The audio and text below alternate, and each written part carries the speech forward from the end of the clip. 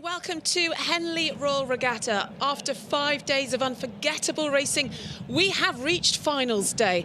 Over the next few hours, every trophy will find its winner, dreams will be realised, and new names will be written into Henley history. It's the biggest day of the regatta, and we're going to be there for every moment of it. Finals day starts right now.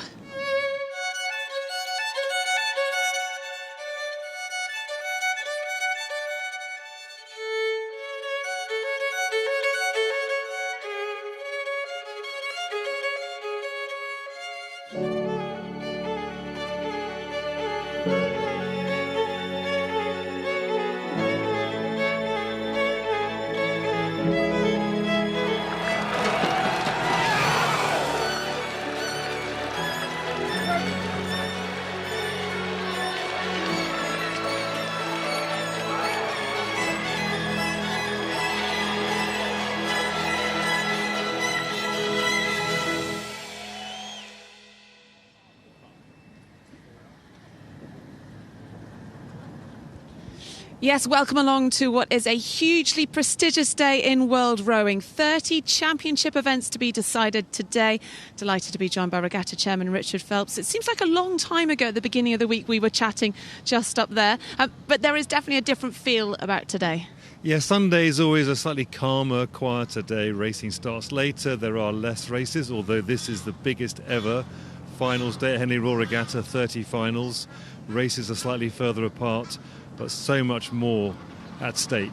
The cruise boat knowing that if it goes well, they end up at prize giving with a red box. If it doesn't go quite so well, they could have gone out on Friday and had the same outcome. So much higher jeopardy. The stewards, the enclosures, and generally it's a bit quieter, although actually we've noticed that year after year, our finals day is getting busier and busier because each race is so important. No prizes for runners-up today. We've had 5 fantastic days. We see how beautiful Henley is. We see the rowing on the water. We see how beautiful the enclosures are. But it must take an awful lot to make these 6 days a huge success. It does. I mean, I'm the lucky guy at the top. There is a magnificent team that organised this and put it on day after day. We have a chairs walkabout. So me or one of my committee walk around from 5:45 to 7 o'clock to make sure the enclosures and the car parks and the boat tents are in prime state for all of our stakeholders and customers and members and guests and competitors. And you begin to realise just how much goes in to turning what is a green field. If you come back here in 4 months' time, there is nothing. It is an empty field. And so to make sure that everything is as great as it is takes a huge effort, a huge team, a lot of love and dedication. But it's worth it. For the last 5 days, it's been worth it. It's just been glorious. How would you sum up this year's Henley?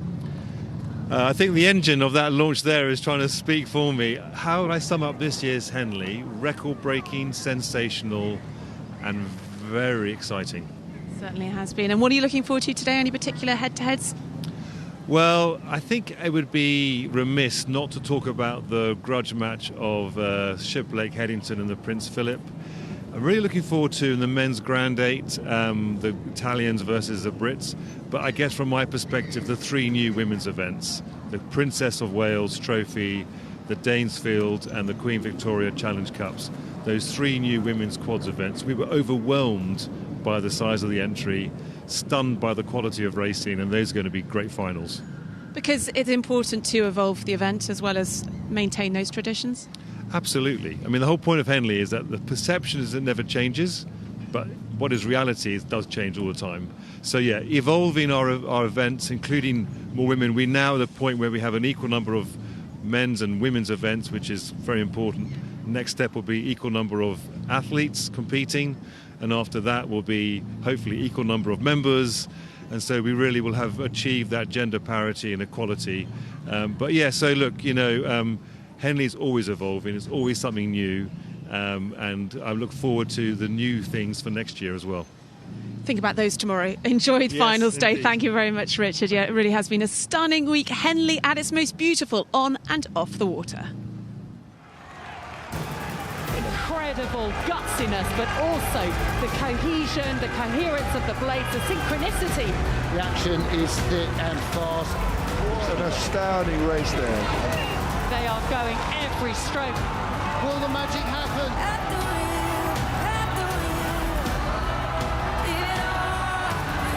I spoke too soon, and there are just meters in it. This is one of the great upsets at Henley, if not the whole regatta so far. This is going to be close. But it's going to come down to the final 5 strokes.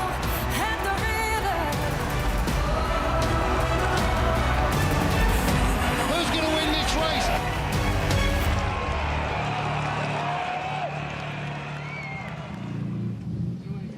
Well, I have finally managed to pin down the lady to my right, Sarah Winkler. You are one of the busiest, if not the busiest steward at the regatta. You've been on and off these umpire launches all week. You've raced here before. How different does today feel? Oh, it's so exciting. Finals day just has that buzz about it. You go into the boat tent, and as an athlete racing, you suddenly realise there's not many boats left in there, and it's your chance to get a red box. It's very, very exciting. When you're umpiring it, do you look at it any differently, or how do you approach it at the final?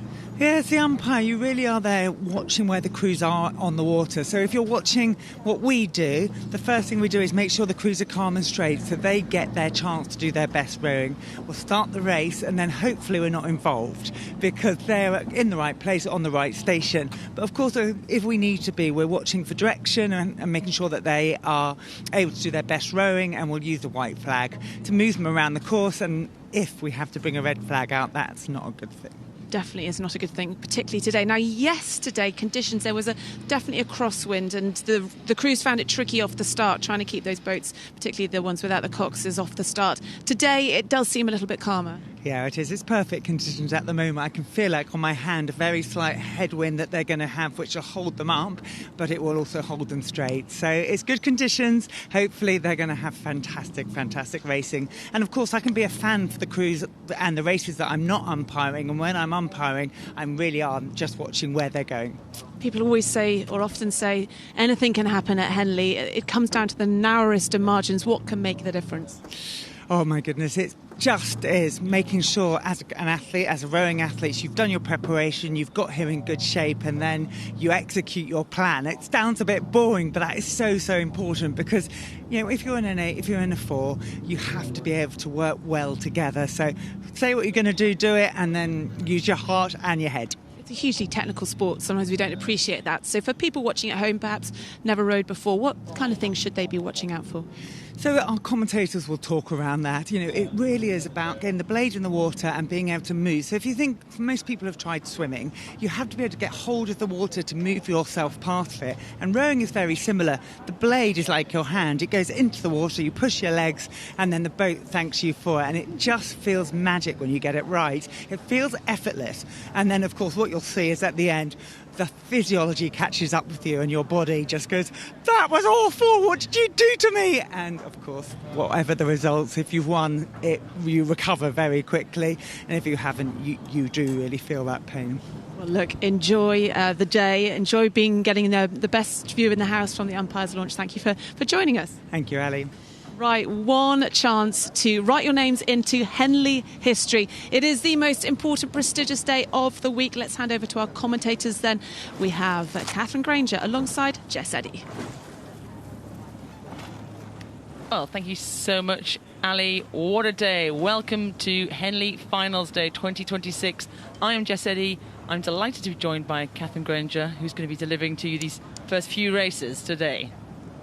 Let's get down to it. The first race is the Britannia Challenge Cup. We have De Hoop of the Netherlands against London Rowing Club.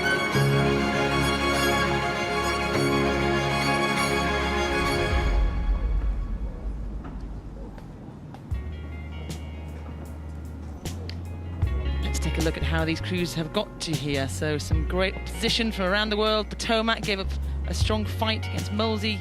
Through to the semi-finals against De Hoop, and De Hoop took them down yesterday. London taking down Royal Chester, making it to this start time. Attention, go. Get ready, please. London Rowing Club in the blue.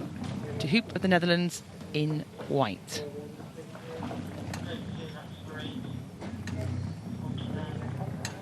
Quiet before the storm. The nerves, the tension, their whole season has led them to this point, the first race of Henley Finals 2026. Go! And off we go. The start of the Britannia Challenge Cup Club Open Fours final. De Hoop of the Netherlands, racing London Rowing Club.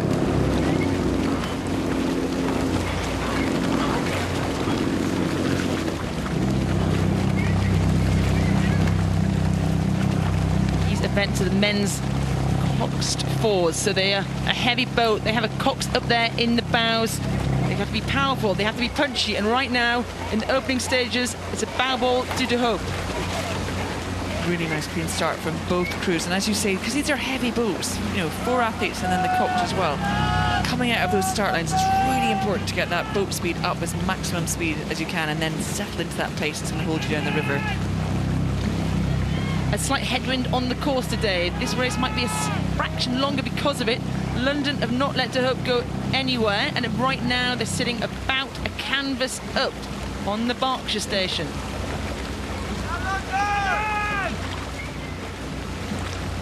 This will be where the London crew will be, it'll start to feel, they'll feel De Hoop starts to move away. De Hoop are just doing that one stroke at a time, feeling that just nothing flashy, nothing, no fireworks, just moving out in the crew, which always feels brilliant if you're the crew that's advancing down the course. But for London, they're going to have to decide, do they do something now to react, or do they just trust in the middle of the rhythm? And it's been a cracking start from this crew from the Netherlands. We know they're fast. They've shown speed all season. 1 second off the national Dutch record at the Hollandia. Right now, in the first few hundred metres of this Britannia Challenge Cup, they've taken a length over London Rowing Club. These are really good conditions for finals day. You never quite know. Every day on this river, it could be throw something different at you. So the crews will be used to headwinds, tailwinds, crosswinds, sidewinds, wash coming through. They've got beautiful conditions for the biggest race of this week, which is the Henley Final. Pass through the barrier. Look at that, looking down towards Temple Island. These crews are just pushing the island away. Heads up as they enter these second stages, almost kind of the second 500 of the race here. A little wobble there from London. They really need to stay with De Hoop here, otherwise they could keep moving away. Yeah, they seem to be kind of stuck at that 1 length distance, which gives both crews sort of confidence and hope in sort of, you can feel if you're that lead crew in De Hoop, you want to break that gap. With London, as long as they've got something they can cling on to, then they can start to think about moving back. Staying at that 1 length, maybe a slight bit of water between the two crews. So you look down the boat at De Hoop. They're looking calm, they're looking strong, Catherine. Yeah, it's always good to look at, you can see the work and power coming through the blades. But the boat's staying relatively level, the shoulders look relaxed, they're really picking it up and moving it down the course, and that's what they want to do. Slightly moved to the middle of the course there, but absolutely no warning needed. I don't think any impingement on anybody else right now. London looking a little bit like they're in second place right now. They've gone out those blocks, a little bit pain face. What can the London guys do here? A little look across there in the stroke seat. You just want to know that crew's there, don't you? Yeah, you've seen from a couple of the London athletes now glancing across, and because they'll only sense the puddles now, they won't really get to see, unless it's totally periphery, where the actual stern of the De Hoop boat is. So there's a sense of, are they moving, are we holding? And actually, as we can see, that gap is growing. So it's really down to the cox now as well. The cox will get the best view of the house right now in the London boat. What are they going to do to close that gap? The advantage of having a cox up in the bows. Well, look at that shot. They're just tearing down the Thames, sitting really strong, a little bit comfortable now for them. Coming to this middle section of the course. The course actually comes away from the bank a little bit. It's quiet. From the Fawley to Remenham, you've got to dig in. London have got to dig in now if they want to have any hope of that red box. You also know both these crews will have brilliant supporters on the bank, so you want to use that. You know, whether you are leading crew and you want to bring this home, or whether you are the chasing crew in the London boat here, they will use the voices they're going to start here in the banks very soon. As you said, Jess, it's the quiet bit, almost you can stay in your boat.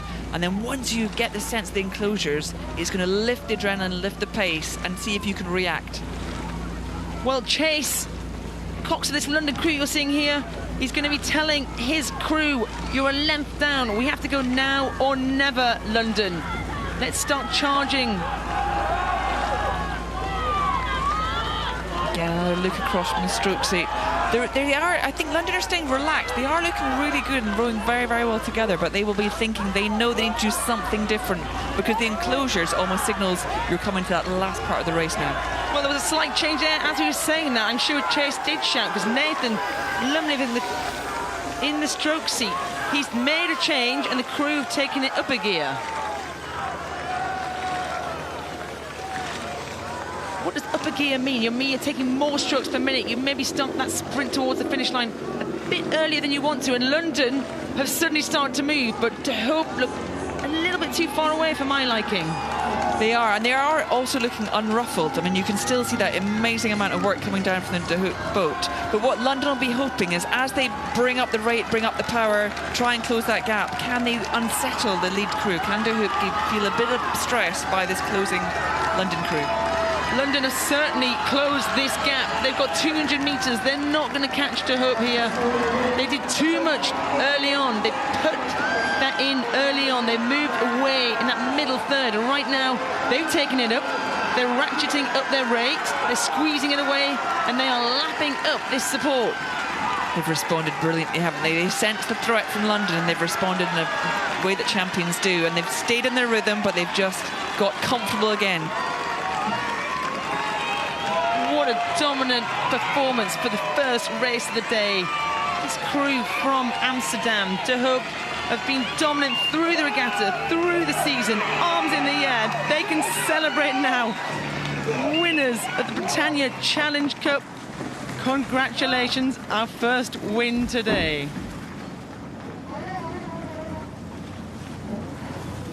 The results confirmed there. The white flag from the umpire. They can be exhausted now. Look how tired they are, but how composed they were through that race. Cracking race. So this is when we see the boats back at this is the only time they really felt level. From very, very early on, the De Hoop crew, in an impressive way, moved out ahead of London. London were responding throughout the race, but De Hoop just had more in the tank. They had more rhythm, they had more length, they were putting more power down every stroke, and they got that rate. Now, nothing is ever comfortable, is it, in this sort of race? You never feel you've totally sewn that race up until you get across the line. And London kept coming. This is the last race that they probably have all season. And they kept coming, but no one could have competed with De Hoop today. That's what it means. Look at that excitement. That's the joy of winning at Henley. They've held their heads all week, and now the emotions come out. That's the moment you let it believe it's happened, isn't it? And it's all really, you've done exactly what you achieved.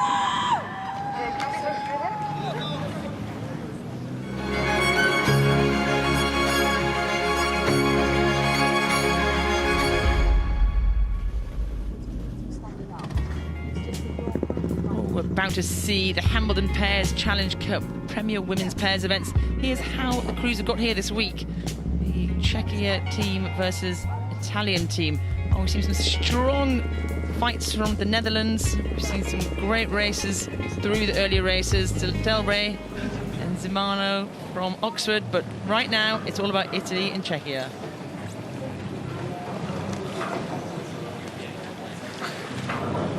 It's just such a quieter boat, isn't it? You can have those moments where you can hear each other, you can have the little check-in, make sure you're straight, looking down the course, deep breathing, last few words, just make sure that they're both focused on the right thing. And it's just, I mean, a lot of this level of racing is how do you control these moments? Because how you start the race is crucial, and you just want to be in the right mindset, Czechia using the adrenaline and the Italy. excitement, but still there's a calm that you need to have. When I see that you are both straight and ready, I will start you like this. Hi there. Attention, He's giving them the roll call. Get ready, please.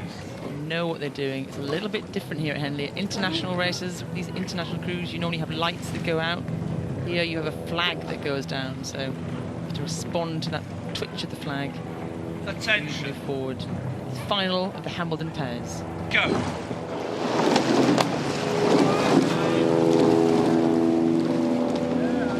Squeezing away from the start, the Premier Women's pairs, the Hambleden Challenge Cup. Czechia on the left of your screen, Italy on the right of your screen. And it's obviously a punchy start in this high pedigree event for both these crews. Yeah, nice short, sharp strokes, get the pairs up moving quickly. Compared to some of the bigger Cox boats, these are really light boats to get moving fast, so you can get the pace up really quite quickly and try and get that barely sprint out. Looks like Italy had the advantage just coming out past the island of getting the rate, and now they're going to bring the rate down slightly as they lengthen out. Well, these are no strangers to each other. They race each other on the international level, and the Italians are the ones that have taken the early lead. Half a length, look at them go. Energy, the speed. It's incredible to watch. Yeah, usually when we see the sort of international Italians, they have this incredibly beautiful, high, punchy rate rhythm, so a lot of strokes per minute.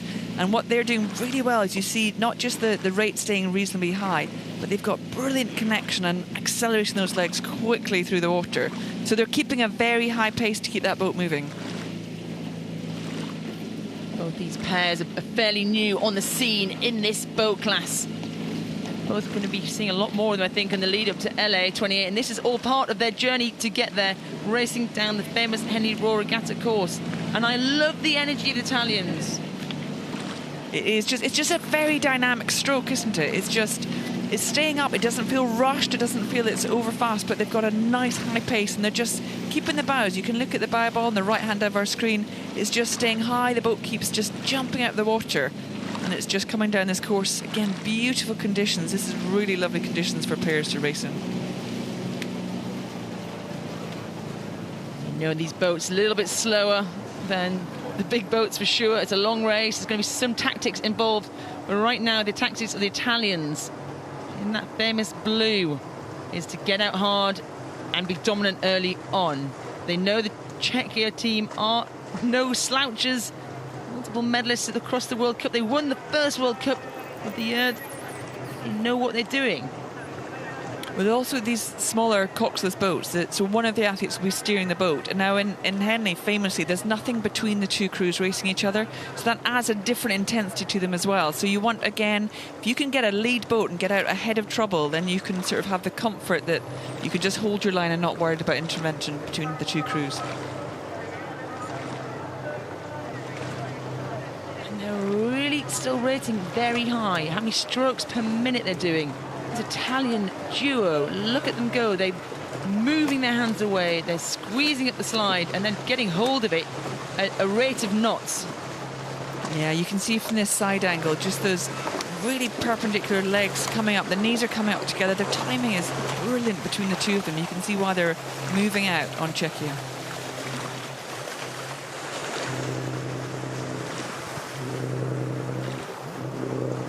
Captain, you know a thing or two about pairs rowing. What are you thinking here? What are you telling each other through the middle part of this race? It often depends, as with most racing, you know, how the race is unfolding. If you're in that Italian pair, you know that's going to plan. They'll have talked about this race plan, they'll executed it many times. This is the biggest race they want to get right. They have a very clean start, they've got into really good rhythm. As we said, the pace is nice and high and dynamic in that Italian pair. It's a long race, it's over 2,000 metres here, so it's a little bit longer than these crews are used to. So it's just a sense of where you can make it most efficient stroke, you know, bring in the relaxation where you can. You're never going to make any assumption that you're going to be, you know, just because you're winning at this point, you don't want to think about the end race yet. So it is just one stroke at a time, stay in the boat. If you're chasing in Czechia, again, you'll be conscious of where the opposition is, and then it's this decision making all the time. Do you react? Do you do something different? Do you try and put in a burst? Do you put in something to close that gap? The wonderful thing about a pair is you can communicate these things really quickly. Usually the bow person will make the decisions, make the tactical calls, but either could be not speaking for length at this time, because I'm sure they're breathing very hard, but you can make very quick changes in a small light boat like this. There in the bow seat, in the front of the boat, Laura, Meriano, Alex Codato in the stroke seat. Well, they have never let up whatsoever. You normally would expect in a rowing race for someone to kind of come on onto a pace They've remained high, they've remained punchy. Their levels of fitness to execute this race must be outstanding. And this is the reward they're getting. When you see these drone shots, you actually see the scale of the gap opening up here. And I mean, it's still going to be incredibly hard work to get right down this course for those Italian pair, but this is where you want to be. You want to have this comfortable lead. You are in exactly the pace and rhythm you want to be, and you're going to about to hit these incredible Henley grandstands where you'll get the most wonderful reception going past. And to be in that lead position as Italy are, they can really start to enjoy this. Well, this combination, Anna, Santruckova, Pavlina, Flamikova, Czechia, they are no slouchers. They are international athletes. Anna actually was in the women's double in Paris, so she moved from being a sculler, an oar in either hand, to having that one oar, and that's gone really well for her. They won World Cup this year. They got silver in Lucerne last week. They're one of the fastest crews in the world, but right now, maybe unexpectedly, the Italians have blown them away. And now, and let's not underestimate, to get to this Sunday of Henley, so finals day means both crews are exceptional crews. So for this Italian crew to put up this much of a distance over Czechia at the moment just shows the quality of this Italian pair. Well, this pair were fourth at the World Championships last year. Maybe their season's going very well, and to have that distance against three equally matched pair from Czechia means they're doing something right. They've had a strong winter training, they've had a strong racing season. World Championships now a little bit further away, so these crews will leave Henley. They'll not have another race until the World Championships and go into a really big block of training before the World. So Czechia right now, something will have to go wrong in that Italian boat for them to get back on track.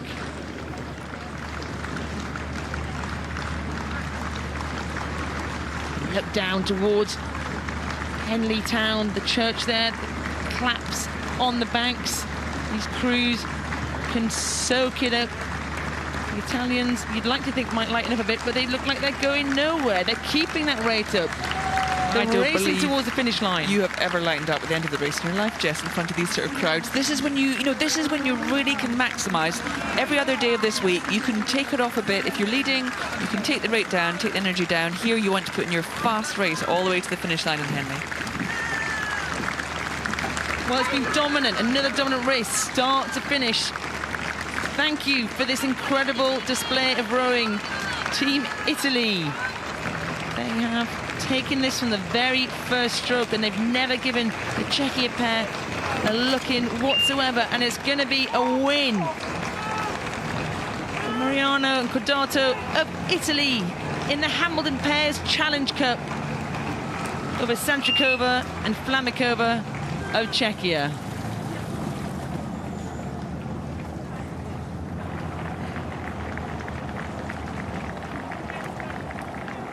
Good race, a little hand up, a little tap on the shoulder. You can't celebrate too much in a pair, you might fall out of that boat, but certain cheers and laughter for a week well done.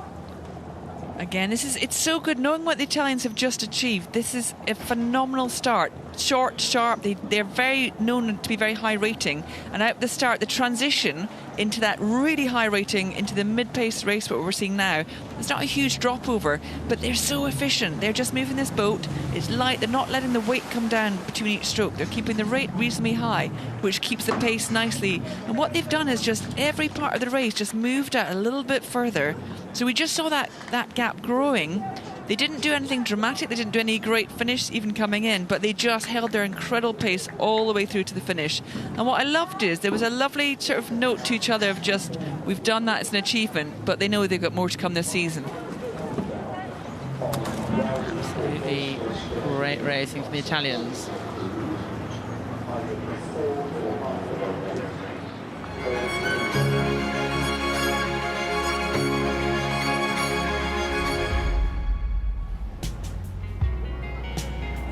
Here, let's take a look at our next race, the Prince of Wales Challenge Cup.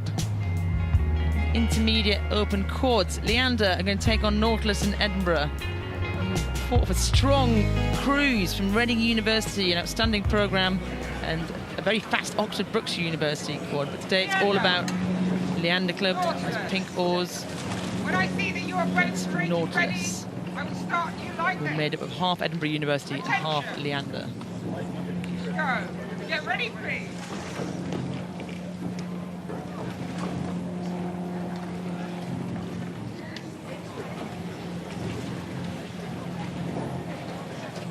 Attention.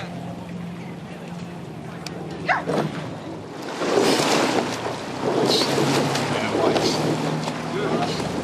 Off the start at the Prince of Wales Challenge Cup Intermediate Open Quads, Leander versus Nautilus.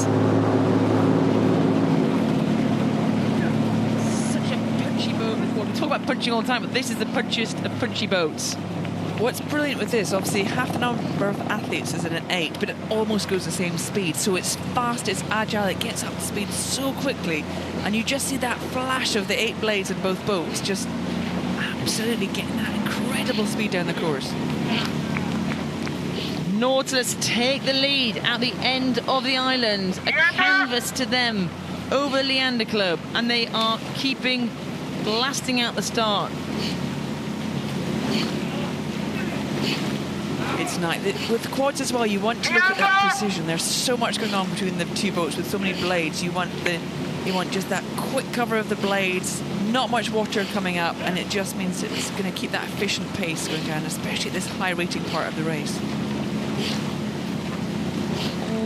Intermediate level, they've moved open club, or they might be under 23s. That's certainly what this crew is from Nautilus. They're an under 23 quad made up of half of Edinburgh University, Leander Club, looking to move on from the rest of their season here to go and represent Great Britain at the under 23s. So this is a really good stepping stone for them to really cut their teeth, get a bit of action in the crew, because they'll not be in this crew for very long.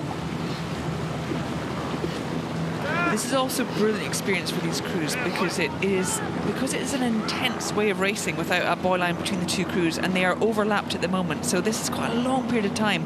Those crews are going to feel very tight together, and it's this constant check on yourself of, are you relaxed? Are you in rhythm? Are the calls right? Are we as technical as we can be?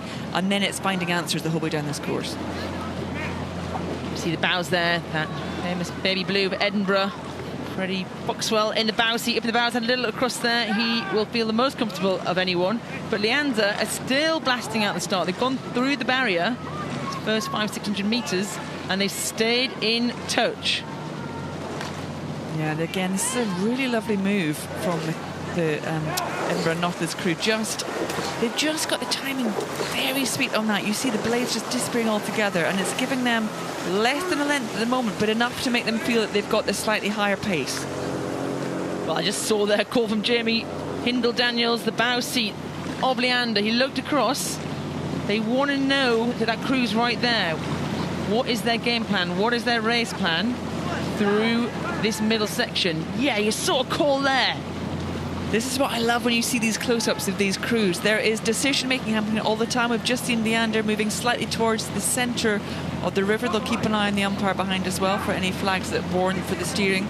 But you just have to, you judge a race, you understand what's happening, and then you just make decisions about how you're going to react as a crew. And it's just that kind of level of decision-making that's so impressive at this, when you're already under immense physical stress. I think they're moving. Leander have made a change there. They've started moving on their station. They've moved back, they've corrected their course, and they're staying at a length. They're really digging in here to not let this Nautilus crew go anywhere. Leander are really smart as well. They're going to know that they cannot let that crew disappear any further from them. Otherwise, you know, if you've got over a length gap on the crew behind you, you get a little bit more relaxed, a little bit more confident, and you just start to break that rhythm. But actually, with Leander staying close to them, it's going to keep that pressure on Nautilus and Edinburgh. So this gap is never comfortable at this point. They have to have strength and belief now. These 4 Leander men, can they stay in contention? This young combination, Edinburgh, Leander, can they move away? We've had long in this crew. Stern pair both studying in the States. See, they'll probably have gained momentum, gained experience through this regatta. Can they hold that together in the final stages under pressure? We are seeing their technique holding so far under that pressure of that, that crew that's just, the Leander crew is just sitting, I mean, obviously they'd like to be closer, but they're sitting a really good distance from the lead crew, because it means you cannot completely relax into your rhythm. You're not totally confident everything's going exactly to plan yet. So both crews will be, one crew, the advancing crew will be trying to close that gap and get closer. The winning crew will just keep trying to move out, especially at this crucial moment when you start to hear the crowds, you start to hear the grandstands, and you know you're coming into the last chance saloon. Another little look across there in the bouncy of Leander. Jamie Heindel-Daniels. He's telling his crew they're right there, boys. It is now or never.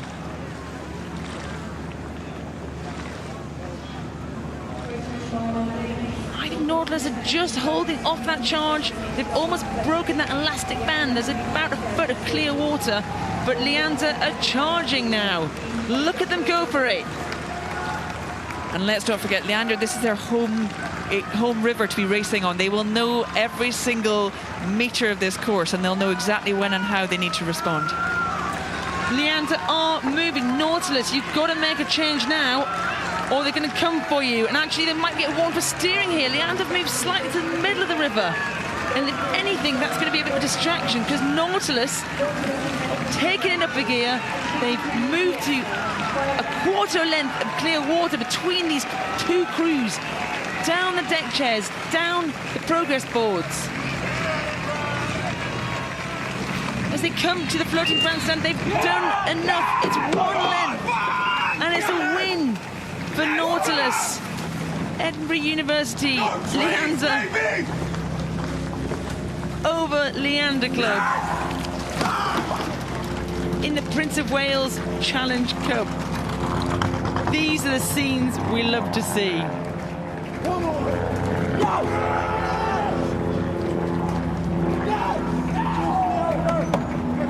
Coming out at the start of these incredible quad finals, we've seen both crews nice and sharp, rhythms high, ratings high, and with these 8 blades on both sides just settling into that rhythm, this is where we see Nautilus and Edinburgh starting to move out, and at this point they really dominate this race. They don't get more of a gap than they would love to get more, but they almost hold just over that length lead over Leander. Leander impressively keeps coming. They do not take the foot off the gas. They keep throwing everything they've got at Nautilus and Edinburgh, but as we've seen in the end, Nautilus and Edinburgh just did too much today, and it means everything to them.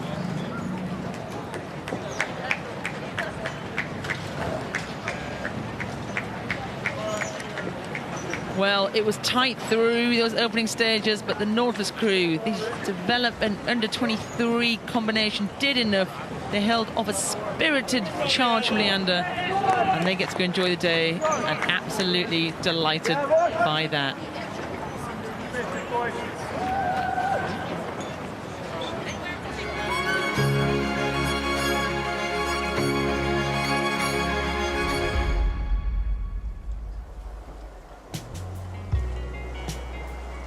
We're about to watch the final of the Ireland Challenge Cup Women's Student 8s.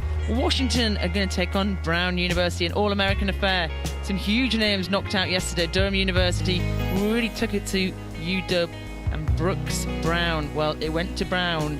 So we know this trophy's going to hypothetically move the other side of the Atlantic. It stays right here in Henley, doesn't move. They get to hold on to it for a short time tonight. Brown in Brown. You're going to see University of Washington, UW, dark purple, at the top of your screen on the Berkshire station. It always feels like the calm before the storm, this moment, isn't it? You've sat in many 8s in the start line of Henley. What are you thinking at this point, Jess? Well, it's really quiet. If you're international, or if you like these guys here race these multi-lane events, you're used to 8 women times 6 alongside you. But here it's quite small part of the river. There's a temple island right next to you. There's the bank very close to you. It's so quiet. A little bit sheltered from the weather. University of Washington. And you can literally hear the other crews saying good luck to each other. When I see that you are both straight and ready, I shall start you like this. Attention. Go. Get ready, please.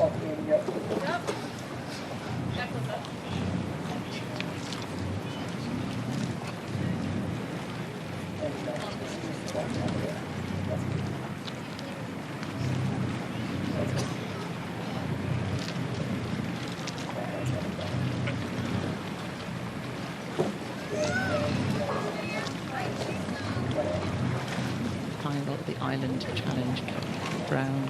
Attention! Versus Washington. Go!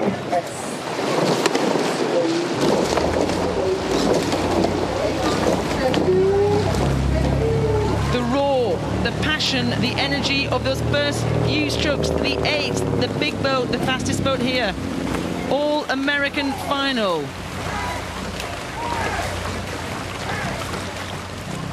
I'm sure all of them are not taking it easy after the July the 4th celebrations yesterday. They're going to make the most of it tonight when they can celebrate having made the Henley final. And one of these crews will take home that incredible trophy. Two huge rowing programs either side of USA, and it's bow ball to bow ball as they come through the end of the island. It's wonderful just seeing these blades cutting through the water. Again, they're getting that length, they're getting the timing, they're getting the rhythm, and it looks possibly University of Washington might be starting to just take the advantage as they come up along the side of the course here. I think they have those past 5 strokes, they're just taking a seat or two. And they blast it out. We're looking at University of Washington now. A huge rowing program. Multiple Olympians have come from this rowing program.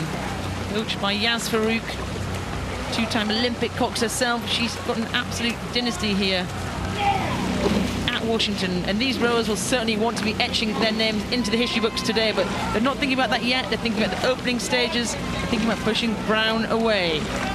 Half a length to Washington.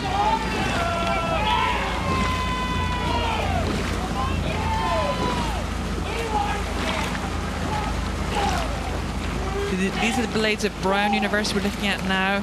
Again, they're going to be aware, they're going to be very conscious that University of Washington are starting to make their move and pulling out on them.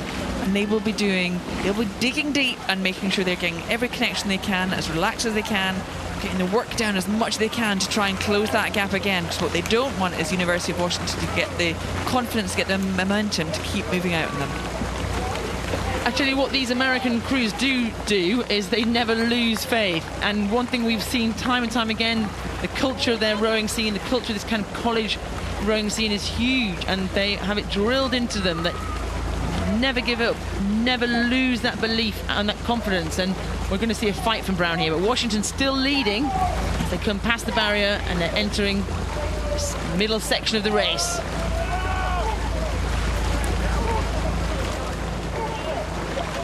We also know for these both crews, they've obviously travelled a long way to be here. It's a huge, illustrious regatta that you want to put your name on this very special trophy. And this is the biggest race they'll do at the end of the season. And they want to be the ones to define it, to add their name to this history, to bring home the trophy and mean that the whole incredible season that they both put in, that they can now finish it on a high. Well, the island got introduced in 2021.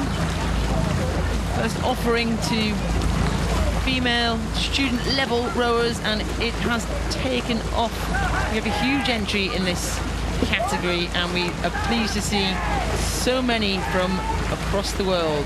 Right now, Washington on the Berkshire station, leading Brown on the Buckinghamshire station by almost 3/4 of a length, but Brown aren't going anywhere. It's exactly what you had said earlier, Jess. You know, both these crews, they will not finish. They will not stop believing until they cross the line. Whether it's you're leading or you're coming in second at this point, you both have to believe it's going to be possible to get across that line first. So then it's about what is your cox going to say to respond? How do you need to react? How, you know, constant check on your own technique, on how you're feeling. Are you relaxed enough? Are you powerful enough? Are you connecting enough? What is it that's worked in the past for them? What is it that can work for them now? UW sitting 3/4 of a length up. The power, the drive. You can see now, actually, I almost think Brown has squeezed it back, and there's half a length between these crews. They do believe. And this is exactly the sort of racing you want, especially as a spectator, maybe not in the boat. But what you get is if you've had, you know, a University of Washington crew will feel they've done the damage, they've got out the lead they wanted, and they wanted to keep moving. Brown has responded brilliantly to start pulling back, and that sense, the lift that will come from the Brown crew, that what they're doing is working and they're closing a gap, means that it will put stress and pressure on that University of Washington crew, and can they now respond? Look at how tight this is. Both of these crews won their semi-finals yesterday only by 2/3 of a length, so they know what tight racing is like. How much did it cost them? And Brown are moving again. There's about 1/3 of a length between Brown and University of Washington as they enter the enclosures. They've got 600 meters to make history. Who wants it more? This is now you can see the rate coming really high up for that Brown crew. You can see why this is working for them. They've still got a decent bit of this regatta to go. So the question is, have they gone too early too much to get level? Can they now hold on and accelerate? And what has University of Washington got left to counter? The momentum is with Brown as they come tearing past University of Washington. They've taken a foul ball in those last 200 meters. They've squeezed through this crew that were leading them by almost a length, and they are moving. One canvas to Brown now. This is looking like Brown could well have timed this to utter perfection as the crowds will get louder and louder coming down these last couple of 100 meters of this race. They just keep moving. They're not happy to be level. They're not happy to be one or two athletes up. They're going to go all the way. What I said, these colleges, they will never lose belief, and Brown never lost it there. Have Washington got anything left in their toolbox, or is this going to be a Brown day? This crew, that drive, what on earth was their cox saying to them through the middle of that course? Summer Bella Kellett, she was saying, we're going to win this, and Washington have moved again, but is it going to be too little too late? Brown are soaking up that applause. They're 100 metres away from being the Ireland Challenge Cup champions. They're moving further and further away. Washington are ratcheting up, but it's not going to be enough today. They've led for so much of this race. It's going to be Brown, winners of the Ireland Challenge Cup 2026.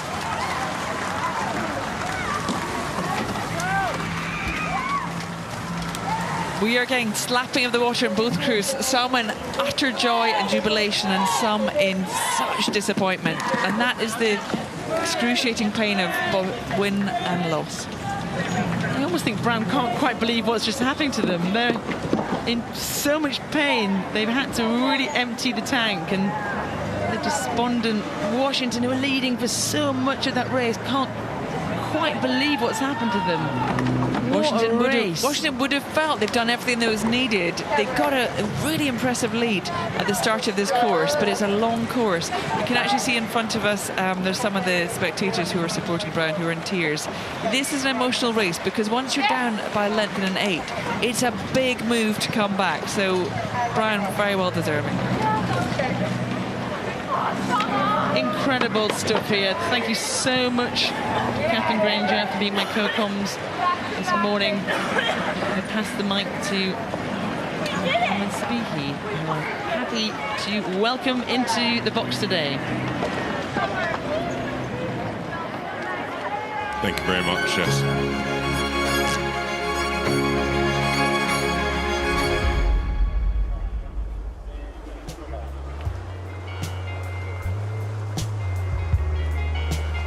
We'll bring you the Double Sculls Challenge Cup. This is the Premier Open Double Sculls. We're going to be having a GB Serbia showdown.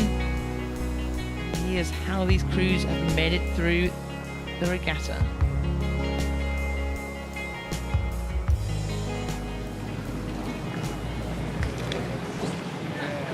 Thanks for joining me, Mo. It's great to have you here for the finals.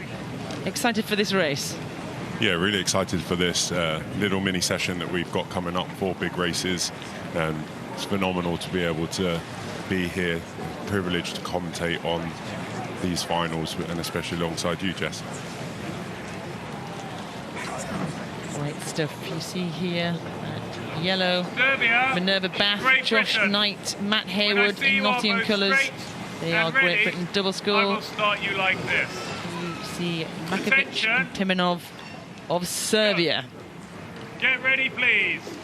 It's going to be a really, really close race, this, I think. The Serbian double have really turned on this year, but this newly formed Brit double, we're really looking forward to seeing whether they can learn from their previous racing in Lucerne and progress on.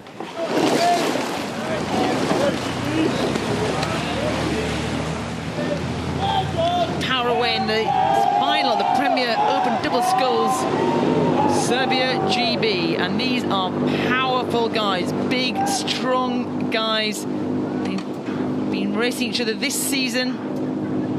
This is going to be a bit of a grudge match. Yeah, it is. You can see the Brit double on there on the right. In the bow seat, Matt Haywood and Joshua Knight in the stroke seat from Minerva Bath. I'm sure Minerva Bath will be cheering them on. It's got great pedigree from that club. Helen Glover rode there, double Olympic champion. And as you can see off the island, a really level, equal start.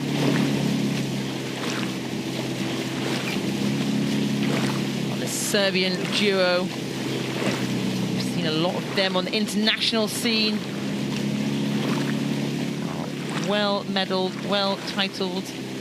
Silver at the Lucerne World Cup last week. The GB duo were 5th. But this duo from Great Britain, Knight and Haywood, actually beat them in their heat. So they have beaten each other within the last 7 days. Who's going to take the bragging rights ahead of the World Championships this year? As we look, the Serbs have got about half a length. It's a completely different racing though, because you're 6 lanes in Lucerne. Here you've got the beauty, you can go out really hard in that first 2 minutes, 3 minutes of the race, get to the barrier, really put your other crew, your competitor under pressure, and that's what the Serbian double here are doing.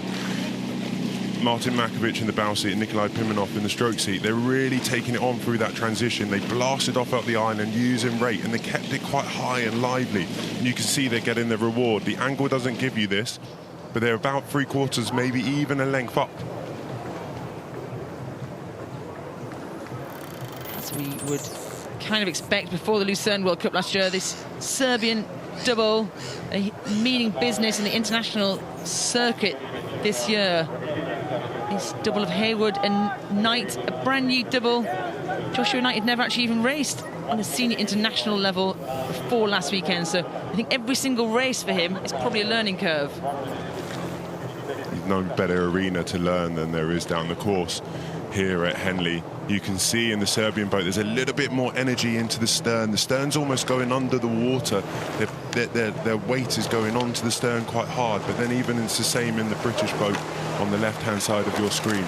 But definitely in that first 2-3 minutes of this race, the Serbian double have used a little bit more of their experience to eke out to probably now just breaking clear water. Very strong start there. Slightly moving to the middle of the river, the Serbians. No warning there from Greg Searle. He's holding his flag down. He's happy with what he's seeing. But actually, as I say that, the flag has come out. And he's moving the Serbian double back onto their station. Because it's all about being fair here. You have so much space in this course. It really feels narrow. But actually, when you're on those launches in from umpire Greg Searle's point of view, it's actually really wide, and the doubles are not as big as the 8s that you've seen. So actually it's really important that you don't creep in and put too much pressure, but you're always trying to just send your puddles, your bow wash into their way to make them feel a little bit more tense and to ultimately try to slow them down. Well, this has been a strong start from the Serbians. You see them there. They have never let up. Their energy, their bounce, their liveliness. Looks like they are here and they mean business. Supported by the Novak Djokovic Foundation, another famous Serb.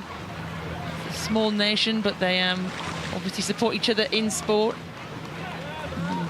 Really doing their country proud here as they're leading this British combination of Haywood and Knight.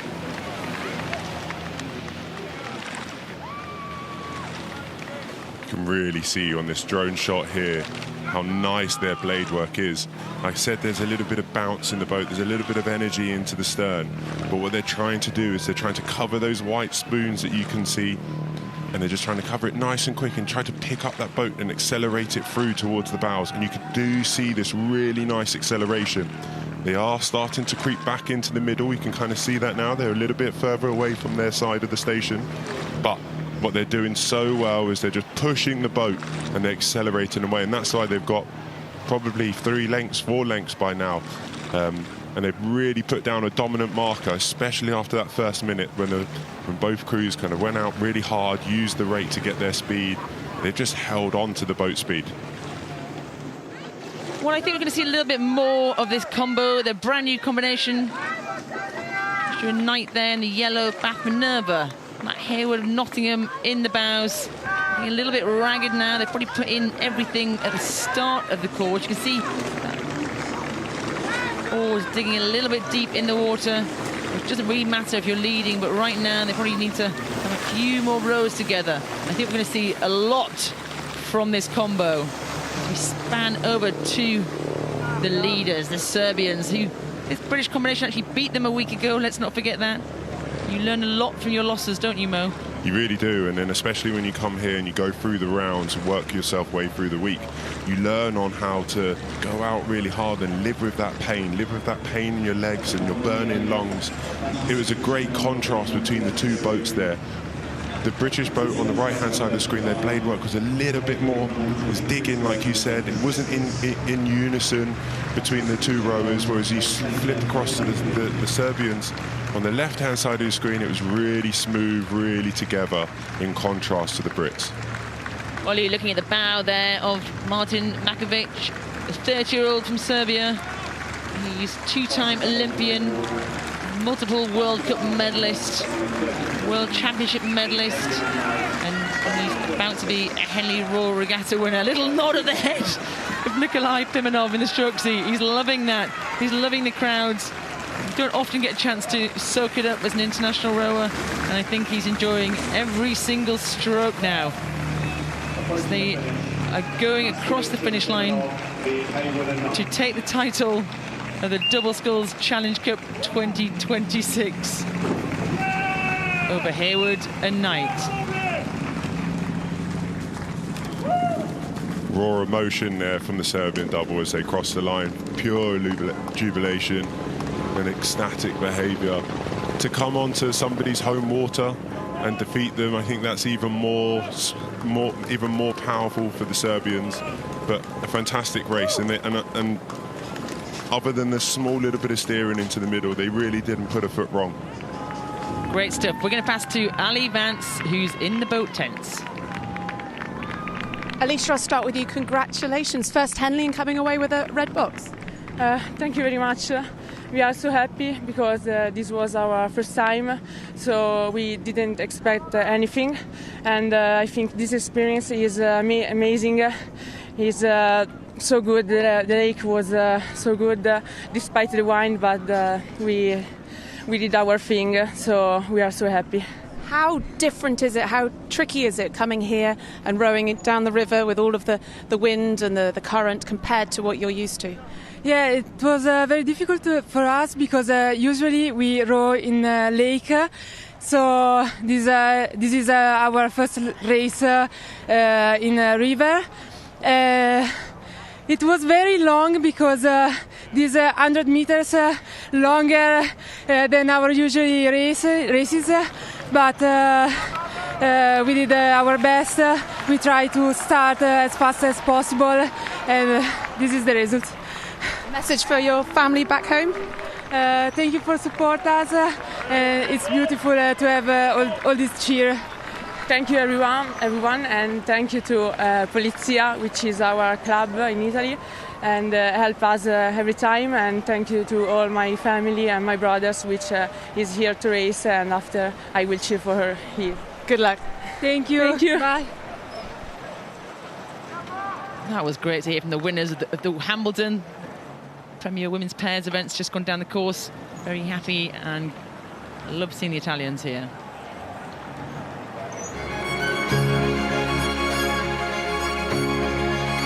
Here's our next event, the Danesfield Challenge Cup, a new event. Someone's going to lift this trophy for the very first time. Leander Club versus Molesey Boat Club. Saw strong Thames Rowing Club A being knocked out by Leander yesterday. Molesey took down Strathclyde. When I see that you are both straight and ready, I shall start you like this. Attention! Go! Get ready, please.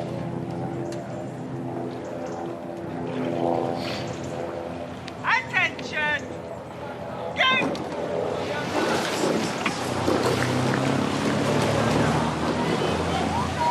we go through the start of this new race. Club Women's Quadruple Sculls, the Danesfield Challenge Cup. Leander Club in their pink oars, Molesey with those black oars. This is one of my races to watch today, the Danesfield Challenge Cup. To be the first ever winners of this amazing cup that you saw in the preview there would just be an amazing achievement for each of these clubs. Both got amazing storied backgrounds in Olympic club level at the regatta. And I think we're in for a real treat of a race here. Well, they're going to have their names engraved for these women on the brand new trophy designed by Abigail Brown. I think she's actually in the launch watching it, and we'll be happy to meet these rowers afterwards. Who's it going to go to? It's really tight off the blocks there, but Molesey have a bow ball. Yeah, Molesey just small lead coming off of the island there. And the Leander crew look like they're just starting to settle into a rhythm slightly earlier, while the Molesey crew are driving it on a little bit more. Looks like there's a little bit of tension in some of the shoulders. It's a nervous day. It's the finals. You don't want to get things wrong, and it adds a little bit of pressure. So you want to try and calm down, breathe through the nose, and just bring things back into your base, into your core, and really relax the shoulders down, which I'm sure they'll do as they settle onto their race rhythm. Looking Leander, Molesey have got a canvas. Yeah, and from our angle here, it looks like Molesey have gone slightly over into the middle of their station. I'm sure they're going to have a small correction. That's going to slow the boat down. That may disrupt the rhythm. You can see the correction. They're coming closer back to the camera now. But they're taken about half a length, maybe a third of a length there in the last 100 metres since we panned out wide. As you can see them coming up to the barrier. Fairly calm there in the face of Molly Curry, 24-year-old. She has got a long list of titles. She's actually raced internationally, junior level. But coming into this club level event, we don't have any senior internationals. It's all about the clubs, but perfect conditions down the Thames today.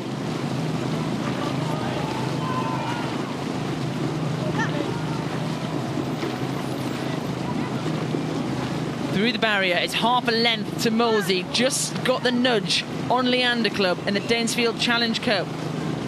Leander have to hold on now. They have to maintain contact with the Molesey boat, because it's going to get harder and harder. We saw in that race earlier between the University of Washington and Brown how we were able to just kind of work your way back if you've got that overlap. It gives people the cruise. Umpire warning for Molesey there, telling them to move across. The cruiser almost touching in the middle of the course there. And Sarah Winkler, the umpire, will make sure they stay apart. I think almost Leander are moving across now. Yeah, I think it was maybe a warning for both crews to try and move apart, get back onto their stations. But you can see the Leander crew looks like they're starting to inch back little bit by little bit. Each stroke, they're going to put the Molesey boat under pressure, and that's going to make the steers people just get a little bit tense and maybe do small adjustments with their feet to make sure that they're not in the wrong place, not get warned, especially as crews start to come back up onto you.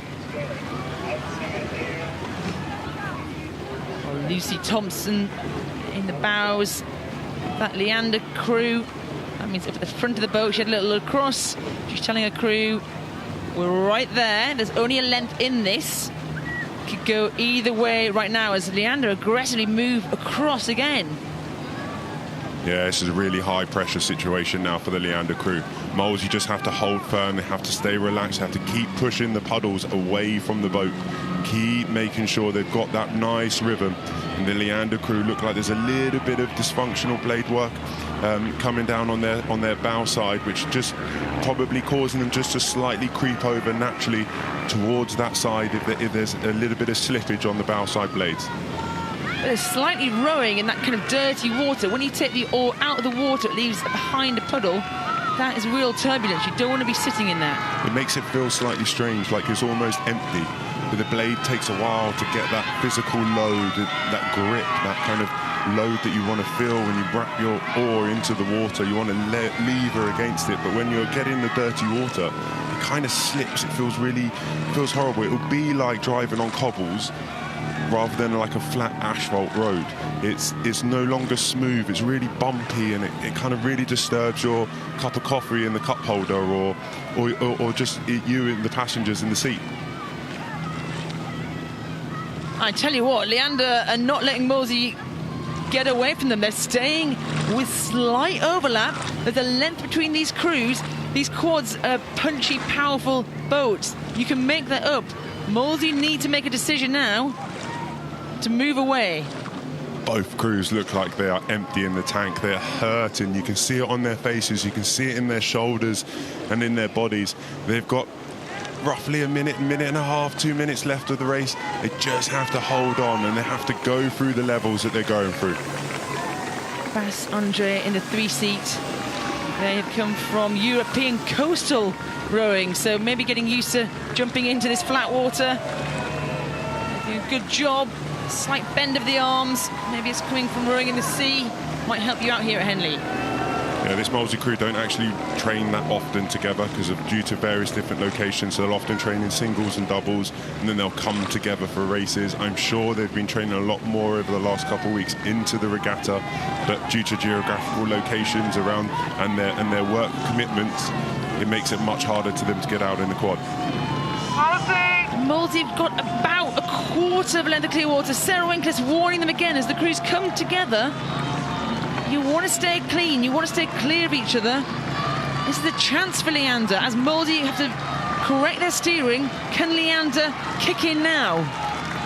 Yeah, you don't want to steer, especially as you're going through your lifts, especially as you're winding up to the line. You're going to start going higher in the rate. There's more jeopardy. You don't want to catch a crowd. Any movement on that rudder will cause the boat to skid around rather than dart through the water. Key in the 2-seat there. No slouch to racing down this course. She's won the Henley Women's Regatta in a single, and they look like they've actually responded. And there's clear water between Molesey and Leander now. Hold on, Molesey. You've got 50 metres to become Henley champions of this brand new event, and they've done it. They moved away from Leander. They've taken clear water, and they're going to be etching their names on the Danesfield Challenge Cup, etching their names into history. What a fantastic vantage point we have here. You see all of the scale of emotions and tiredness on both crews. The Leander crew gutted and the Molesey crew elevated and emotionally high. We're going to pass to Ali Vance now, who's with the winners of the island. Well, congratulations, guys, winning the Island Challenge Cup. I'll start with you, Sadie. How does a first Henley victory feel? Pretty damn awesome. It's pretty amazing with these ladies. How much work goes into coming here and preparing and then travelling over to an event like this? So for some of us, it's been a long 4 years of preparation. It just felt like the perfectly executed plan. It was a great race. And satisfying getting one over another American crew? Oh, yes, definitely. And you've won at Henley before. How does this compare? Yeah, both of us. It's an incredibly special race. I mean, every time we come into the starting blocks for even training, like you just look down and you look at the church and you hear the pickup of the crowds as you come through, and it's so special being foreign internationals. We've got a bunch of Americans all around America and all around the world, so what an incredible race. Sure, you've got your supporters here, but for those back home, give everyone a big cheer and a smile. Hey, Britannia! Yeah!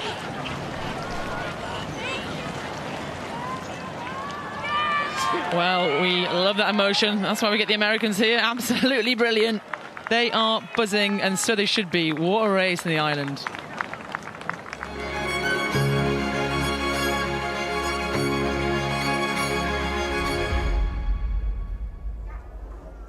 The next race is the Fawley Challenge Cup. Let's see how these crews got to this final. Leander are going to be racing Tideway Scullers School. Well, there's been some absolutely huge scalps taken. So William Borlase beat Windsor Boys in the quarterfinal, who are then beaten to get here.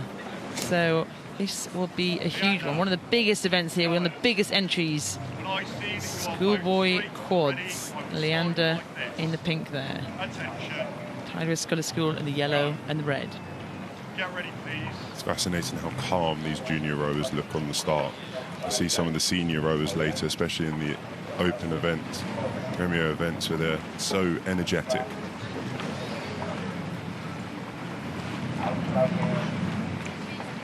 Attention. Go.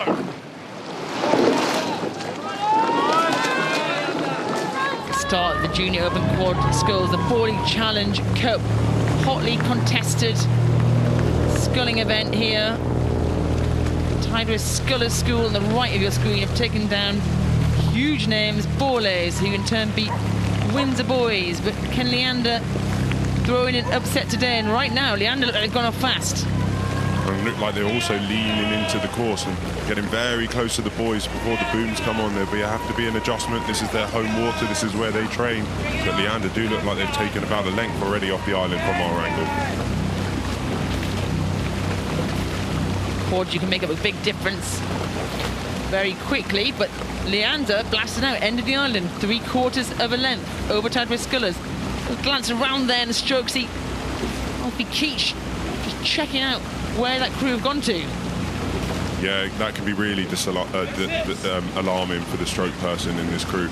You know, not to have the boat overlap, not to have them anymore in your periphery, especially so soon after the start, is quite a worrying space. So he has to just keep his eyes in, focus, deliver that superb rhythm that has got them through to the final when they were beating Hartbury College in the semi-final yesterday and beat K.A.R.Z.V the day before on the Friday. So they have to believe in the rhythm and they have to try and execute their plan. But Leander have really taken it to them in this first opening 2 minutes. Yes, the Leander club on the far side, they took down Borlays, who looked like they look one of the strong contenders in the middle of this week. So right now, it's not taking anything out of their drive, because they're a length up on Tideway Scullers. They look like they've just settled into a really nice rhythm before the camera pan to this Tideway crew. Tideway Scullers score, and they're starting to relax and starting to get into their rhythm coming through the barrier.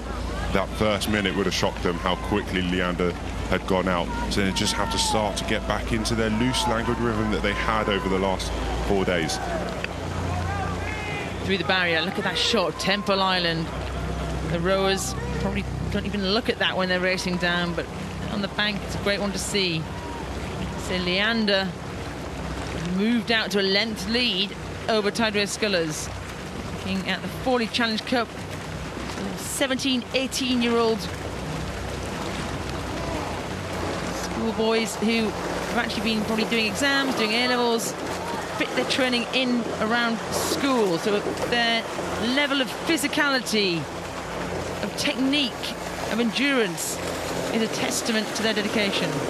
It's super impressive going through exams, organising your life around a very busy schedule, whether that be at school or whether that be at the rowing club, and then it always peaks around the Henley Regatta as well. They've gone off really hard. Now the question is, can they maintain their boat speed? Did they go off too hard? Have they emptied the chamber too early? But it looks like they've got a nice rhythm and nice control.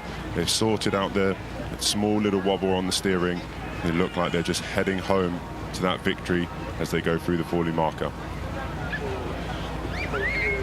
Leander, backs of Leander, Bauman there, Alexandros, Salou. This really is a high-performance program at Leander. You see this event dominated for so many years by Windsor Boys, but they're not in the final this time around. Leander is surely thinking this is their day as they sit in the driving seat through the middle of the final of the Fawley Challenge Cup.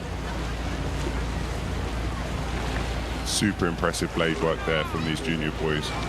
So in unison, so together. They're picking up the boat nicely. Those pink blades are just entering the water together, disappearing in a flash. And then the next time you see that is after an impressive leg drive, and the boat's just accelerating away. Scullers putting in a little push there. They don't want this crew to move away, but there's definitely a length of clear water between these two crews. The drone is showing us that from above. Great shot down the Henley course in this finals day. Leander gone out too hard, or they're going to keep moving away. Right now, it's all Leander. It's all the Pink Palace.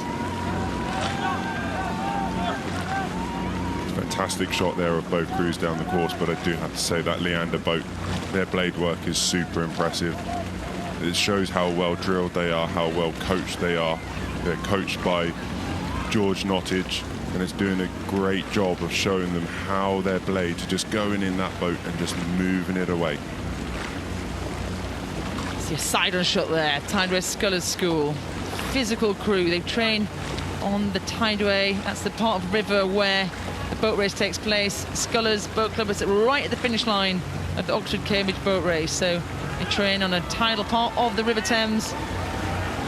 This probably feels pretty nice to them as they're starting to make their move towards the finish line. They've got 2 lengths to make up to get level with Leander.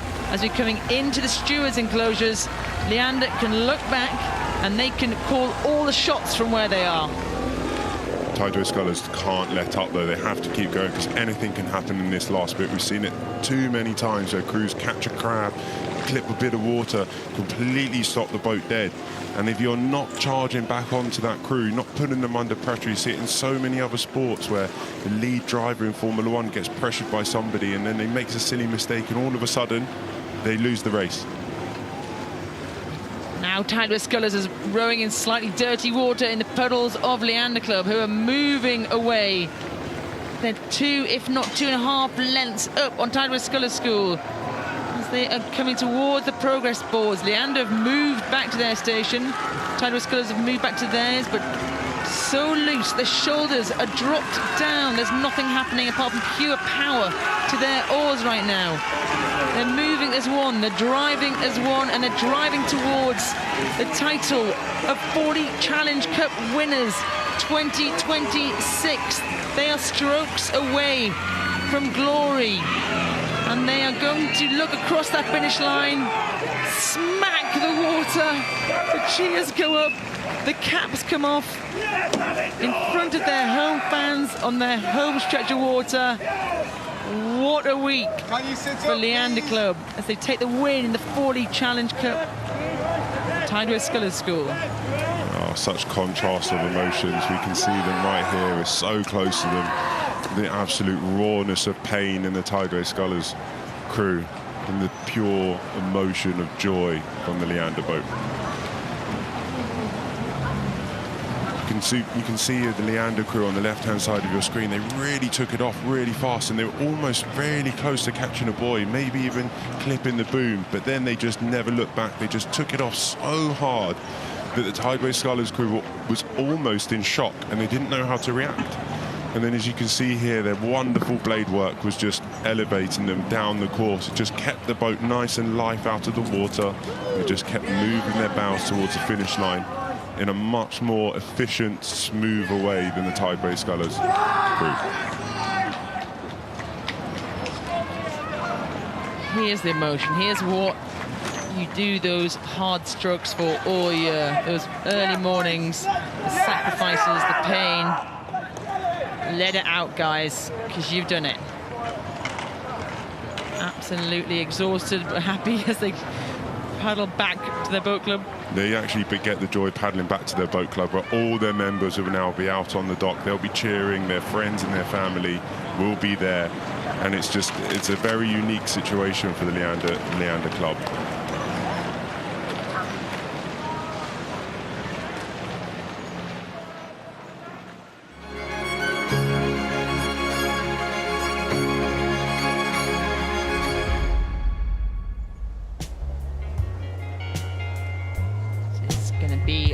Final of the Visitors Challenge Cup. Intermediate open fours. Going to be Nautilus versus Leander again.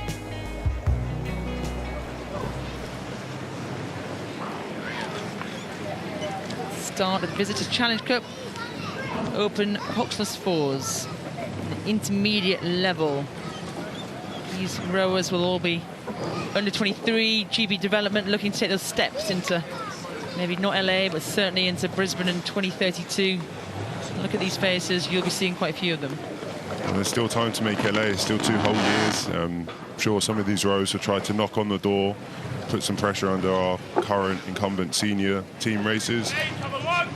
And you can see that both boats have buckets on opposite sides, which I'm sure we're going to be talking about down the course, Jess. I shall start you like this. 2 rowers on the same side Attention. of the boat. We call it a bucket. Go. We'll refer to that a little bit more later on. Get ready, please.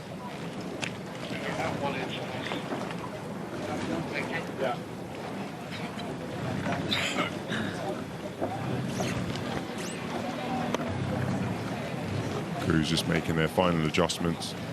You can see the bow man of the Nautilus boat. Go!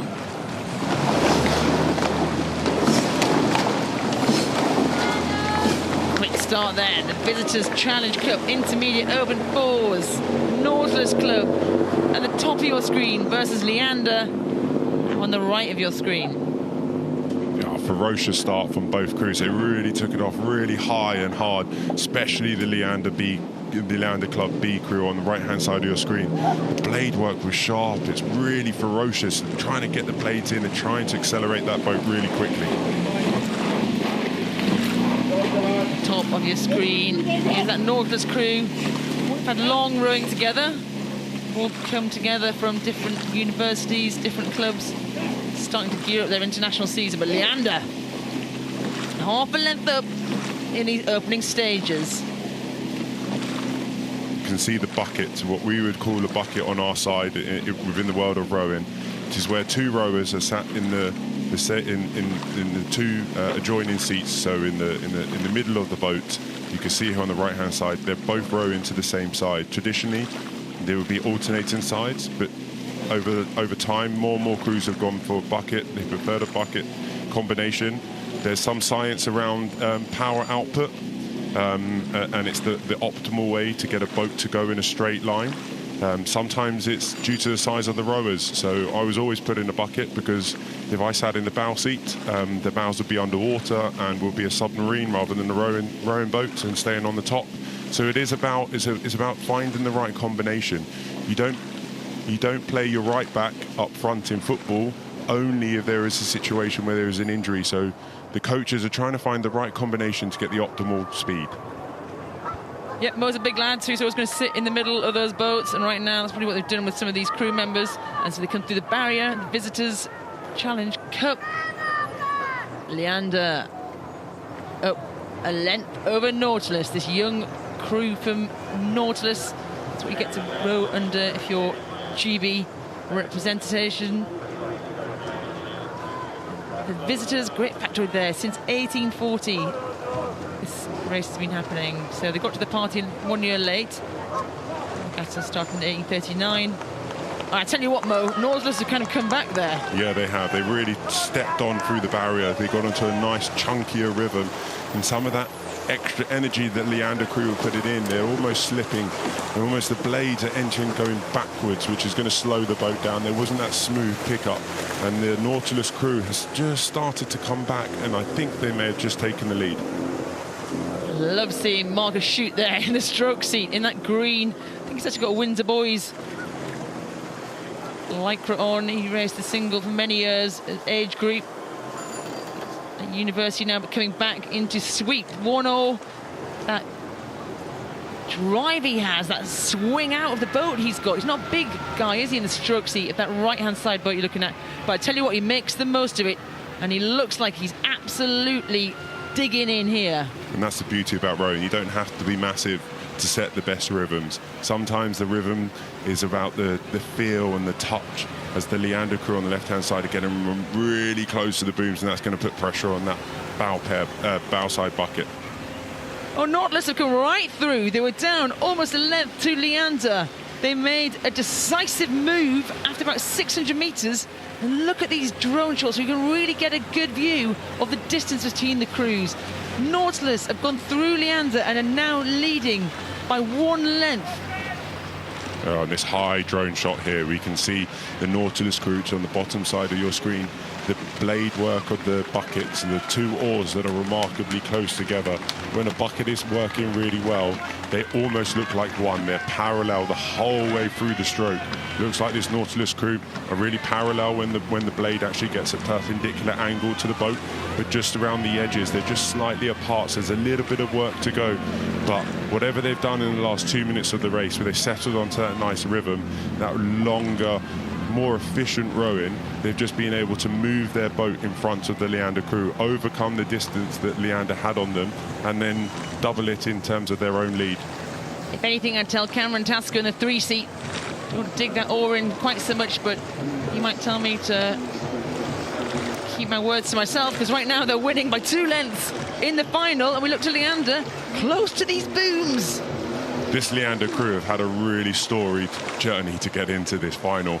Then they're classified as the B crew, and obviously A crew is obviously seen as the higher ranked crew. They actually beat them on the Friday by a canvas, beating your teammates, beating your rivals in the event, but and your own club mates is an remarkable achievement, and that would have been psychologically draining. And then they followed it up with another win against another Nautilus crew yesterday, the C crew.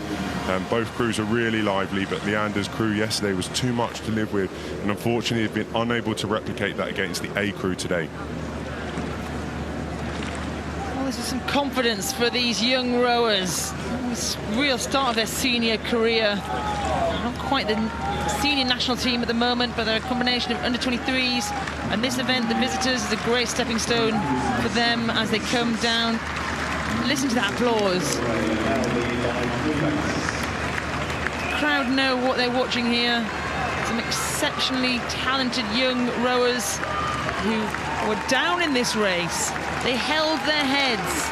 They held the belief, like we've seen a couple of times this morning. It's not over till it's over. And they moved, they made a move, and they moved right through that Leander crew. There's no better seat to be in right now than the Nautilus boat, because they have so much space in front of the Leander crew that they can almost just enjoy these last 10 strokes. Down they come in the Visitors Challenge Cup to win for Nautilus Rowing Club over Leander Club B.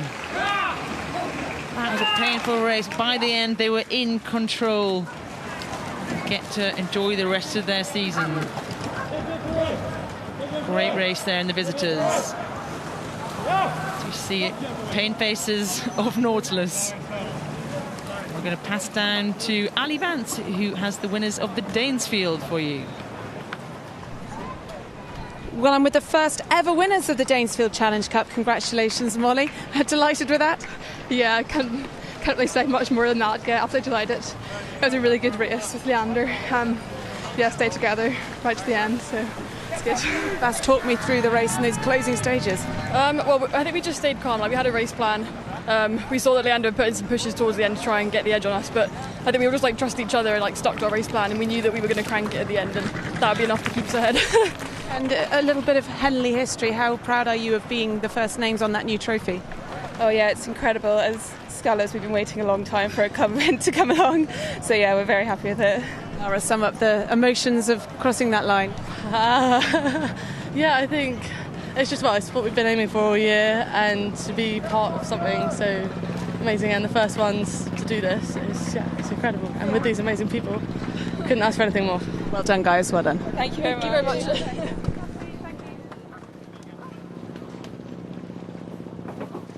Tim Deller with Grace Prendergast in the commentary box now. Thank you to Jess and Mo. Good morning to Grace. Good morning.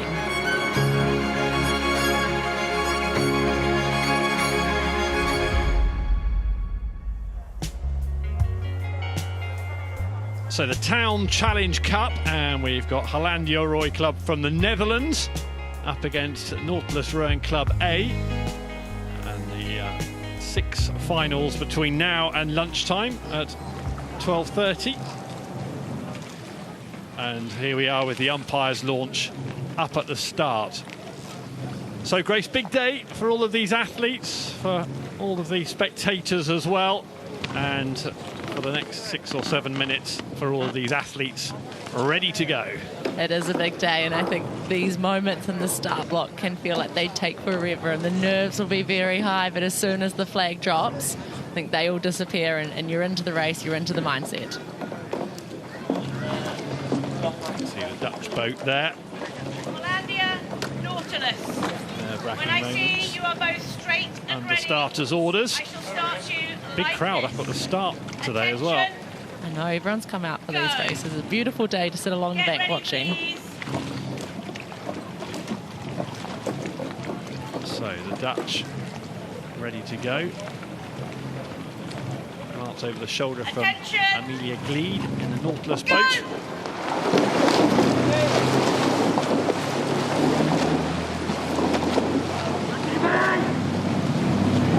So women's fours, and we're watching on the right-hand side of the picture on the Buck station, that Nautilus boat getting quite close to Temple Island. Those white boys, they've recognised that, and now they're heading out to the middle of the water. Look how close those blades are getting next to Temple Island. This is dramatic. We're going to have a clash of the blades, and the Dutch trying to get back out onto the Berkshire side of the water. Well, that was early drama, and that's completely taken the pace out the Dutch boat, and they are now out the course on the buoys and in a whole heap of trouble. Drama at the start of the Town Challenge Cup. You have to feel for the Dutch in that. The first 30 seconds, the Nautilus boat came across trying to get off Temple Island, and we'll have to wait and see how they sort that one out. The Dutch now in the middle of the water. And Grace, that was a horrible start. That was difficult, and it's going to see... again, we've got problems. It's Nautilus again who are being asked by the umpire to get back across. Yeah, you can see the replay here. It completely threw the Dutch boat, didn't it? And they got tangled up in the buoys, and, well, pick your way through that, Grace. Yeah, I know. Well, it really felt like the Dutch were on their station. They were on their side. I mean, the umpire will have front seats to all of that drama, but it's really affected them. How do they push on? How do they push that out of their sort of really important stage of the race to relax, to come onto their rhythm and see what they can do? But it's a tough ask when you have to stop and check and get back onto the course. Yeah, that early in the first 30 seconds, all the drama happening there up at Temple Island, and we'll have to see what happens at the end of the race when we wait for the white flag, whether there'll be some sort of protest, because Nautilus seemed to impact what the Dutch were up to, didn't they? It was just their distraction. Yeah, absolutely, and that's the challenge in that point of the race. Like, Nautilus obviously were pushed towards their buoy line, overcorrected, and came into the Dutch crew. So fours are so difficult because you've got enough speed that you can get off course quite quickly, but actually you've got to be so gradual, so patient to get back on track so that doesn't happen. But drama in this race. So they're trying to get into some sort of race rhythm. The umpire there, work cut out. So we just assume that Nautilus keep this rhythm going. A smaller boat, so you just never know. But you have to feel for the Dutch there. Their big moment came undone so early. They won by a length and 3/4 yesterday against the University of Washington in that semi-final. They won it last year in a record-breaking time of 7 minutes and 4 seconds. They're going to be some way off that. So, Gracie, yeah, there's going to be an interesting few moments after this race finishes. What do you think will happen in that boat? Well, I mean, if you're in that Dutch four, you've got to be raising your hand at the end to see what the result is. I felt like it was difficult to be in their situation, but yeah, I think we'll see a protest, so I'm sure the umpire is getting all prepared and all ready for that. But all you can do now is push onto your rhythm. You can race your race, and that's an afterthought, which is what both crews are doing here. But it looks like the crew from Nautilus has pushed on to a nicer rhythm and have potentially a little bit longer, but now they can sit out in front, they can relax a little bit and sort of watch the Dutch crew chase them. So hitting a nice rhythm, Nautilus Rowing Club. I'm sure there'll be butterflies for them as well. They'll be anxious about the potential outcome here, despite that healthy lead. You can see there in that Nautilus boat, lead K.A.R.Z.V, Luke and Druitt. They'll be concerned. 4.5 minutes of rowing done under their belts. And a healthy lead. And you can see the Dutch belt and the Dutch boat to the right of the picture there. That's the boat coached by Pete Versum, who knows a lot about rhythm because he's an organist down the road at the Sacred Heart Church. I'm told he pops in and plays the organ on a Sunday morning there. So he knows about the rhythm. bit of adagio to allegro is what's needed here. And these crews have pushed onto slightly different rhythms, and you often see this when there's a Dutch crew. They have a very distinct style, and they're quite upright. They do a lot of their work at the front end, and then just sit quite tall at the back, pop out their blade, they're very smooth, and they're on to the next stroke. Whereas you can see this crew, they're a bit more back-ended. They give a good old swing, a good old lever during the middle, and sit back and drive it a little bit more. I think neither style is right or wrong, but I think these are two interesting crews to watch the comparison of how there are different ways to move a boat. And Grace, do you think a potential margin of victory would in any way influence an umpire's decision? So we saw all the action up at Temple Island, didn't we? And if we think that Nautilus Rowing Club did impact that Dutch start, if it's a tight finish, is that umpire that we can see there more likely to overturn things? Is that going to have any bearing on the decision-making process? It's a good question. I am a trainee umpire now, so I should know the answer to this. But I think it depends where it is in the race. Because it was so early on, it was before either crew was able to push onto their rhythm. And when you are disrupted that much, when you're behind, it's very difficult not to just get further and further behind. So I would say, because of the place in the race, how devastating it was to their start sequence, I don't think the distance would matter, but I mean, we've got the experts on the water making that call. Yeah, they'll have all the experience required, the umpires, to deal with this situation. The umpire in the spotlight there in the next couple of minutes, but Nautilus Rowing Club, you can see Amelia Gleed in the bow seat. Town Challenge Cup. Well, there's going to be that moment of elation as they cross the line. The Town Challenge Cup, the first boat over the line will be Nautilus Rowing Club A, but we are not going to confirm the winner for a few moments after that. Let's have a look at their body language. How do they react to being the first boat home?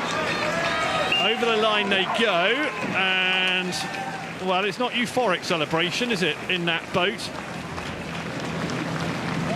Is that jubilation or anxiety? I would say there's probably a bit of anxiety, but we'll see what the Dutch do here. Right, hand straight up. Did you see in the Dutch boat? So it was Lotte van Wisteren who got the hand straight up, and there is a red flag. And the umpire has a lot to deal with in the next few moments. So this is the Town Challenge Cup aftermath.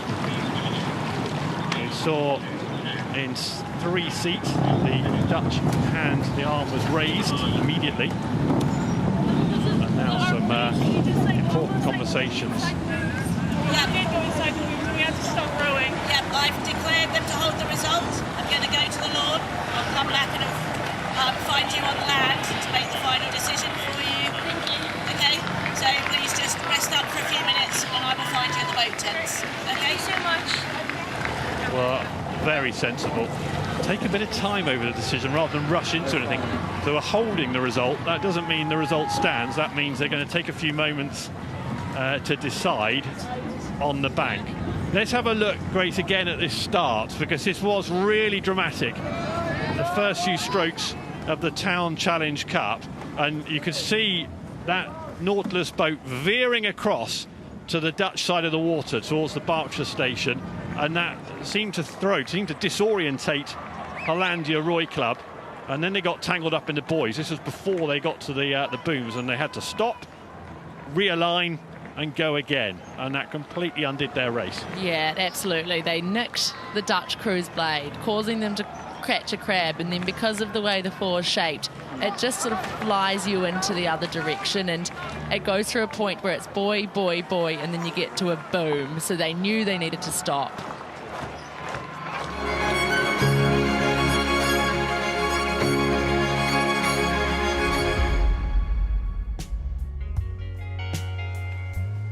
Eight now, and the ladies' challenge plate. Leander to the left, arm raised. Erin Kennedy, her last ever competitive race as a Cox. Attention. And It's Cambridge University and Harvard University nearest to the camera, both ready to go.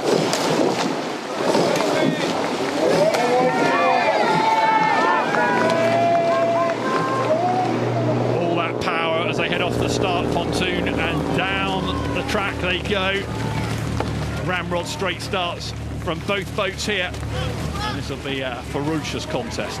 Yeah, you see the power that's coming down from both crews. I think when you're in an 8, you know you cannot get caught napping at the start. And potentially Leander coming out with an early lead, but it's so important to really push onto your race rhythm now, and a race rhythm that can hold the other crew. Oh, the local boat, Leander, slender lead after the first few strokes up against Cambridge University and Harvard. You can see there, again, nearest to the camera, sliding down half a length early, but a long way to go. A very long way to go, and this is going to be an important stage for this Cambridge crew. This is when you really need to halt Leander's walking out. If you let them get too much, the course goes quite quickly. You run out of room to catch back. We've seen it happen over the week, so it's not impossible, but I'm sure they'll be making sure that they might hold up their rate a little bit longer, try and reduce that lead to make sure they stay in touch. All about staying in touch at the moment. Both of these boats, there they are, Cambridge University and Harvard, beating University of Washington by a length yesterday. Both of them having tough semi-finals. The Leander boat beat Nautilus by just half a length yesterday. When you have a race like that, it can actually be really difficult to refresh, relax, come back out here and do it all again the next day. But it looks like Leander's come out of the start really, really well. They're driving the boat well. They're really flat. You can see the bow not going up and down too much. And they've had the better start. But what can Cambridge do in this second part of the race? Getting out fast in those 8s, such an advantage. Now just got to try and stay there. Leander knowing this stretch of water so well. And for the Cox, Erin Kennedy, who you can see there. In that boat, double Paralympic champion, 3 times world champion, 4 times European champion. There goes Erin Kennedy in that Leander boat. Quite an emotional moment for her as a last outing. It really is, and she's a true role model in the sport. So I'm sure we won't see the last of her in terms of contribution to rowing, but on her home stretch of water, she has contributed so much. She'll be wanting to finish on a high and really driving her crew. But yeah, a real emotional moment, I would say, for her and the crew, knowing that it's Erin's last race. They'll be wanting to make sure she comes away with a win in this one. Yeah, as if the stakes aren't high enough, a final at Henley. You ramp it up with a bit of emotion like that. So Tobias Christensen in the stroke seat. And they've got a really good first half of the race put together here, haven't they? Just going past the halfway point and a fraction more than a length lead on Cambridge University and Harvard. That's going to take some turning around now. It will, and Cambridge is just clawing on to holding that overlap. But if they don't start to make a move now, it can be quite difficult. And I mean, I'm sure both crews will have a lot of supporters, but Leander's home stretch, they'll get that boost. But it's interesting, I think Cambridge is doing well not to let Leander completely walk away with it, and may have gone through a period of where they're actually holding them. Yeah, they look like they're striking at a pretty healthy rate, Cambridge, and in the Leander boat, perhaps it's a bit more relaxed. They do look pretty chilled out there, don't they? Sitting on that lead, they know they've got still a couple of minutes of hard toil ahead of them. They do. I think we're seeing that typical racing. If you're behind, you have to throw the kitchen sink at it, and that's what Cambridge looks like they're doing. They're a few pips higher in rate. They're really giving it a good go, and it is working for them at the moment. They're clinging on, but do they have anywhere to go, or are we seeing them at their peak? And does Leander have another gear change that we haven't quite seen? So this is the Ladies Challenge Plate. Leander leading. Cambridge University and Harvard University. There's the boats that you can see in the stroke seat. Tyler Hauler. And the Harvard athletes will be keen to reconnect. They're giving it a shift here, aren't they? That's great work on the buck station. They've definitely narrowed the gap in the last few moments, but it's still 3/4 of a length down. They have a gutsy row from the Cambridge crew and Harvard crew. I think they're not wanting to give up, but in an 8, the track does run out quickly, and we're starting to get to the grandstands. We're starting to get further on. They really need to probably step up one more gear now if they want to shut it down, because we can see the finish line in the distance. So one last push for Leander in front of the big finals day crowds here. Henley Royal Regatta, finals day, ladies challenge plate, and there you can see Magnus Rathenborg in the bow seat for Leander. Looking good to be the first over the finish line here. And the celebrations in that boat. Cambridge and Harvard not giving up. Just checking that Leander boat stays honest and true all the way to the end. Superlative performance that is from Leander, but they have still got a few more strokes to see it home here. Massive crowds, huge cheers as the local boat wins the Ladies' Challenge Plate. It's a victory for Leander Club, and celebrations for them. Cambridge and Harvard pushed them all the way.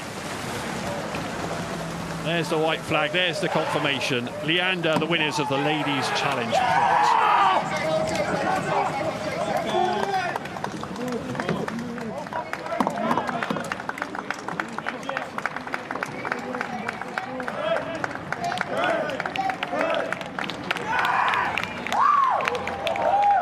So celebrations belonging to Leander. Good performance from them, Grace, really solid. A special moment for Erin.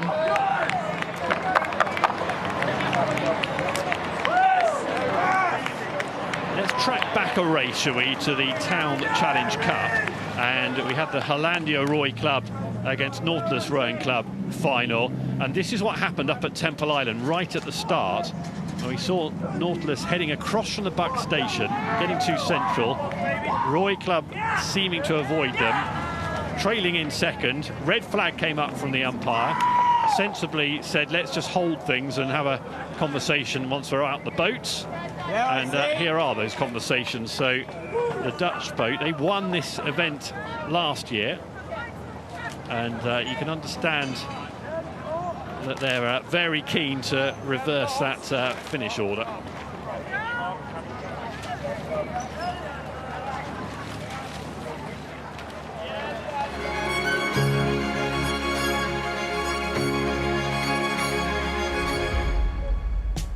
So the Thames Challenge Cup is next. Thames Rowing Club A against London Rowing Club A in the Thames Challenge. That's how they got there to the finals. London beating Marlow. And you got Thames beating Leander. So that's why we've got the two lining up and ready to go.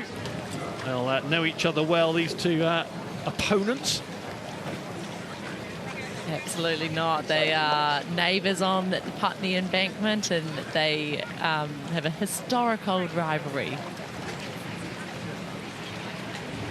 London Rowing Club, last year's winners, setting a course record in the process as well of 6 minutes and 6 seconds. In terms of conditions, we've seen a little bit of a breeze, haven't we?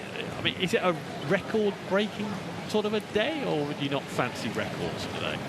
I'm not sure if there's enough breeze to really get there. There have been some pretty quick times, though. I tracked the Hambleden pairs coming down, and they obviously broke the record earlier in the week, and they were close to it again today.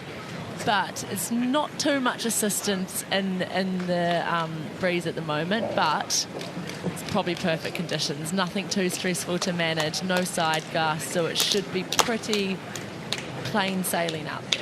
So yeah, that's the wind and the water. I mean, it's well, it's pretty fantastic, isn't it? And temperature-wise, it's good. So there are other things in their favour, these athletes. Yeah, you couldn't ask for better conditions, minus a few sort of lumps and bumps from the pleasure crafts going up down the side. It's perfect, and that's what we really want on finals day. You want those conditions that just enable you to do the best rowing possible, and we definitely have that today. Get ready, please. Rory Copus in the cock seat in the London boat there with his arm raised, strapped in and ready to go.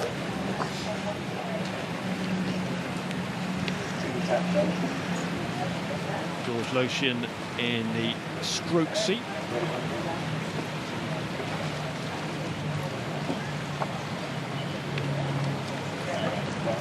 Real sense of excitement down there, nerves. For some of them, this will be biggest moments in their rowing career. Absolutely, and you see the people on the bank there watching. There's nothing like watching 2 8s blast out of the start. The noise, the speed, the power. They're underway.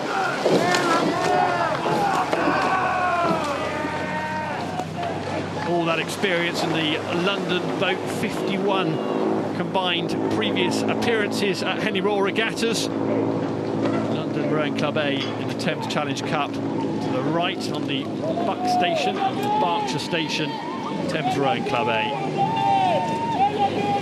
Looks like clean starts by both crews. I think it's such an important place of the race where you're up, you're high energy, but you need to have that internal capability to stay focused on your crew, listen to your coxswain and push onto your rhythm. But yeah, looking pretty level out of the start.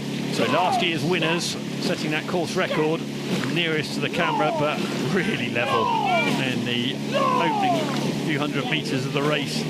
Nothing to call between these two. No, the coxswains can look to the side and look directly in the eyes of their competition. Nothing to call between these two crews coming off the end of the island. We're talking about course records. I suppose that's another factor we didn't mention. We talked about the wind, we talked about the water, but also how stiff the competition is. If you're really up against in a tight race against an opponent that's very evenly matched, you're more likely to keep the acceleration, keep the pace up all the way to the finish line. That probably enhances the chances of a course record. Absolutely, when you can't take the foot off the gas, and it looks like these crews are struggling to separate each other. I think no one is wanting to give any distance to the other crew and have to walk back, but what a start from both crews. So a fiery start. We've got Thames Rowing Club A trying to eke out a little bit of a lead. I think they've done that successfully, but it's just such a minor lead and such a early stage of the race. You can see there Temple Island in the background where the start is. Yeah, I like how the team's crews row, and you can see it from the shot really well. They are quite patient to put their blade in the water, and then they really lead, really drive. I think the London crew are a little bit quicker on the front, a little bit quicker through the water. It's still working for them, but I do like the leverage that the team's crew has, and that's potentially giving them a slight lead. Yeah. Not comfortable, but a slight lead. Yeah, still a lead that the London Rowing Club boat will fancy turning round, but actually, as you were talking, Grace, I think they've pushed on that lead a little bit more, haven't they? Thames Rowing Club have stretched out to the best part of a length now. They have. I think they've really made their mark in this sort of second kind of 500, that point where you're pushing onto your rhythm. You're seeing the crew's base speed. It's not their peak power. It's not what they can do out of the start. It's what they're comfortable to settle on and sit in for 4 or 5 minutes of the race. So this is the midpoint of the race that you can see here, and the lead ever growing in that Thames boat. This is the Thames Challenge Cup.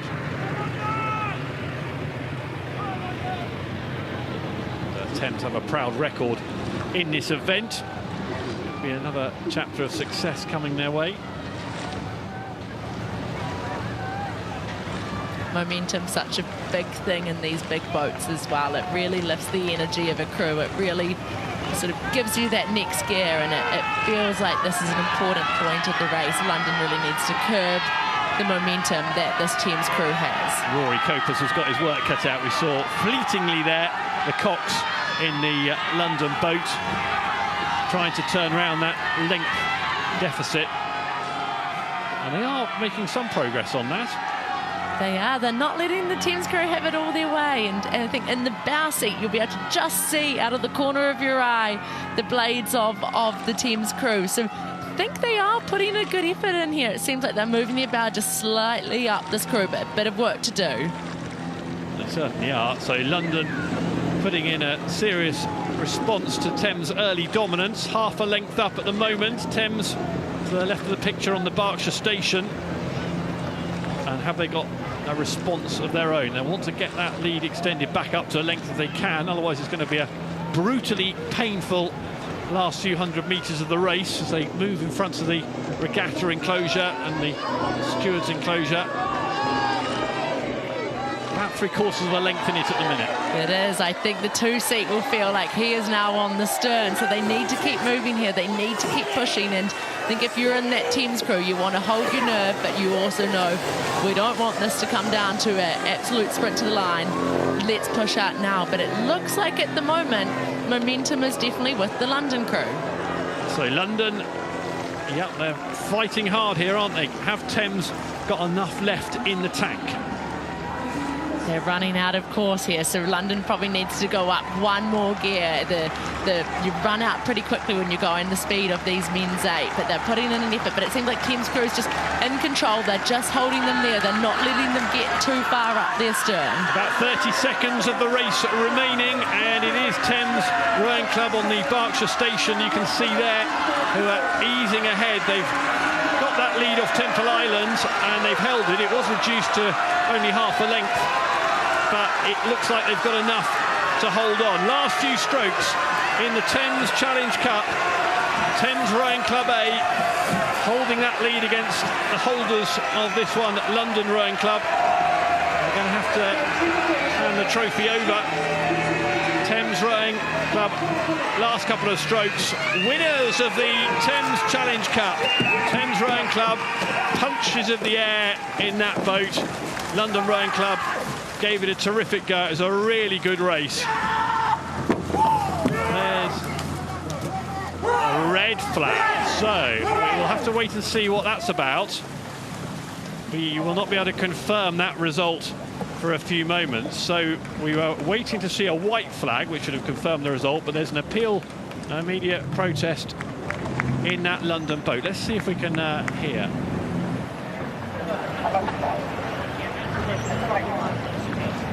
Cox Rory Copus, the London boat.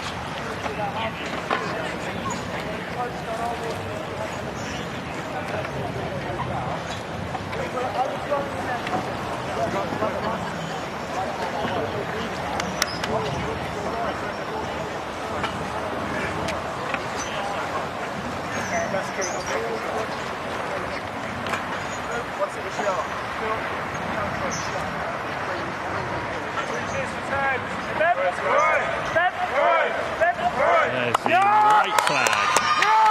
So the race result stands.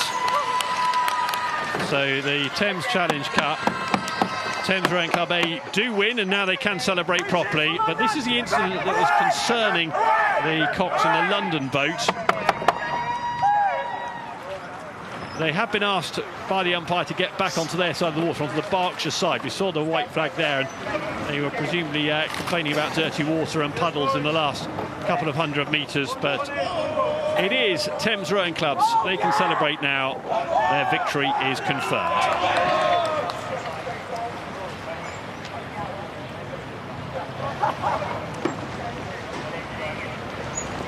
Especially painful for London Rowing Club, who won this one in 2025.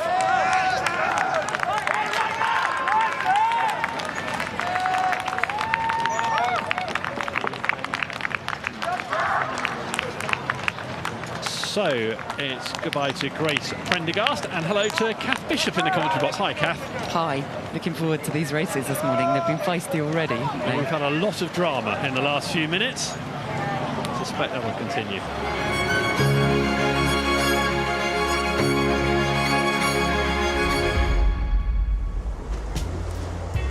So this is how Tideway Scullers and Marlow Rowing Club got to the final of the Diamond Jubilee Challenge Cup. Wycliffe College and Sir William Perkins School beaten semi-finalists yesterday. Breeze just picking up at the finish line. Let's head up to the start. Incident packed last 10 minutes. Hopefully things just calm down. I don't want to see any more red flags for a few minutes, Kat. It's race day and this matters. So every detail, everything these crews are going to fight for. It's entertaining. but makes everybody nervous. Attention! Tideway Scullers School A on the left of your picture there. Away they go. Beat Wycliffe yesterday. Wycliffe were last year's winners, so it's been painful for them. And then you can see Marlow Rowing Club shifting the boat well in the early stages. It's such an important stage of these finals, all the way through the heats from Tuesday. It's crucial they get it right up at Temple Island. I mean, what we see is in some of the earlier races, once you've got an advantage, it's just too much for the crew behind to make it back. So really going out strong in the Marlow crew. And these are two amazingly accomplished crews who are coached brilliantly by inspirational coaches and are showing really the best of schoolgirl rowing, of junior rowing. And there we can see on the near side to us, it's Marlow with so much to prove, having been in the final last year and lost that has been really urging them on all year. There are 3 from last year's losing finalists who are now getting another chance to race a final and really digging in right from the start. Yeah, this is junior quads, but just having a glance at them, you'd be mistaken for thinking they were vastly experienced. It's such a technical part of the sport, isn't it, the quads, and they just look so well drilled, well grooved here. I mean, there's so much that these young women have got to a high degree in terms of the mental ability to put these races together in a sequence, the toughness to manage all of the craziness of warming up at Henley, the technique under pressure, and the sort of connection between them all. They are coached by 2 of the best coaches, Pete Chambers and Rona McCallum, who have done so much to bring on young talent, who really develop athletes that then go on to greater things. And here we see the Tideway Scullers School. They won in 2023 under Rona McCallum, so she knows what it takes to win here, and she's done such an amazing job in talent development year on year. And they're back to see if they can win a second time. I saw Jess Caribou in the stroke seat in the Tideway boat. She's in that boat with Katerina Vickers, Holly Weddell and Kate Kohler. You can just see here that the Marlow crew are every stroke. They are inching further ahead. There's a bit more power, there's a little bit more length. So at the moment, the momentum is with them, with Ione Haley, Lauren Kennedy, Alice Moss and Eve Pinsent. And it's Alice who's the new one in the crew. She was in the B quad last year, watching this crew with Aoife, who's the one who's moved on, although she was in the Danesfield event. She's coaching as well, and she's supporting them every stroke of the way today. This really accomplished crew. They've been winning almost everything all season. Eve and Ione were winning at the Junior World Championships, so unbelievably accomplished athletes already at just 17, 18 years old. Yeah, Alice Moss only 17. And there you can see her in the 3 seat. Eve Pinsent just in front. So we've got Lauren Kennedy in the seat just behind in the 2 seats. Ione Haley in the bow seat. They'll be happy at this stage, aren't they? Happy at this stage of the race. Great. And Pete Chambers, who's their really inspirational coach, will be watching. I mean, that Tideway Scullers crew are very much still in contact, and we know the strength of that programme, the strength of Rona's coaching and the belief that they have. And whilst you're talking, I think there's a move on here, isn't there, from Tideway Scullers? They've at least got back to overlap, possibly back level now. These are the moments to challenge, aren't they? In the middle of, in the middle of the course, you just can't let a crew get too far ahead and chase them later. You have to do it now. So a slight sideways glance, wasn't it, from Jess Caribou in the stroke seat, looking across. But it's still Marlow with the advantage. Well, this is another very tight race, as we expect finals to be. Tideway Scullers were down for the first half of the race, but have got back level. And now another lead established. Marlow have edged back. They had something to respond with there, Marlow, because it was level for a while, but here come Marlow again to try and work another lead. Absolutely, and Marlow have never won this event So they want to make history. They were in the final last year. They want to really make history for the club. It's part of a long-term plan to grow the junior programme there. You know, these athletes, they've been in the junior 14s, J15s, J16s, you know, moving on up through that. So it's really, you know, part of a long-term project with so many people at Marlow Rowing Club who've been supporting and helping and facilitating Pete and his brilliant team of coaches to get to this point. And now is the moment for them to seize it, but they are constantly under pressure from Tideway Scullers. They got to a length up, and then again Tideway Scullers won't be shaken off. They're not beaten yet, and the end can't come fast enough for Marlow, who have dominated the race, but only just. I mean, I've got another length up there. This is a great shot, isn't it? Really impressive. They've been under pressure all the way. They're still under pressure, but they're holding the length. They're really composed. There's good relaxation. They're keeping those shoulders nice and loose so they can really drive through the legs. And that's hours and hours of telemetry work and analysis that they do with Pete Chambers, the brilliant GB lightweight rower himself from Coleraine, who has a lovely kind of quiet but inspiring style. And when the girls move on and go to universities, they always come back, want to stay connected to him, want to stay connected. They come back and help with coaching. You know, we train them to be launch drivers. So it's a really lovely kind of family program, if you like. And some of these Marlow girls, they've got brothers and sisters and fathers and mothers rowing. And, you know, that is, all of that support is behind them as they now move out to a length at a really critical point. And the pressure now, because Scullers have done a lot of pushes to hang on, but they're about to lose contact with them. Henley Town Centre drawing that bit closer. The Marlow boat not too far from the finish now. They've had that lead of a length, and they want to stay there for these last few strokes. They've got the assistance from the bank now. The Berkshire Bank really full of supporters for both boats. Tideway giving it a fight right to the bitter end here. Marlow have led pretty much from Temple Island and pretty much by a length the whole way down the track. Last few strokes for them in front of stewards, and they will be celebrating if they can just keep these last couple of strokes together. Tideway still coming at them, and it is a tight finish, but the losing finalists last year, winning finalists this year, it's Marlow Rowing Club who win the Diamond Jubilee Challenge Cup. They are delighted by that. A first victory for them in this event. And they look pretty overwhelmed. There's the white flag to confirm. Congratulations, Marlow Rowing Club, the winners of the Diamond Jubilee Challenge Cup.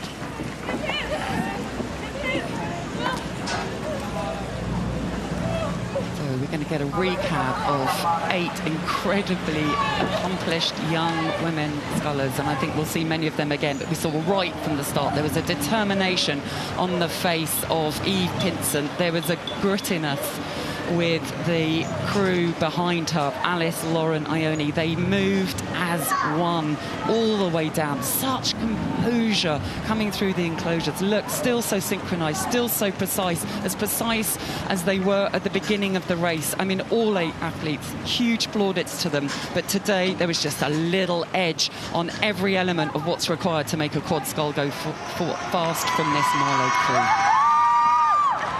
Celebrations in that Marlow boat. That means a lot. It means a lot to the whole club.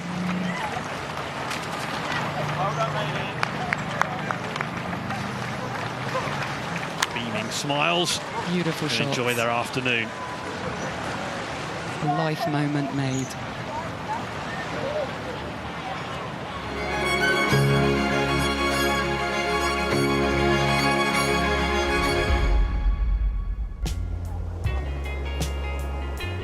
So the oldest and arguably the most prestigious event of the lot.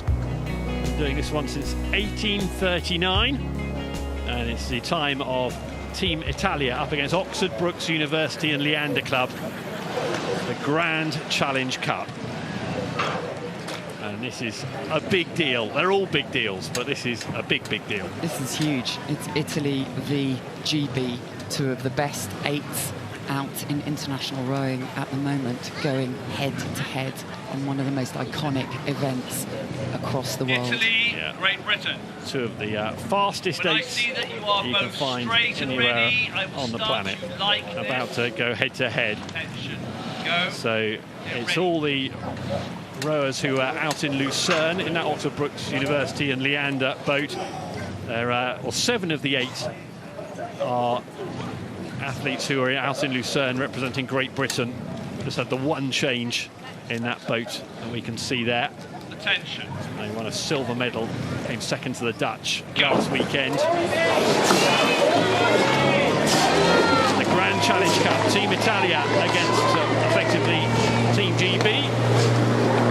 And off they go. Charging. This won't take long. The Italians are known for their fast starts, for their very high rates, and actually during the season the GB squad have struggled off the start and often got a little bit left behind in the World Cup races, so they'll be wanting to work on that, and they've got the biggest test of all by going against Italy. And look at the rates, super high, scorching rates out of the start, high 40s, probably hitting 50, and that's what we love when we watch those Italian crews, the attack, the ability to stay sprinting all the way. This race is going to disappear so fast, they need to be right on it. Definitely not a sluggish start from GB this time. They're pretty much level with Italy. I suppose, Kath, the danger is it almost becomes a self-fulfilling prophecy. If you are aware that you're a bit slow out the blocks and try and do anything different, it can actually have the reverse effect. Here's the Italians, and yeah, they're one of 4 Italian boats in finals today. So the Italians have already won, haven't they, in Hambleden, the women, their female compatriots. But and this is looking strong. This is looking really strong now. The transition out of the start. So the Italians really raced right from the gun or the flag, but it is actually striding out into the transition now, where the Brits are staying at a higher pace. They've managed to really get into a strong rhythm there, and they're taking, well, I mean, getting on for a length already. So that was a ferocious sort of between 150, 250 metres kind of transition push here. Well, the energy levels will be interesting to monitor here, because the Italians weren't out in Lucerne. They won in Plovdiv, but weren't in racing action last weekend. The GB boat obviously were 0.24 seconds down on the Dutch, and only the one change in the boat. Matt Aldridge has come in, but otherwise it's the same crew that were out in Lucerne. So they've had a little bit more in terms of racing in the last week or so. It's quite a demanding couple of weeks, isn't it, for all of these athletes? And at the moment that doesn't seem to be having any bad effect on them at all, because that GB boat there sitting really well. I mean, the Grand, it is, as you say, one of the oldest, best-known events, and my goodness, everybody wants to have this. It's on everyone's bucket list, every single athlete in this race. The Italians said that they'd come, they're coached by Vittorio Altobello, to get more race experience, because they'd only been at Plovdiv, they weren't in Lucerne, and they wanted that race experience ahead of the Europeans in 3 weeks' time. Last summer at the World Championships, it's the Brits who are on the podium, coming second, they were 5th, so they're chasing all the time under the magnificent programme now run by Antonio Colomanici to try and get on a level. They said, who better than to come and race the Brits? But at the moment, the Brits are really looking strong, and they're easing ahead as the Italians keep attacking.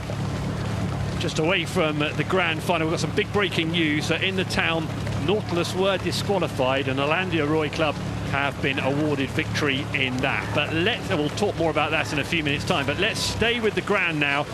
This premier event, men's 8s, GB against Italy, and at the moment it's GB who are a length up.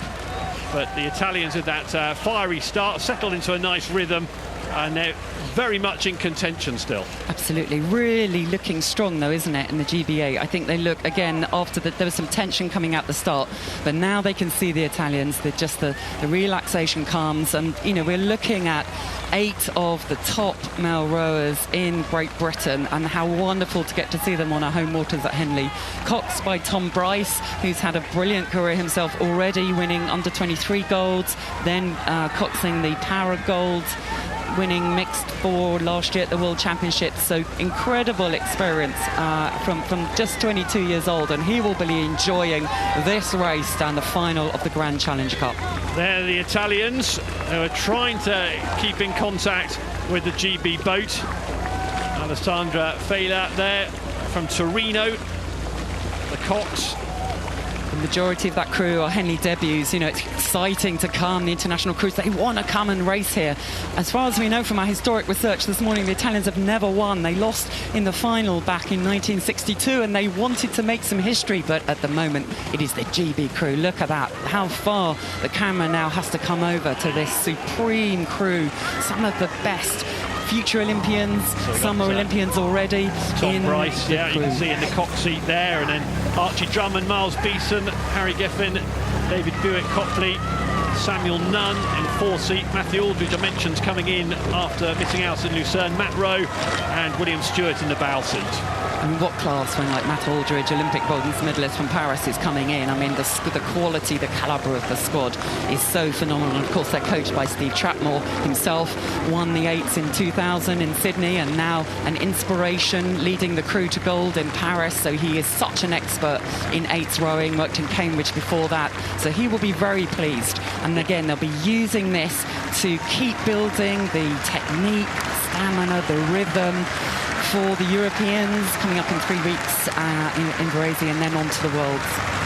It's a big couple of minutes for the Trapmores, because his daughter is stroke of Headington in the next race. But at the moment, he'll be all eyes fully concentrated on this boat, Oxford Brookes University Leander Club. The GB8 about to deliver in the Grand, beating the Italians pretty comfortably in the end. The heavy workload competing out at the World Cup last weekend in Lucerne doesn't seem to have had any impact at all. It was brilliant from Great Britain. A really comfortable victory against the Italians. GB men's 8 at their best, winning the Grand here at Henley Royal Regatta. Celebrations belong to them. There's the white flag confirming that. Kath, that was a brilliant performance. I mean, those Italians, they absolutely sprinted all the way, but the power, the length, that stronger rhythm, the travel in between each stroke of that British crew was really impressive. Set them up well for the World Championships as well, coming up in Amsterdam in a few weeks' time, the end of August. They're contrasting emotions, the pain of the defeat in the Italian boat. So let's just go back to earlier in the programme and the town, and this is where it went wrong, up at Temple Island. Nautilus, you can see on the right-hand side, and it was Hollandia who got driven into the buoys and into the boots, took all the speed out of their race. They immediately appealed at the end of the race, a protest there, you can see the hand up. Earnest conversations on the pontoon beyond the finish, and the outcome of those conversations was that Nautilus were disqualified, and Hollandia Roy Club, as they did last year, won the town. So immediately the stewards were talking to the crews, they were checking the boats, they were checking steering, they were talking to the crews. We have such experienced umpires. So Alison Fires, who's the umpire of that race, came straight off, having red flagged it, to consult, to talk to others, and other stewards immediately went to connect with the crews. So, you know, in those moments in the ops centre, everybody is ready to respond, to make the right decision. They dealt with it really well, and the best thing, they took time out, didn't they, rather than rushing a decision, which could be the obvious mistake. They just took their time and came to that decision, which seems entirely sensible. So it's a Hollandia Roy Club winning the town.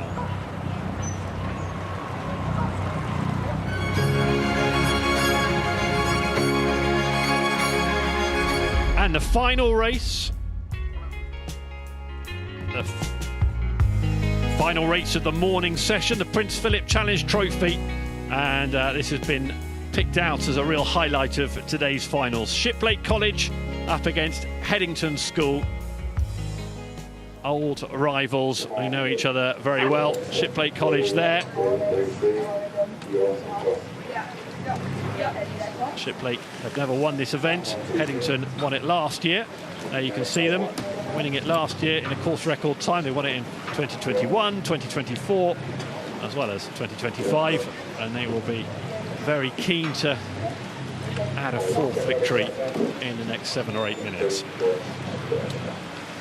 It is a re-row of last year's final, and all of the other races so far they've gone through, they've got to this point, they've earned right to race each other in another Henley final, and that means that Headington are trying to hold on to their record. Shiplake want to steal it really badly. Yeah, so a bit of deja vu from last year, same finalists. Will it be the same result?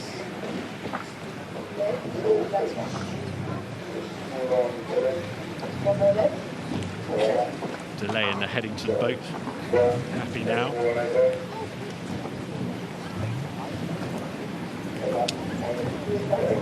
Shiplake cock's not happy, neither now the Headington cock's either. You've got to wait till the boats are perfectly aligned. Tense moments. They want minimal use of the rudder off the start. Attention! Still not happy in the Shiplake boat. Now they are.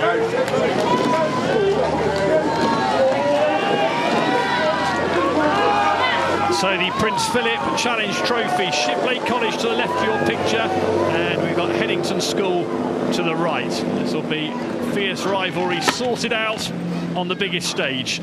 Last race before the lunch break on finals day, and it should be a cracker. Yeah, a bit of a derby really, isn't it? Shiplake just down the road from here, just past Henley, and a little further going towards Oxford you have Headington.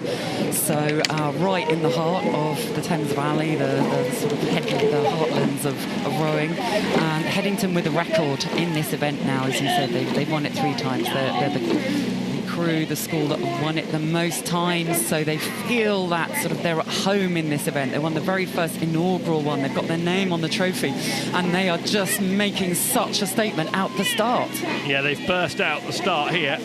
7 minutes and 9 seconds it took them last year. We'll have to see whether they get anywhere near that time this time round, but they've got to a length up really quickly. Great start from Headington. Beautiful lengths being set in the stern by Anna Trapmore, stroking with Hannah Palin behind her, and coming out the start you can see her sliding right up to the shins being vertical and placing it in there nice and loose.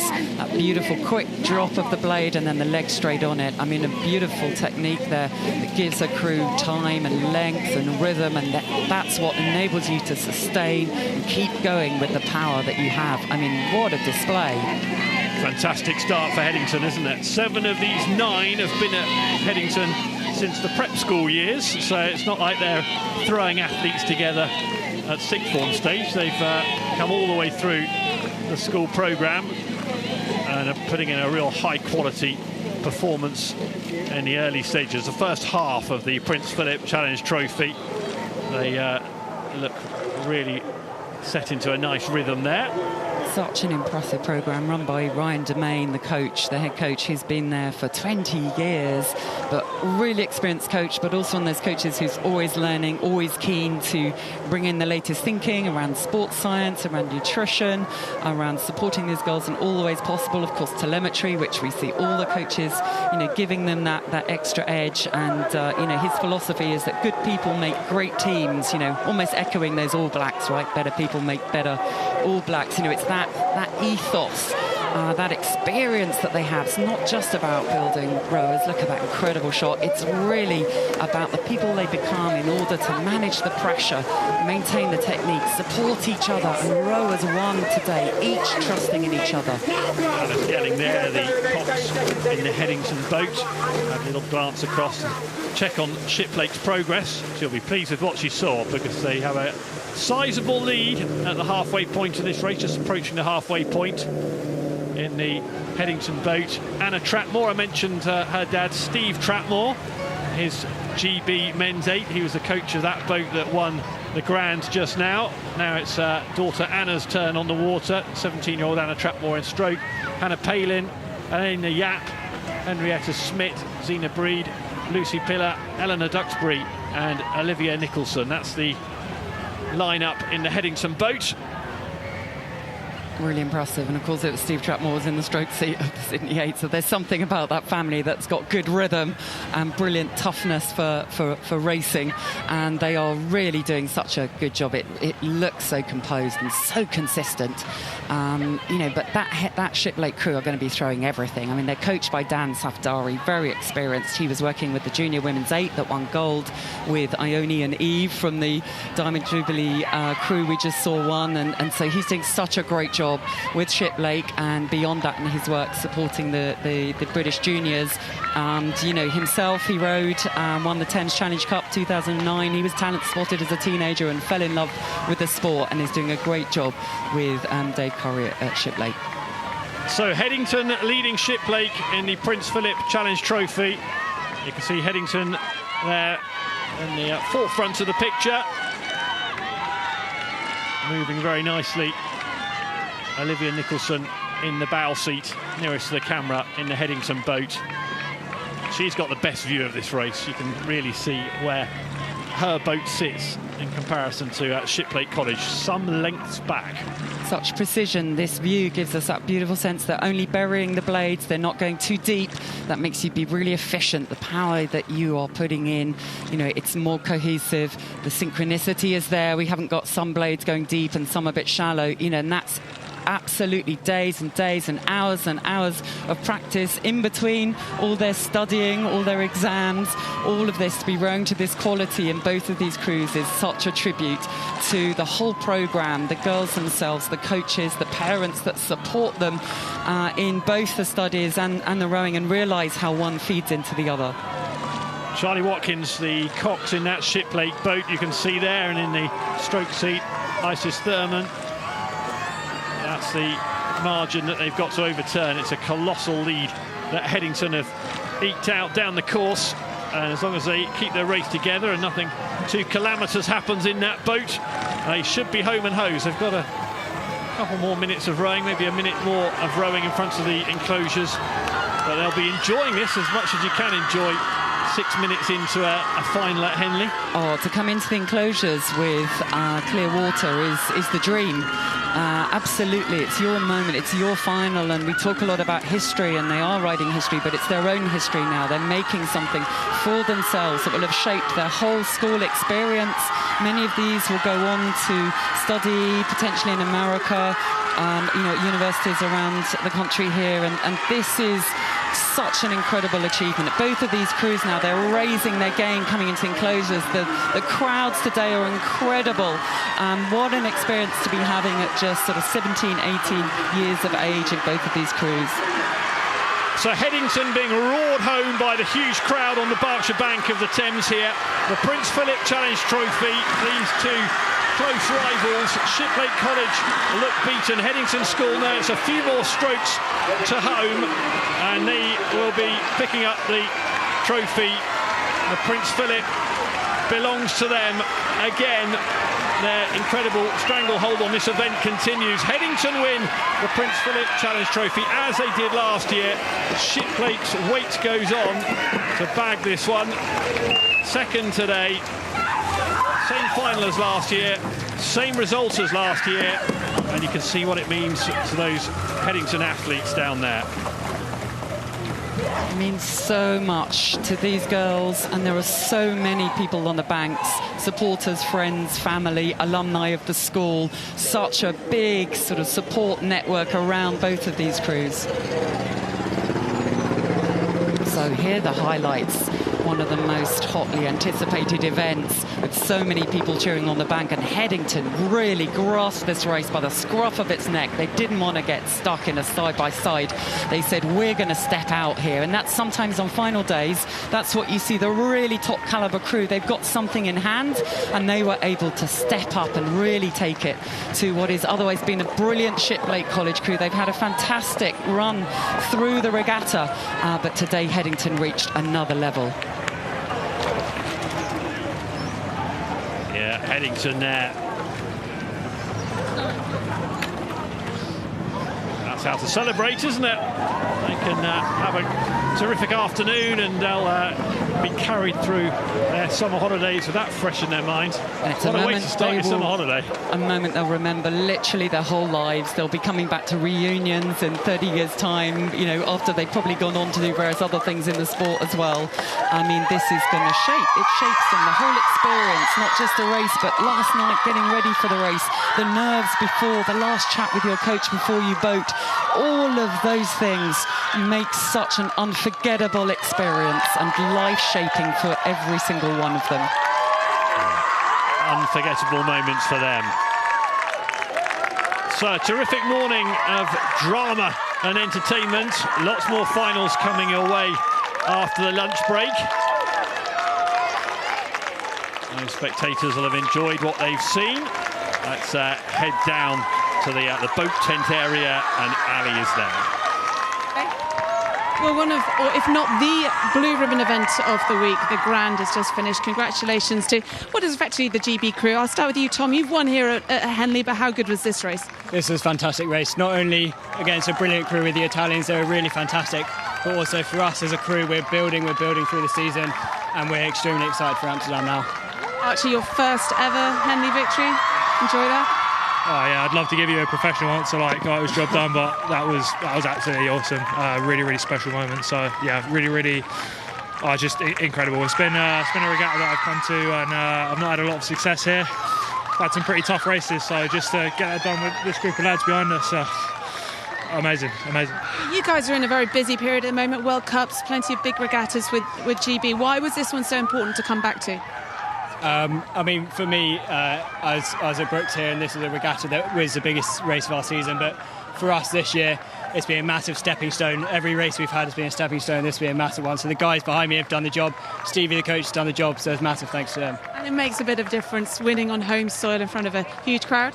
Oh, I mean, you know, if you're lucky enough to have your friends and family out here, like, this is what we train for. Like, this is what, you know, when you're in the pits of winter, doing all the hard yards, you think of scenes like this where you're surrounded by your friends and family winning. So oh,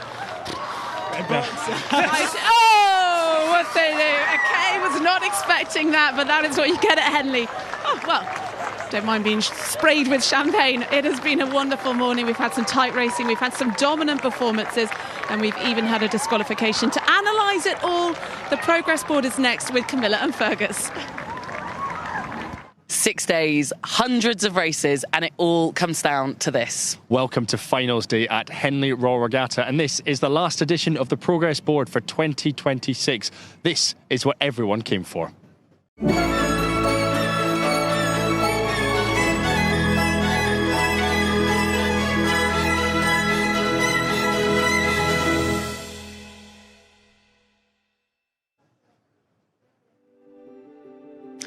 Yes, this afternoon the trophies will be presented, the champions crowned, and 2026 will be written into the record books.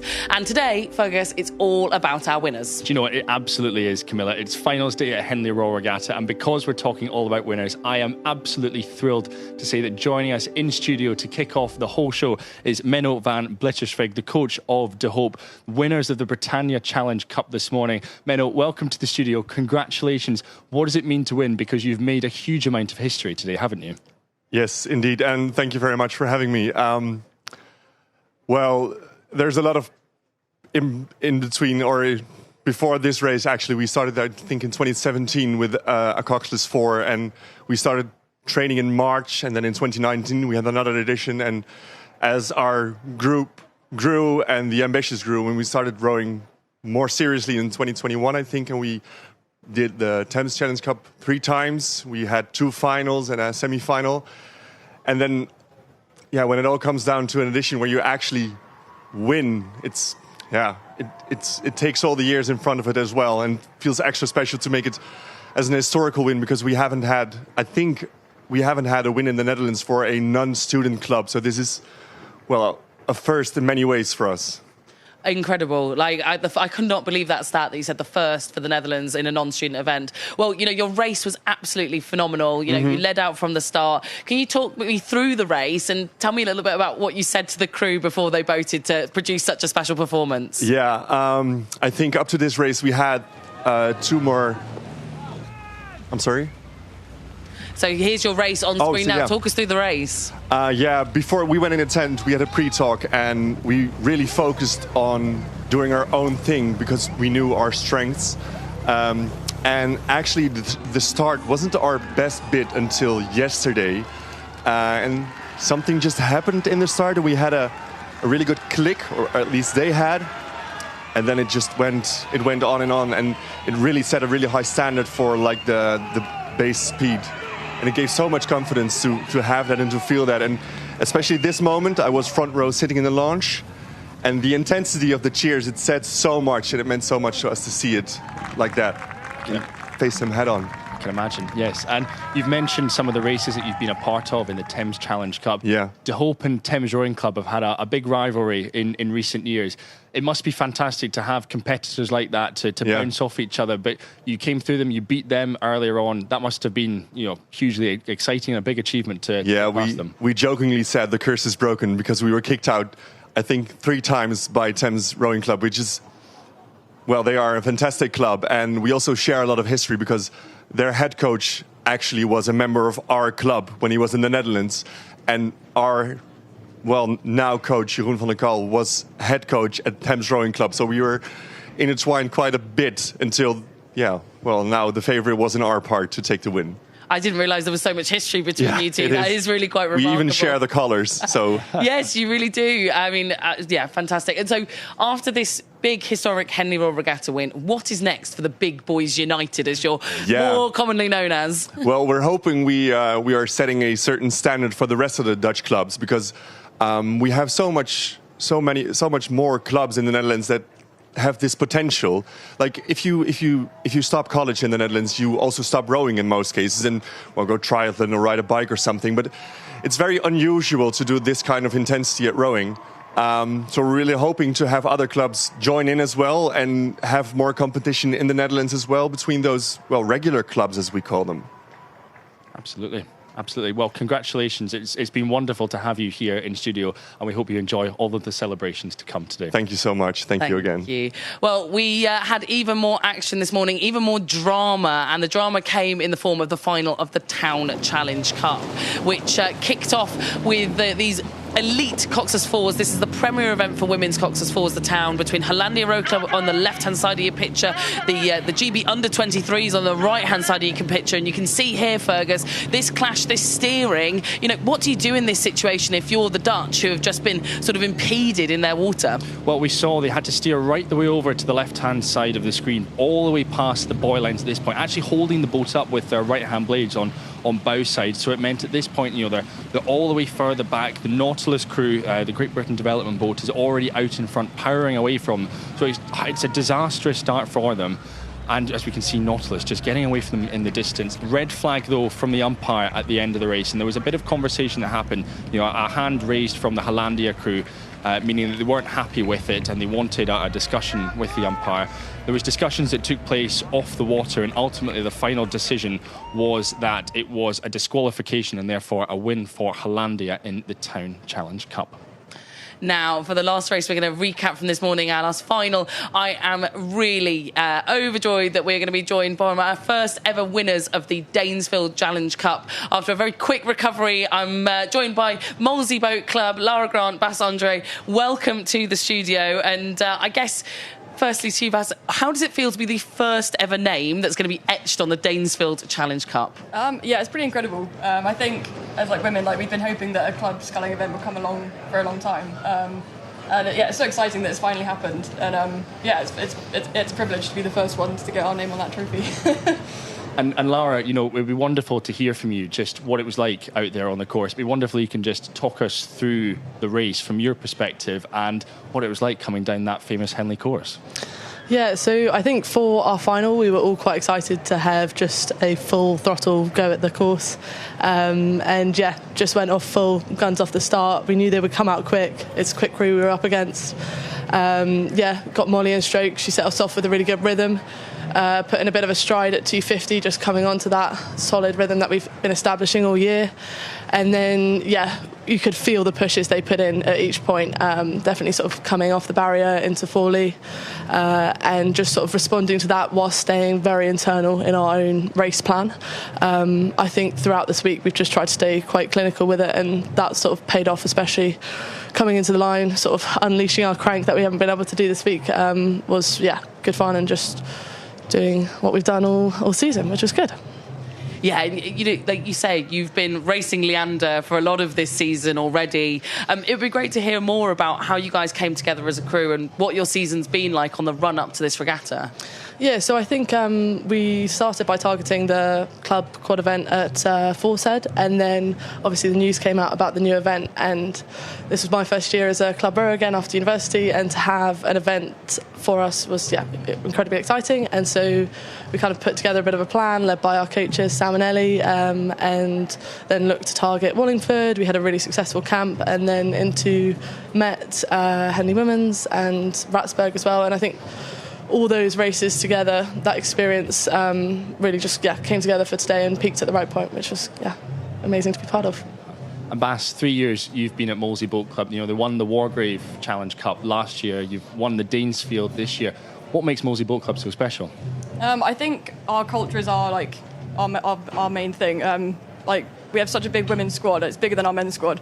And I think we make sure that everyone supports each other, and we really enjoy the process. And then the results come as part of that. So I think our culture is our strength, and I'm quite excited about what that will mean going through to next year as well.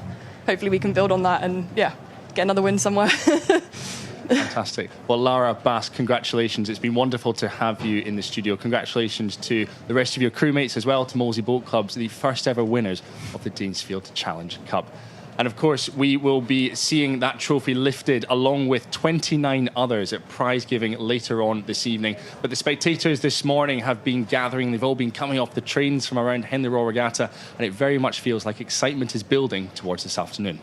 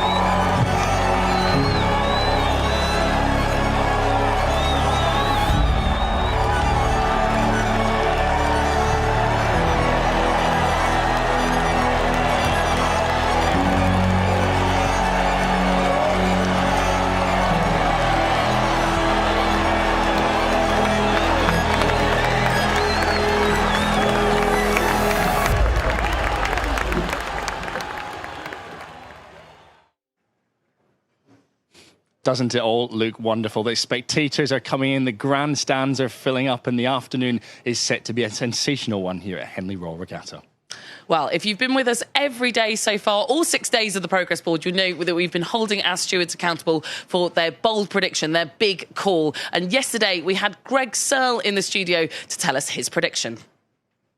I'm going to stick with William Borlase. They're racing Leander today in the Fawley, and I guess Borlase showed they can really tough it out in a close race. They were able to hang in, they were able to get over the line. So I'm going to go with another win for Borlase. And margin, I'm going to keep it pretty tight. I'm going to go with a canvas. Wow. To Borlase over Leander. Borlase, a canvas. Let's see if Greg Searle was right.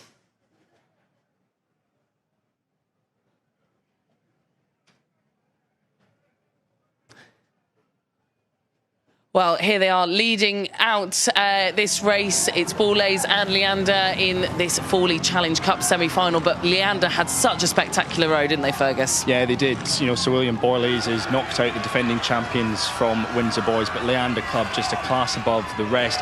And they've been a class above the rest on finals day as well. Leander would not only win this race, but they go on to beat Tideway Scullers School and win the Fawley Challenge Cup today in one of the finals from this morning. So congratulations congratulations to them and to the whole of the Leander Club programme. Now, though, I'm delighted to say that earlier on this morning we caught up with Baroness Catherine Granger, and she, of course, is Olympic champion. She's the chair of UK Sport. She's an all-round rowing legend, and it was an absolute privilege to learn a little bit more about what the last 18 years of being a steward has been like for her and what this regatta means to her. 18 years, it feels like a really long time, and I don't feel I've been here that long, so it goes by very quickly. I had an amazing relationship with the regatta, first of all, when I was a student just watching it, and there weren't women's events really when I first started watching it. And then when I was in the national team, we were lucky enough to come and compete here. So you come here as a competitor, and that feels a very different thing as well from being a spectator. And then lucky enough to be a steward, you get to see the inner workings of the regatta. So you don't really understand as a competitor all that goes on behind the scenes, how much change there is, how much legacy there should be, where the traditions stay, but the innovation keeps coming. So I think my relationship's changed with it throughout the decades now, I guess, that I've been part of it, but it is such a special place to be. Catherine, you just mentioned there that when you first started tuning into, watching the regatta from the banks, there were no events for you to race. So how special is it that we've got these 3 new women's trophies, particularly given that they're women's quadruple sculls events? I'm sure people have watched you back in 2000, in 2008. Like, how special is it to you that we've introduced these new events to the regatta?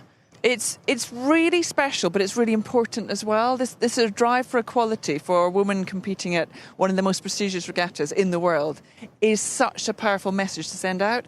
And we had a couple of nights ago, we had a huge dinner for, it's the 50th year since women competed at the Olympic Games. So we gathered athletes from every single Olympiad since 1976 right up until 2024, and it was a wonderful celebration of women. And what was great was those athletes who had been competing, decades ago, never got the opportunity to come here, never got the opportunity to take to the start line. They didn't really necessarily feel this was somewhere that they could belong, and they have just heard and watched all this innovation. And now we've got, in 1 year we added 3 new women's quads events, and it's phenomenal, and it changes people's attitudes, it changes people's mindset, it changes how coaches encourage athletes and crews to come to this point. So there's so many positives that come from it, and it also means there's some wonderful racing to watch. Absolutely. Plenty of new features that have been added to this year's regatta, one of which is the new glamping that we've got for spectators and people enjoying the regatta. What have you made of that feature and that addition to Henley this year? So I'm a big fan of change where it's for the right reason and good, and I think it's come as a response to people there's lots of places you can stay in and around Henley, but people love being on site, and it's an easier way, a slightly more affordable way to be here, so that when you are early morning coming down to watch the racing, or some people are staying up late at night, can you believe it, to enjoy all that Henley has to offer in the hospitality side of things, and then they can fall into their glamping area afterwards. And it's just, I think it creates more of a festival experience for a lot of people now. And talking of new additions and change, you're part of the commentary team. We've got our brand new race radio. So after you've maybe had a later night on the town, you can take your race radio and go and sit in the deck chairs and listen to our great commentary team with this new edition. Camilla, I'm never without one of these now. Honestly. I knew these from going to many rugby matches, and a lot of other sporting events have had this for a long time. But this is something new for Henley. And as we know, it can be a hard sport to watch at times when you're out and about. So you see a bit of, unless you can be near a television screen or follow the streaming, you just see a bit of a race you're in front of. Having this in your ear means that from the first stroke to the last stroke and beyond the last stroke, you're getting constant updates of what's happening out there. And it just, again, I think it just means the whole regatta is more accessible to more people. And we're stood on the balcony patio terrace of our studio for the Progress Board. What have you made of our brand new studio for this year? I'm thinking, when do we turn into daytime TV? This is fabulous. This is really comfortable. I think what's genuinely such a lovely thing is people can't seem to get enough. So, I think what we've done, adding more commentary, adding more racing, adding more live interviews, adding more colour to what is, a very competitive single sport event. Suddenly you get to tell the stories, you get space to understand what athletes have been through, what they're going through, what the roles of the stewards are. There's lots of richness that you wouldn't know just from watching some racing. So I think it's been a great addition. No, I couldn't agree more. We've absolutely loved hosting the Progress Board. Thank you so much, Baroness Granger, for your time today. Before you go, you were on the very first session of commentary for Finals Day today, this morning with Jess Eddy. Any highlights, any particular races that you loved calling? Well, first of all, when you're there from the very first race of finals day, it's a reminder what a massive day it is. So, you know, you with the camera crews down at the start line, and there's this, the intensity is like nothing else come finals morning. And that first race when those calm conditions are beautiful, but what it means to those crews and what it means when they then cross the finish line and that amazing, exquisite moment between, you know, incredible success and huge disappointment is unlike anywhere else. But probably of the morning racing, the Island Challenge was the most dramatic style of rowing, and we had 2 women's 8s thundering down the course, 2 American incredible crews, University of Washington and Brown University, and University of Washington took about a length lead in their event, and at that point in an 8, that's usually a pretty good sign. I mean, they started well, they got into a really strong rhythm. And Brown just believed. There was a sense of this is not over yet and we're not going to let it happen. And then they came right through University of Washington and won, I wouldn't say comfortable, but won by a decent margin at the end. And it's that incredible change of fortune and that reminder for every athlete out here, you know, it's never over till it's over. Absolutely not. Baroness Granger, thank you so much. Enjoy the rest of your finals day at Henley Royal Regatta. Thank you. Well as Catherine's pick there in the Island Challenge Cup between Washington and Brown, we also have had some brilliant races, some standout finals this morning, the first of which in the Double Challenge Sculls. Yes, and I think the Double Sculls Challenge Cup, I should say, is one of the most exciting out there on the course at the moment. And the final came down to Great Britain against Serbia. It was Mackovic and Pimenov against Haywood and Knight. The Serbians on the left-hand side of your screen and the Brits on the right-hand side. And of course, it's a new look combination from Great Britain who have come together just ahead of the 3rd World Cup in Lucerne. They flew all the way to the final, but this experienced combination from Serbia, Mackovic and Pimenov, just a class above the rest in this race, and they were able to glide out in front of the Brits, enjoying all of the applause as they come through Stewards' enclosure. A great win for the 2 of them in the Double Sculls Challenge Cup. Well, the next race that we are going to look back to and to jump in with the final is the Ladies' Challenge Plate. We had Leander Club going up against Cambridge and Harvard, and we are delighted to be joined by the winning cocks from that crew, Erin Kennedy, double Paralympic champion, now Henley Royal Regatta Ladies' Challenge Plate winner. I mean, this is your final, possibly, ever race. You announced your retirement just this weekend. How does that stack rank in terms of, you know, experiences for you, that last run down the course? It went so fast. I actually am really looking forward to sitting down and having a replay so I can watch it again. It has got to be up there with one of the best races of my career. I was rolling the dice a little bit announcing the retirement early, but I just wanted to actually soak it in and almost do the last race knowing that it was going to be my last and not kind of safeguarding that secret. And it went so quickly, and it was, honestly, it's the race we've all been kind of manifesting and dreaming about, and it's one of the best things I've ever done.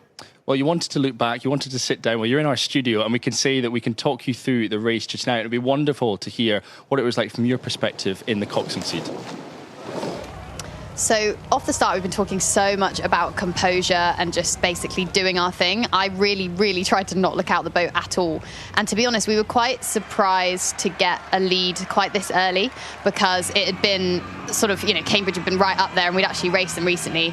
And it was at this point here in Stewards, I knew we had it, and I was just talking to them and just saying, like, enjoy this, like, keep it clean, don't make any mistakes, but like, you've got this. And it was unreal. Now, Erin, you've been a world champion, you've been a Paralympic champion, you have got so much coxing knowledge and experience, and I know that you've been an ambassador for sharing that knowledge and experience with other coxes through the Winning Cox initiative that you and a number of other of your friends and fellow coxes, share. So talk us through, are you planning on staying involved in that? You've been such a great ambassador for the sport.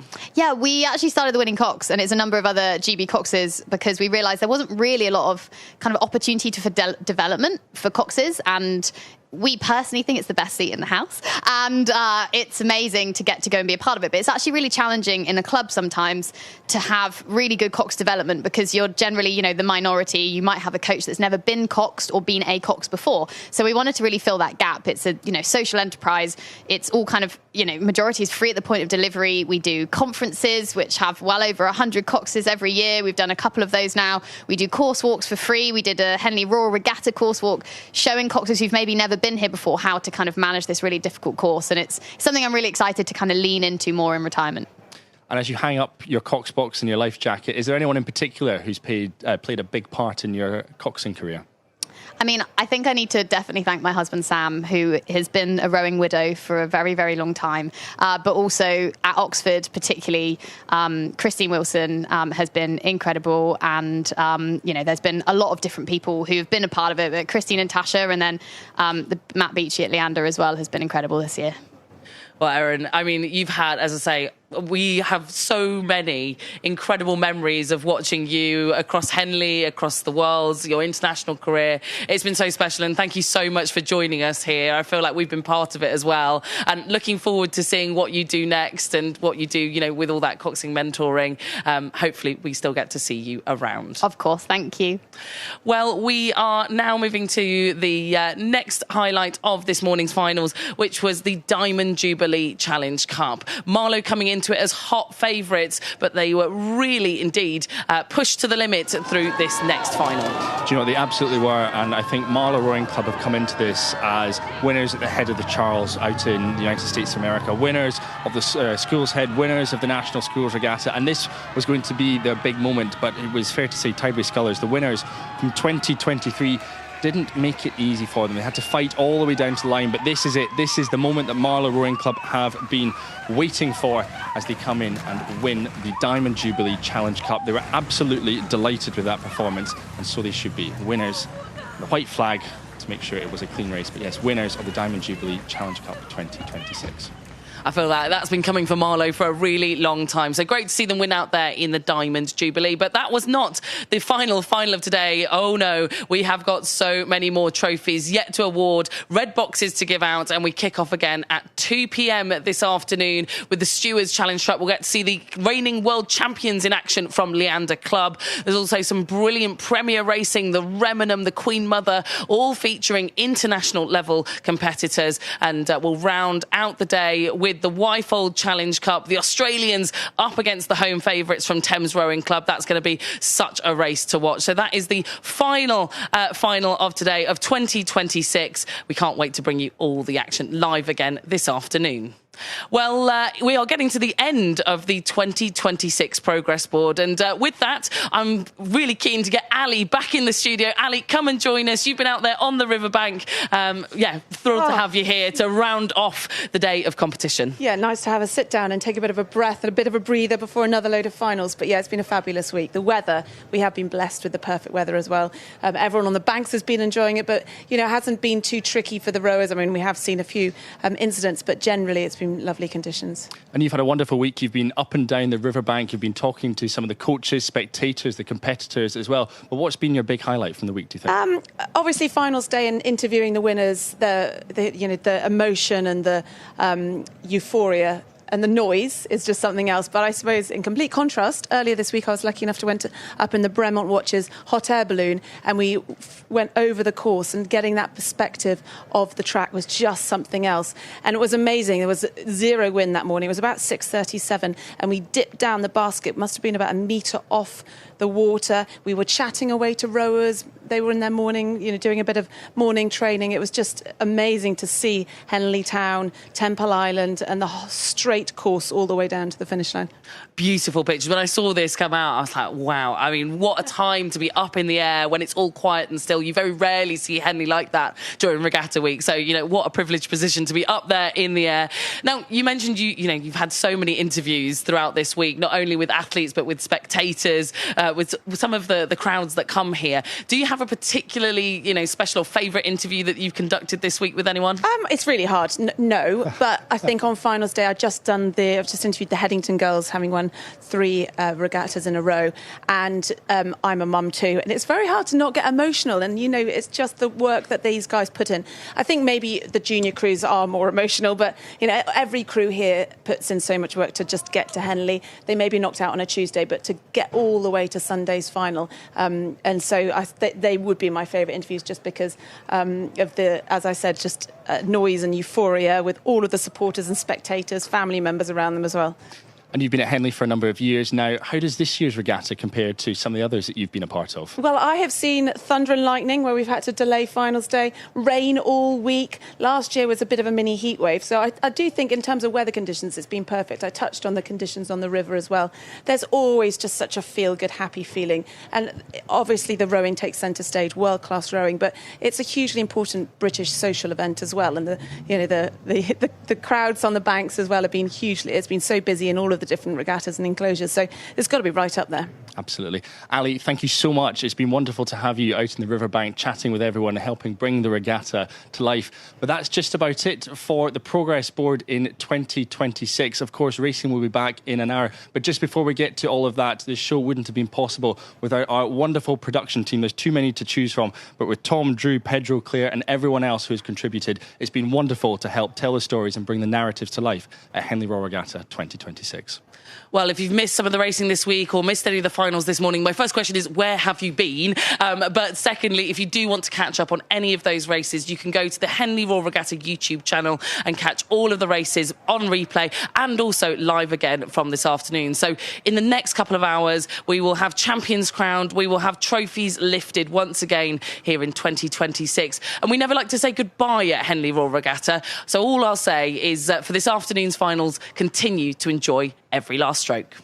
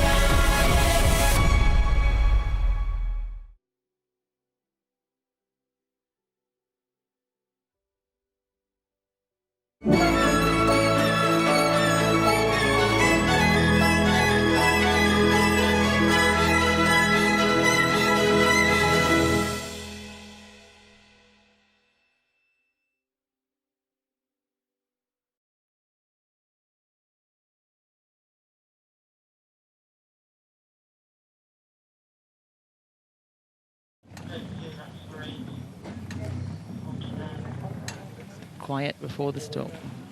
The nerves, the tension, their whole season has led them to this point, the first race of Henley Finals 2026.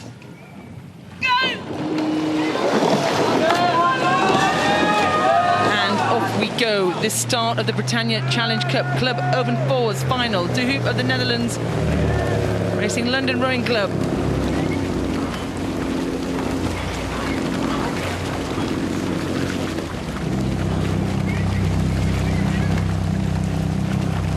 Events of the men's coxed fours, so they are a heavy boat. They have a cox up there in the bows. They have to be powerful, they have to be punchy, and right now in the opening stages it's a bow ball to De Hoop. Really nice clean start from both crews, and as you say, because these are heavy boats, you know, 4 athletes and then the cox as well, coming out of those start lines, it's really important to get that boat speed up as maximum speed as you can and then settle into that pace that's going to hold you down the river. A slight headwind on the course today. This race might be a fraction longer because of it. London have not let De Hoop go anywhere, and right now they're sitting about a canvas up on the Berkshire station.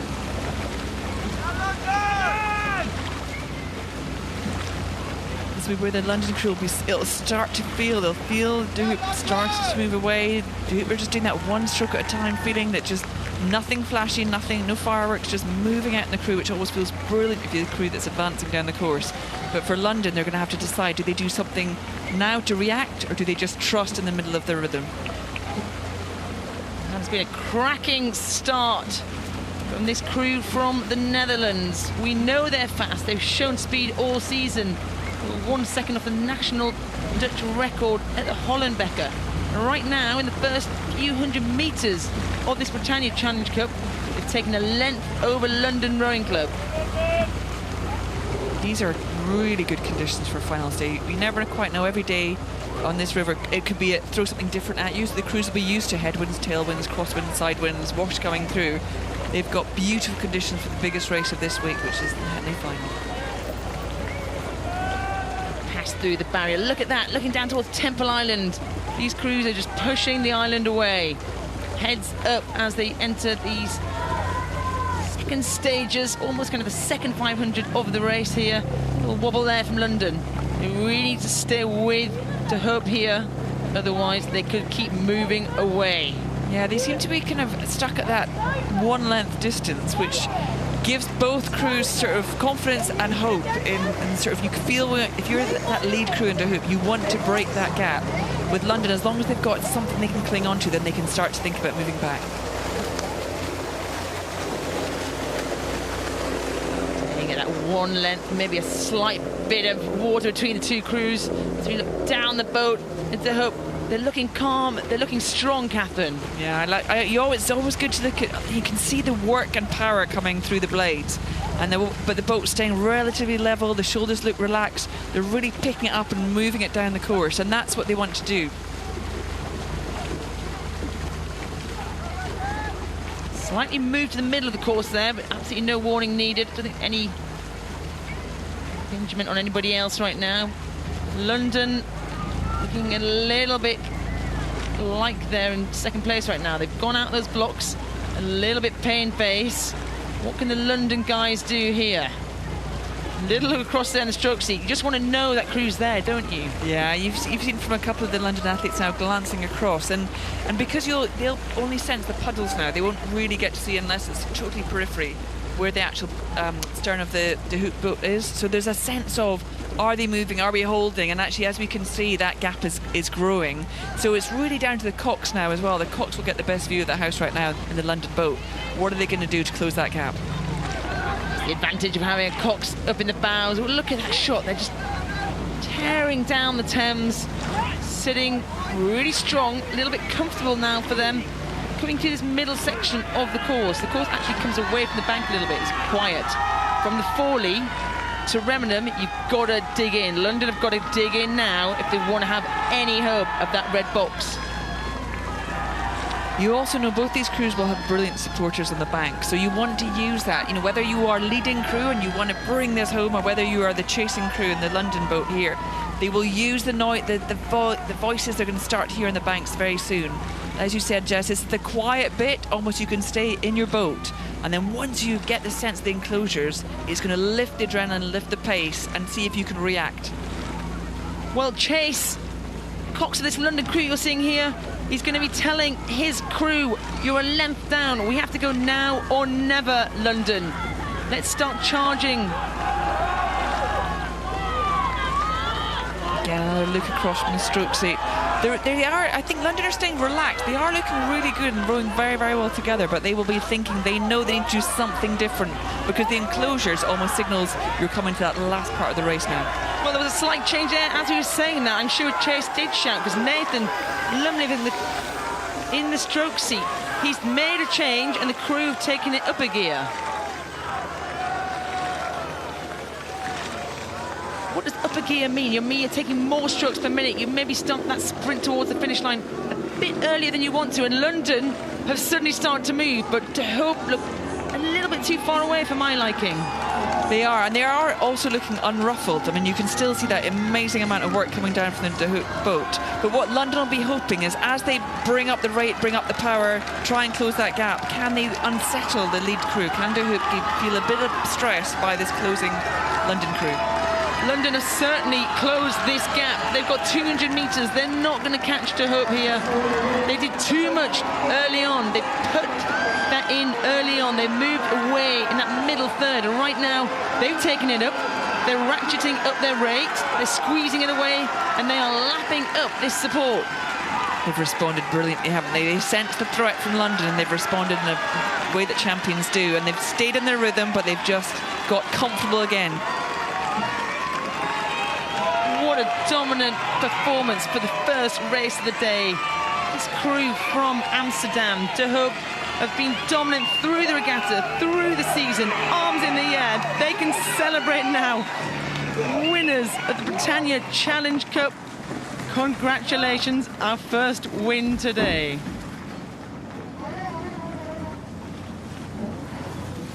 The results confirmed there, the white flag from the umpire.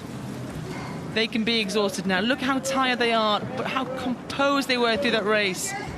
Cracking race. So this is when we see the boats back. This is the only time they really felt level. From very, very early on, the De Hoop crew, in an impressive way, moved out ahead of London. London were responding throughout the race, but De Hoop just had more in the tank. They had more rhythm, they had more length, they were putting more power down every stroke, and they got that rate. Now, nothing is ever comfortable, is it, in this sort of race? You never feel you've totally sewn that race up until you get across the line. And London kept coming. This is the last race that they probably have all season. And they kept coming, but no one could have competed with De Hoop today.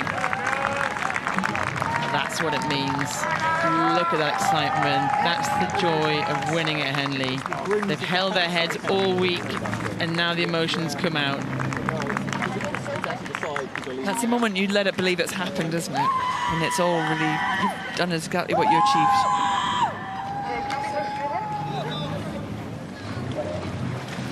Final of the Island Challenge Cup. Brown.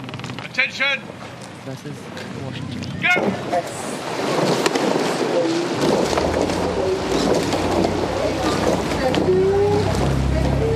The roar, the passion, the energy of those first few strokes, the eight, the big boat, the fastest boat here.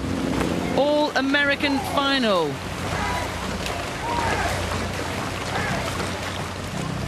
I'm sure all of them are not taking it easy after their July the 4th celebrations yesterday. They're going to make the most of it tonight when they can celebrate having made the Henley final.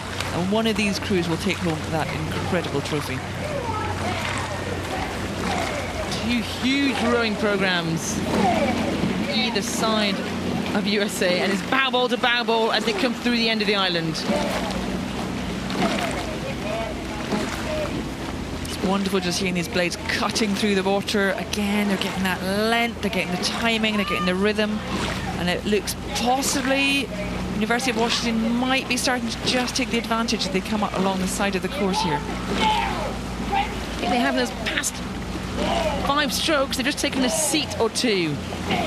And they blast it out. We're looking at University of Washington now. A huge rowing program. Multiple Olympians have come from this rowing program. Coached by A.A.S.R, 2-time Olympic cox herself. She's got an absolute dynasty here at Washington, and these rowers will certainly want to be etching their names into the history books today, but they're not thinking about that yet. They're thinking about the opening stages. They're thinking about pushing Brown away. Half length to Washington.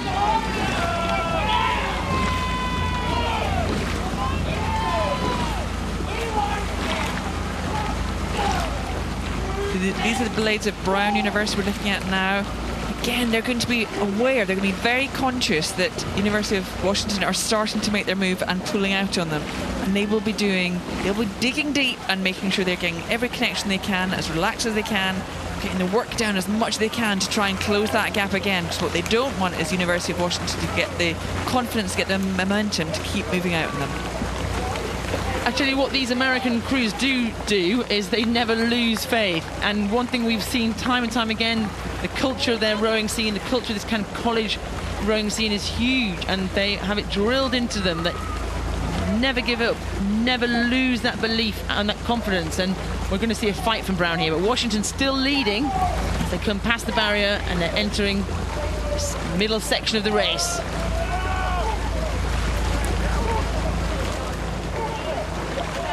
We also know for these both crews, they've obviously travelled a long way to be here. It's a huge, illustrious regatta that you want to put your name on this very special trophy. And this is the biggest race they'll do at the end of the season. And they want to be the ones to define it, to add their name to this history, to bring home the trophy and mean that the whole incredible season they both put in, that they can now finish it on a high. Well, the island got introduced in 2021. First offering to female student level rowers, and it has taken off. We have a huge entry in this category, and we are pleased to see so many from across the world. Right now, Washington on the Berkshire station, leading Brown on the Buckinghamshire station by almost 3/4 of a length, but Brown aren't going anywhere. It's exactly what you had said earlier, Jess. You know, both these crews, they will not finish. They will not stop believing until they cross the line. Whether it's you're leading or you're coming in second at this point, you both have to believe it's going to be possible to get across that line first. So then it's about what is your cox going to say to respond? How do you need to react? How, you know, constant check on your own technique, on how you're feeling. Are you relaxed enough? Are you powerful enough? Are you connecting enough? What is it that's worked in the past for them? What is it that can work for them now?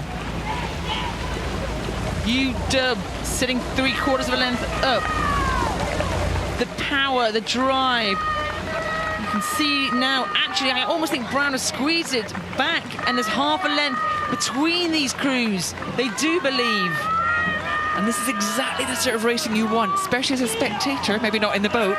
But what you get is if you've had, you know, a University of Washington crew will feel they've done the damage, they've got out the lead they wanted and they wanted to keep moving. Brown has responded brilliantly to start pulling back, and that sense, the lift that will come from the Brown crew, that what they're doing is working and they're closing a gap, means that it will put stress and pressure on that University of Washington crew, and can they now respond? Look at how tight this is. Both of these crews won their semi-finals yesterday only by 2/3 of a length, so they know what tight racing is like.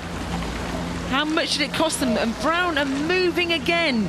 There's about 1/3 of a length between Brown and University of Washington as they enter the enclosures. They've got 600 meters to make history. Who wants it more? This is now you can see the rate coming really high up for that Brown crew. You can see why this is working for them.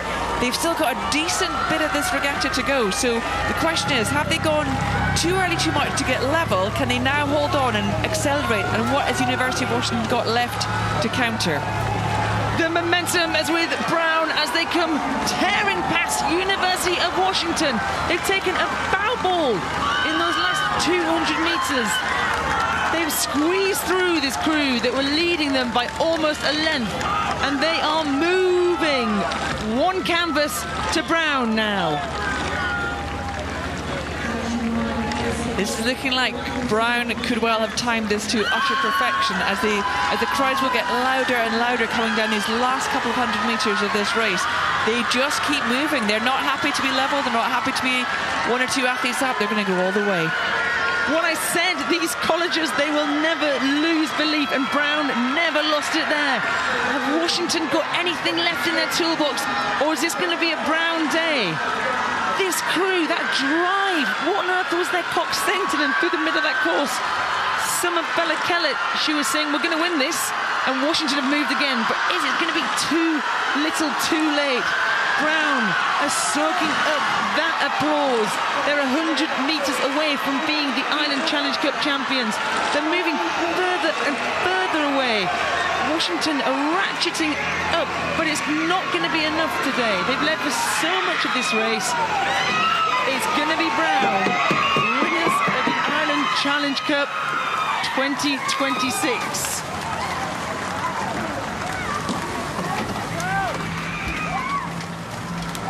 We are getting slapping of the water in both crews, some in utter joy and jubilation and some in such disappointment. And that is the excruciating pain of both win and loss.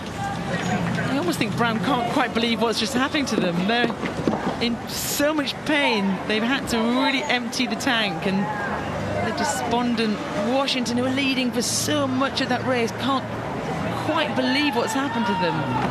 Washington would have felt they've done everything that was needed. They've got a really impressive lead at the start of this course, but it's a long course. You can actually see in front of us, there's some of the spectators who are supporting Brown who are in tears.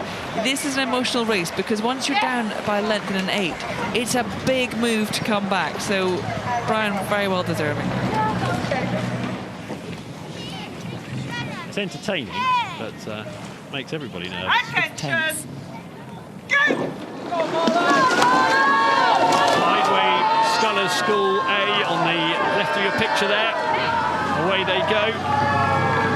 Beat Wycliffe yesterday. Wycliffe were last year's winners, so it's been painful for them. And then you can see Marlow Rowing Club shifting the boat well in the early stages. It's such an important stage of these finals, all the way through the heats from Tuesday. It's crucial they get it right up at Temple Island. what we see is in some of the earlier races, once you've got an advantage, it's just too much for the crew behind to make it back. So really going out strong in the Marlow crew. And these are two amazingly accomplished crews who are coached brilliantly by inspirational coaches and are showing really the best of schoolgirl rowing, of junior rowing. And there we can see on the near side to us, it's Marlow with so much to prove, having been in the final last year and lost that has been really urging them on all year. There are 3 from last year's losing finalists who are now getting another chance to race a final and really digging in right from the start. Yeah, this is junior quads, but just having a glance at them, you'd be mistaken for thinking they were vastly experienced. It's such a technical part of the sport, isn't it, the quads, and they just look so well drilled, well grooved here. I mean, there's so much that these young women have got to a high degree in terms of the mental ability to put these races together in a sequence, the toughness to manage all of the craziness of warming up at Henley, the technique under pressure, and the sort of connection between them all. They are coached by 2 of the best coaches, Pete Chambers and Rona McCallum, who have done so much to bring on young talents who really develop athletes that then go on to greater things. And here we see the Tideway Scullers School. They won in 2023 under Rona McCallum, so she knows what it takes to win here, and she's done such an amazing job in talent development year on year. And they're back to see if they can win a second time. I saw Jess Caribou in the stroke seat in the Tideway boat. She's in that boat with Katerina Vickers, Holly Weddell and Kate Kohler. You can just see here that the Marlow crew are every stroke. They are inching further ahead. There's a bit more power, there's a little bit more length. So at the moment, the momentum is with them, with Ione Haley, Lauren Kennedy, Alice Moss and Eve Pinsent. And it's Alice who's the new one in the crew. She was in the B quad last year, watching this crew with Aoife, who's the one who's moved on, although she was in the Danesfield event. She's coaching as well, and she's supporting them every stroke of the way today. This really accomplished crew. They've been winning almost everything all season. Eve and Ione were winning at the Junior World Championships, so unbelievably accomplished athletes already at just 17, 18 years old. Yeah, Alice Moss only 17, and there you can see her in the 3 seat. Eve Pinsent just in front, so we've got Lauren Kennedy in the seat just behind in the 2 seat. Ione Haley in the bow seat. They'll be happy at this stage, aren't they? Happy at this stage of the race. This looks great. And Pete Chambers, who's their really inspirational coach, will be watching. I mean, that Tideway Scullers crew are very much still in contact, and we know the strength of that programme, the strength of Rona's coaching and the belief that they have. And whilst you're talking, I think there's a move on here, isn't there, from Tideway Scullers? They've at least got back to overlap, possibly back level now.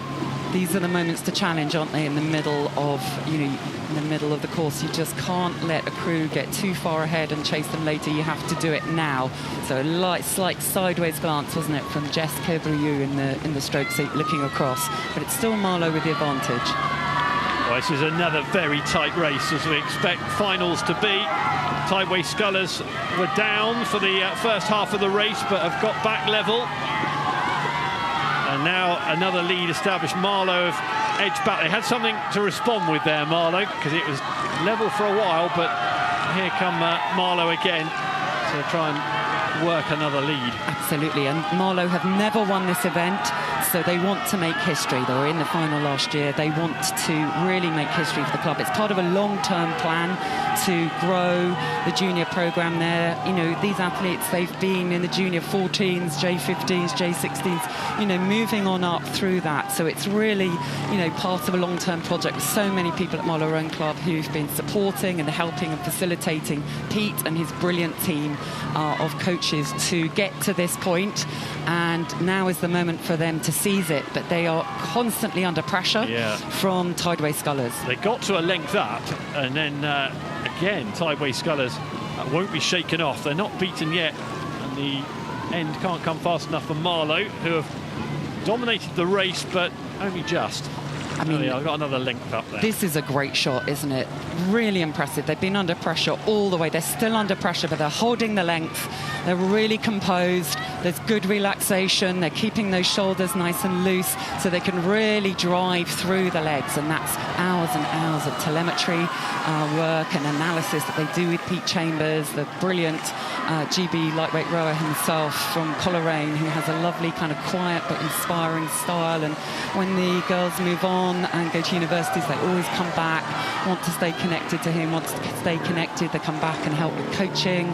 You know, we train them to be launch drivers. So it's a really lovely kind of family program, if you like. And some of these Marlow girls, they've got brothers and sisters and fathers and mothers rowing. And, you know, that is, all of that support is behind them as they now move out to a length at a really critical point. And the pressure now, because Scullers have done a lot of pushes to hang on, but they're about to lose contact with them. Henley Town Centre drawing that bit closer. The Marlow boat not too far from the finish now. They've had that lead of a length and they want to stay there for these last few strokes. They've got the assistance from the bank now, the Berkshire Bank really full of supporters for both boats. Tideway giving it a fight right to the bitter end here. Marlow have led pretty much from Temple Island and pretty much by a length the whole way down the track. Last few strokes for them in front of Stewards, and they will be celebrating if they can just keep these last couple of strokes together. Tideway still coming at them, and it is a tight finish, but the losing finalists last year, winning finalists this year, it's Marlow Rowing Club who win the Diamond Jubilee Challenge Cup. They are delighted by that. A first victory for them in this event. And they look pretty overwhelmed. There's the white flag to confirm. Congratulations, Marlow Rowing Club, the winners of the Diamond Jubilee Challenge Cup.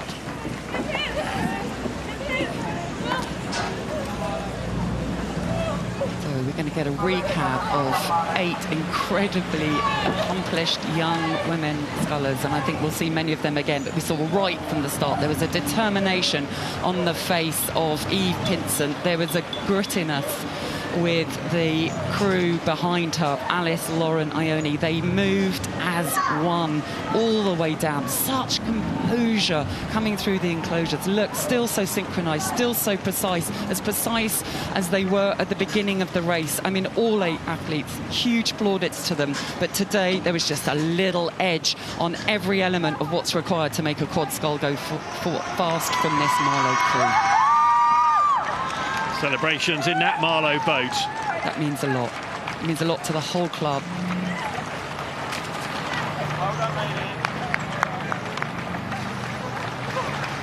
Beaming smiles. Beautiful shots. Enjoy their afternoon.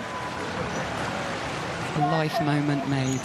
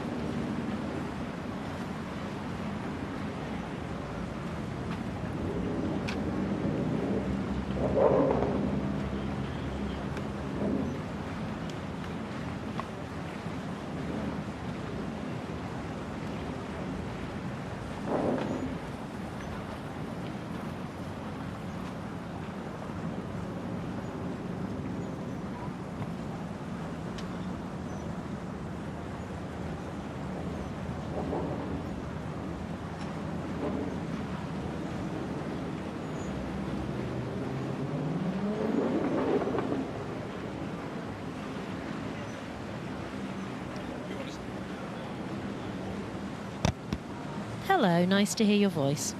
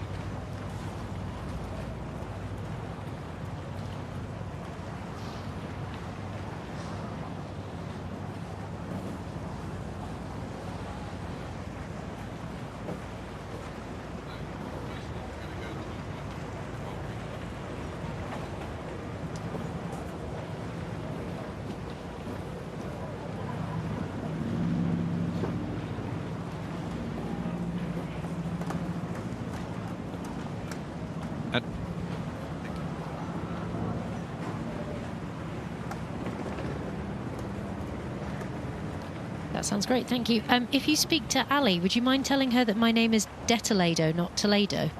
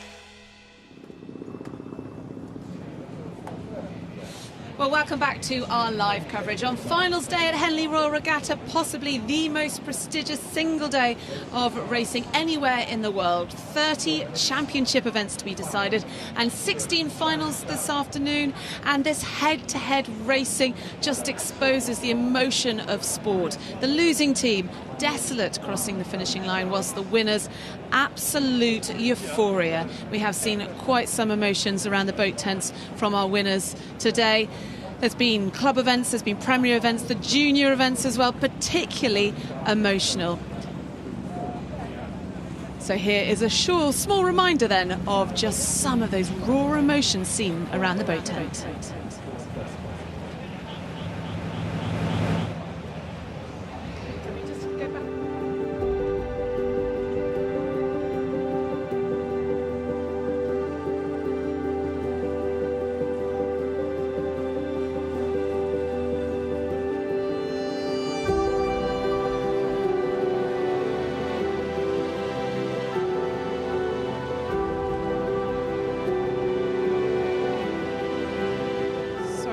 My talkback was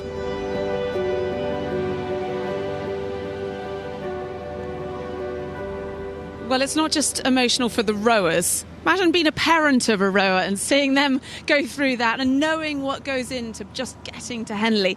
Well, Steve joins me. Steve, your son, Dan Graham, this is his 8th Henley. So you've seen pretty much every side of it. Yes, we've been through all the gamut of emotions, from victory in 2022 to some excruciating losses in 2021 and 2023. And so, we've been there, and I've got the scars.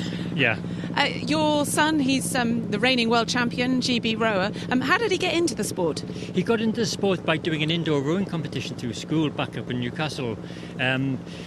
He finished quite high up. He was invited down to the local rowing club, Tyne United Rowing Club. I'll give them a plug there. And he just took to it like a proverbial duck to water and loved it and got into it from that moment on. Went to Newcastle University, moved from Newcastle University to Leander, and then obviously has graduated over to Caversham. And for him, why Henley? Why it's so important that these GB guys come back and race here? It's right in the middle of a busy season. Well, apart from the joys of Henley, the proximity of the crowd and everything like that, I think everybody thinks it's very important that GB are seen to be showing the stars and the rowers at the local big regatta. Thank you very much, Steve. I hope the nerves are okay, because Dan is in action in our very first final this afternoon, the Stewards Challenge Cup. Good luck to the GB team. It is time, though, to hand over to our commentary team. We've got 16 finals taking us right through to tea time, and guiding us through it, Matt Britton alongside Zoe de Toledo. Thanks, Ali, and thanks, everybody, and welcome to Henley, to our commentary box here. We're so excited to bring you the next 16 finals of these 30 this year at Henley Royal Regatta. And so out on the course, we've had a little bit of wind, a bit overcast this morning, but it's peak time now, isn't it? It's gorgeous. The sun is burning down, and the spectators thronging the banks. It's a riot of colour here, isn't it, Chloe? And as we look forward, here's the schedule for this afternoon. I mean, look at some of these names this afternoon. It's just going to be a great day of racing, isn't it? Yeah, kicking off, as we said, with Daniel Graham in the bow seat of that world champion Leander Club crew. And we've got world champions, Olympians, and we've got rising talent. Every event here, from Premier, International, Club, Student and Junior events. So a packed programme, and still the majority of finals to come. We've had 14 crews put their names on plates, and here we are for the Stewards.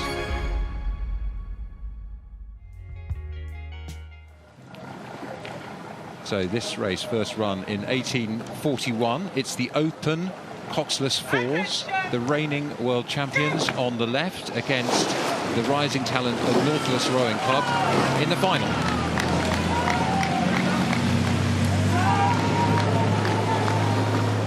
Yeah, strong starts there from both crews, as befits this level of competition. What is a little bit worrying is the steering here. It looks like that crew from Nautilus has come right across into the water from Leander, and they are being warned now back to their station. Nautilus, the younger crew, the less experienced crew, though still plenty of experience in that boat, it's right? It's almost like a rerun, Zoe, of what we saw earlier. If you were with us earlier, we saw this in the town where exactly the same thing happened, and the left-hand crew actually went out of the buoys, and there was disqualification, which is incredibly rare in the finals day. These crews, though, have recovered rather better. The left-hand crew, the World Championship, World Champions, have been undefeated. They are an absolutely class crew. So, closest to the camera, these guys will be happy with their start. Yeah, and I think that was what led them astray with the steering. You know, they are plenty experienced. We've got multiple Henley winners, multiple world champions in that boat, but they're all sort of age group level, whereas they know that that crew that they are racing on the other side are undefeated world champions. So they're going to be throwing everything at it now to get ahead, and that might have been the cause of that little steering wobble there at the start. Yeah, I mean, you've got no alternative, have you? They were looking at the world champions there. They've been a class apart. 3 of them from the Cambridge system. George Bourne in the stroke seat, Douwe de Graaf at 3, behind him James Robson at 2 with a beard, looking over his shoulder in the bow seat at Daniel Graham. We just heard from his father about what it means to race at Henley. He's having a look because the Nautilus crew are staying with them. They're staying with them, but I think if you look, so at the top of the screen there, we're seeing the world champions. This is the young guns, the Nautilus crew, the up-and-comers here, who really put everything on the line to get out there. But when you see, for me, looking at both crews, they're both rowing really well. And yes, that Nautilus crew are leading, but for me, that Leander crew, which is the crew on the right, the world champions, they just look a little bit more relaxed and a little bit more in their comfort zone, don't they? I mean, they are an absolutely class crew, and they make other national crews look like amateurs the way they row. I think it's blissful. If you enjoy rowing, for me, Coxless 4s, and I'm sorry because Zoe is a fantastic international in Oxford Cox, a Coxless 4 is the sweetest boat to row because of the ratio of sort of power and run. You just get so much efficiency out of these boats. Let's watch them come past our camera, and you get that flow. Yeah, I think that's exactly it. And when we go in and we see a class boat like this as well, like this world champion crew, they move so smoothly, you know, they pick up the boat, they're really sensitive to actually look after the speed of the boat, but then they are hammering those legs down through the water. So they're really able to combine the grace of staying on top of the boat and keeping it moving nicely with power, power, power. And look, that has now taken them through the young guys from Nautilus.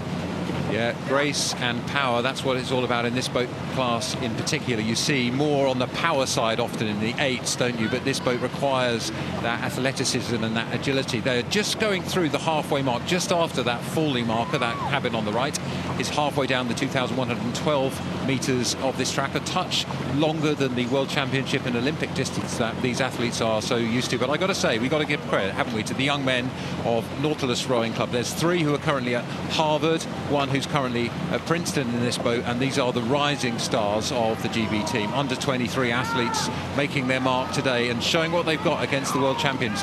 I think they would be pretty happy to be here at this point. Yeah, I was going to say, I mean, these guys, you know, Joshua Brangan, Thomas O'Sullivan, Cameron Becky, Theodore Bell, they're Brits. They've all gone to race at US universities. And would we say that they're giving these world champion guys a closer run than some internationals did, you know, at Lucerne and at the Seville World Cup a couple of weeks ago? They'd look good in the A final of a World Cup, these guys. Yeah, doesn't it show the class and the depth of the British system at the moment? And the Nautilus crew still with a bit of overlap on the World Championships. The World Champions from Leander Club, closest to the camera here, just enjoying that push and flow from this crew. And I don't think they've got another race ahead of the World Championships this year in Amsterdam, so I'm a little bit surprised not to see them push the gears up a little bit. Maybe we'll see in the second half of the race these guys just trying to put a push in and break clear, because you'd expect them to want a bit more practice at this point. Are they racing at the Europeans? Is that coming up? I'm not sure where they are, so I'm not entirely certain, but I'd like to see, I think the crowd would like to see a little bit more of a racing push here. Let's see whether that happens. I think the umpire with a little bit of a warning there probably on the steering. Nautilus, well, they're in the distant middle third of this race. This is where the tunnel starts to close in when you're behind, doesn't it? And you've got to really think and keep loose. I think these guys have done a great job. I mean, their pressure that they've put on here has been absolutely relentless, but equally the response from the world champions, these guys who have been unbeaten for well over a year, has been extremely impressive. They're very disciplined, they're very composed, poised, you know, they just look like they can handle anything that's thrown at them. Discipline, composure, poise, exactly the words in the heads of those young men on the left of your picture. I'm impressed also by the poise in the Nautilus crew. To attack like this, but also with fluidity, is really impressive. And I think interesting to me to see how those guys coached by so well by Rob Baker at Cambridge have kept that fluidity from the Cambridge style, even with the Caversham system, which tends to row a bit more upright, a little bit more power-oriented. But they managed to hang on to that under coach Christian Falcon, incredibly successful, coach of the previous World Championship 4 as well. So here comes the finish.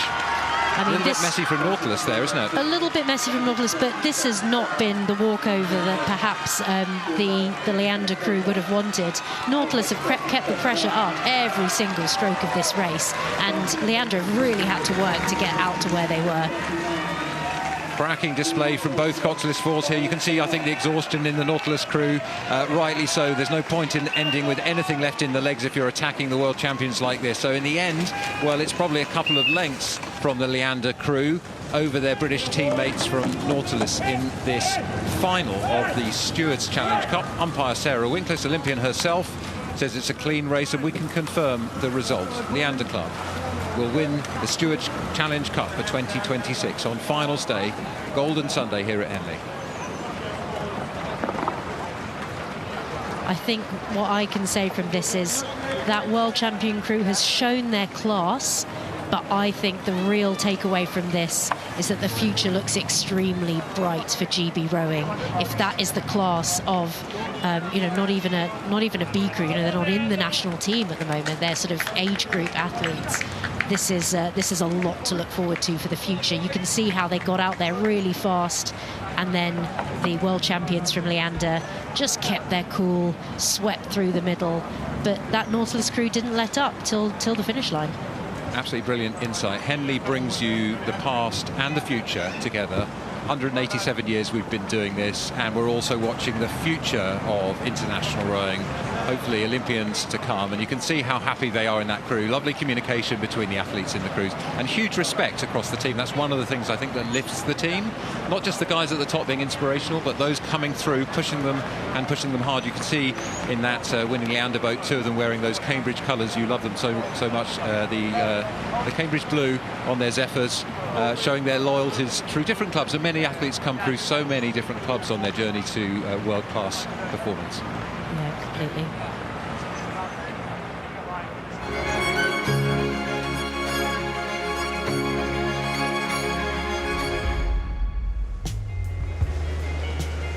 So the Wargrave Challenge Cup, and this is the women's 8s event for clubs. This is the route to the final, and what do you notice? Well, Thames A and Thames B. This is quite unusual at Henley. I think we've had 5 or 6 times in the 187-year history of this event the one club final, and I saw Thames versus Thames in the Thames Cup in 2017. That was raced here, and Thames A won on that occasion. We've now got Thames A and Thames B on the female side of Henley Royal Regatta. This is going to be quite a race for the B crew. Can they? And I've heard from athletes in the A crew that they're actually quite worried about this because they've got a really strong squad.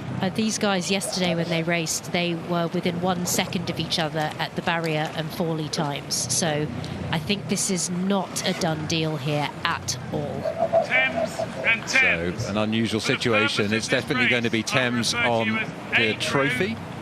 Is it going to be the A's? You'd expect that, or can the B's upset them? I was super impressed, as you said. The B crew went through Molesey, incredible style earlier in this draw. Here's Olympic champion K.A.R.Z.V in Boadicea, appropriately, the Warrior. Get ready, please.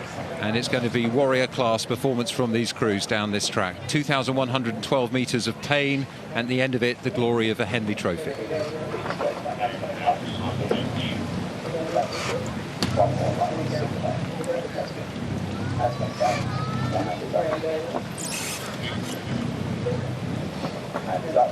Both crews, please relax.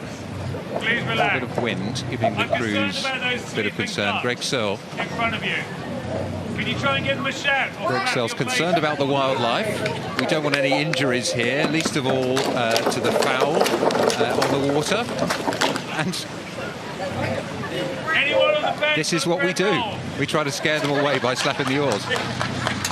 Greg's now asking for the Henley Stewart's bread roll, which is used to lure the wildlife away. And he's really, I think, attention to detail here is one of the things we pride ourselves in. This is very impressive. I'm not sure if I was umpiring I'd even see them. I'm so focused on the crews in front of me. We'll have to see if we can come back for a replay, because that was an excellent throw of that bread roll there, but no time for that, because now it is time for the final of the Wargrave Challenge Cup. We've been running this since 2021. It's the Club Women's 8s event. It's always exciting, and the hearts will be beating in the chests of these athletes, club athletes, working and rowing. It's incredibly intense for them.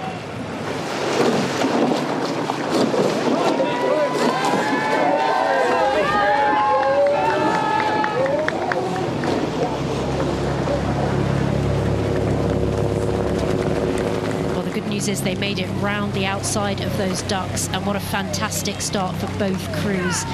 To me, it looks like the A crew might have just been a little bit tidier. B crew still looking strong and punchy, but I think the A crew might have stolen a bit of a march there. I mean, it's almost as if they jumped forward, that A crew on the left-hand side, stroked by a young 24-year-old Rosa Miller, a pocket rocket herself. She stroked the women's lightweights and then the women's open weight crew at Cambridge, and she's been stroking crews at Thames, and they've got an absolute flyer on the B crew. To me, this actually shows the level of respect between these two crews, because it could be very easy for an A crew to say, you know, we've got this, we're going to win this, don't panic. But actually, these guys have clearly gone out hell for leather, because they know they cannot take a single stroke for granted with this incredibly impressive B crew. Yeah, the B crew super strong to cut your way through the draw as a B crew all the way to the finals. Huge credit to them. You can see those powerful long strokes. These young women training as a squad all the way through the year, and then sort of separating out through the process of selection. One of the things that's most challenging but also most brilliant about our sport is, I think, you compete like crazy against your colleagues to get in a crew, and then you combine with them the next moment. Yeah, and you have to have that flexibility, don't you, between competition but respect, and remembering that you want, I mean, really, you want to be the worst person in the crew. You want to be the last one in there, so that crew is going to be as fast as possible. I made it my point and purpose in life to try to be the worst person in each of the crews I was in. I hope I achieved that. So here we go. We're now riding with the Thames B crew. The Thames A crew are looking to try to slip out to a length lead before the barrier. On the left, you can see the little cabin marking 637 metres. The flag goes down. The nose of the A crew has gone past, and we'll see in a moment the gap between the two. We saw in the previous marker the quarter mile behind, in front of beautiful Temple Island, that there was overlap. We'll see if the overlap has broken in the last 200 metres. I mean, I think it's just worth pointing here. It says a length now that this A crew has got. They haven't gone off into the distance. This is a really good race here with this B crew. But I really want to hammer home how impressive it is that there are two 8s here in this final. I'm a little bit biased, because the first time I ever raced between the booms was in a Thames crew, sorry. But Thames won the men's equivalent of this race earlier today, so they're whatever happens, they're going to win both of the Club 8s. The Thames women were semi-finalists last year. They won in 24, they won in 23, they won in 22, they were finalists in 21. This programme at Thames is insanely competitive. Absolutely right. One of the things that's fascinating about rowing, I think, is just like crews combine and come together, you also get clubs and systems doing the same. And you see that, you know, we have periods where one club seems to dominate. And right now, Thames looking that way, 5 finals today, or 5 finalist crews today, which is super impressive. 1 win already, a second one guaranteed in this race. Sometimes it's Leander, always really dominant, but sometimes other clubs are coming through. And building that system is something that takes real sort of art and science. It is, and I think that's when it's really interesting to see what the other clubs do, because you have to do something different to break the cycle of a club. But you see it, Molesey, London, you know, they're all coming in. But I think the thing that's really impressive is that, again, these Thames women, you know, they've got a very clear style of rowing, and both crews look like they're rowing in that same style. It looks like it's cohesive across the club. Yep, looking at Laura Ellington at bow, Izzy Lack at 2, Grace Newport-Tucker, Millie Hopkins, Maren Burgess, Tara Grimsley-Moore, April Draney, Celine Vine and Orin Chapman in a Cox's Street on the B crew, we're just talking through them as we look at the A's pulling away a bit further. I think the B's have given it everything they've got, and the A's are now enjoying that clear water advantage. Here's the B's as we look again at the face of Celine Vine, 28 years old, a content producer and editor. Well, I hope she's happy with our production and editing here. Our team's proud of these shots, and she will be pushing as hard as she can. Talk about the communication, Zoe, between the cocks and the stroke and how that works, because that's what you know. Yeah, that was interesting, because what I was going to say was this shot here, we saw actually Hannah Murphy, who's coxing the A crew, just glance behind her to obviously keep an eye on what was going on with her opposition. And that's one of the most important things, is developing a relationship with your stroke seat, the person who sat right in front of you, because you can't see behind you as a cox, and you don't want to be turning around too much because it can really unsettle the boat. So having a good communication with them, so you only need a little glance over your shoulder, and that's enough. And you can see that they're doing that really well here in the Thames A crew. Connection between stroke and cox, connection between the crewmates, and connection between the athletes and the water. That's what it's all about. Beautiful blade work from this Thames crew as we fly over cox Hannah Murphy, Rosa Millard in the stroke seat, Abigail Adiberi in 7, Selena Jones 6, Nikki Martintic at 5, Imogen Wilson-Croft at 4, Clara O'Doherty at 3, Frances Curtis at 2, and Rachel Bradley in the bow seat there. It's really exciting to be in the bow seat in a race like this, because you can see every other athlete in front of you, majestic, and there's nowhere else quite like the Henley track to win. Look at that. You've got the umpires launch behind you. You've got 2,112 metres, a 24-metre wide track, and boats all around. People enjoying this regatta throughout the day, mooring up alongside, bottle of something chilling in the water next to them. I think no one's going to be enjoying it more right now than that Thames A crew, though. As you say, they can see this race playing out. They've given themselves plenty of distance to respond if something does happen, and weird things do happen at Henley, we know that, so they need to just really keep their noses clean now, keep it simple, not try to do anything fancy, get down to the finish line in one piece. So, Thames A at the top of your picture, ahead of Thames B, guaranteed a Thames victory to match the Thames Cup victory they had this morning. Here are the women of the Thames A crew. They're starting to feel the line is in sight. Sometimes, even when you're winning like this, a little glance over the shoulder just to check the finish line actually is going to arrive, because they'll have put everything they can down to this. There's no point in holding back on a finals day. You want to write your name in the history books, build the bonds with your crew, and it's Thames. A glorious afternoon. Henley Finals 2026, the Wargrave Challenge Cup, and once again, Thames take the trophy.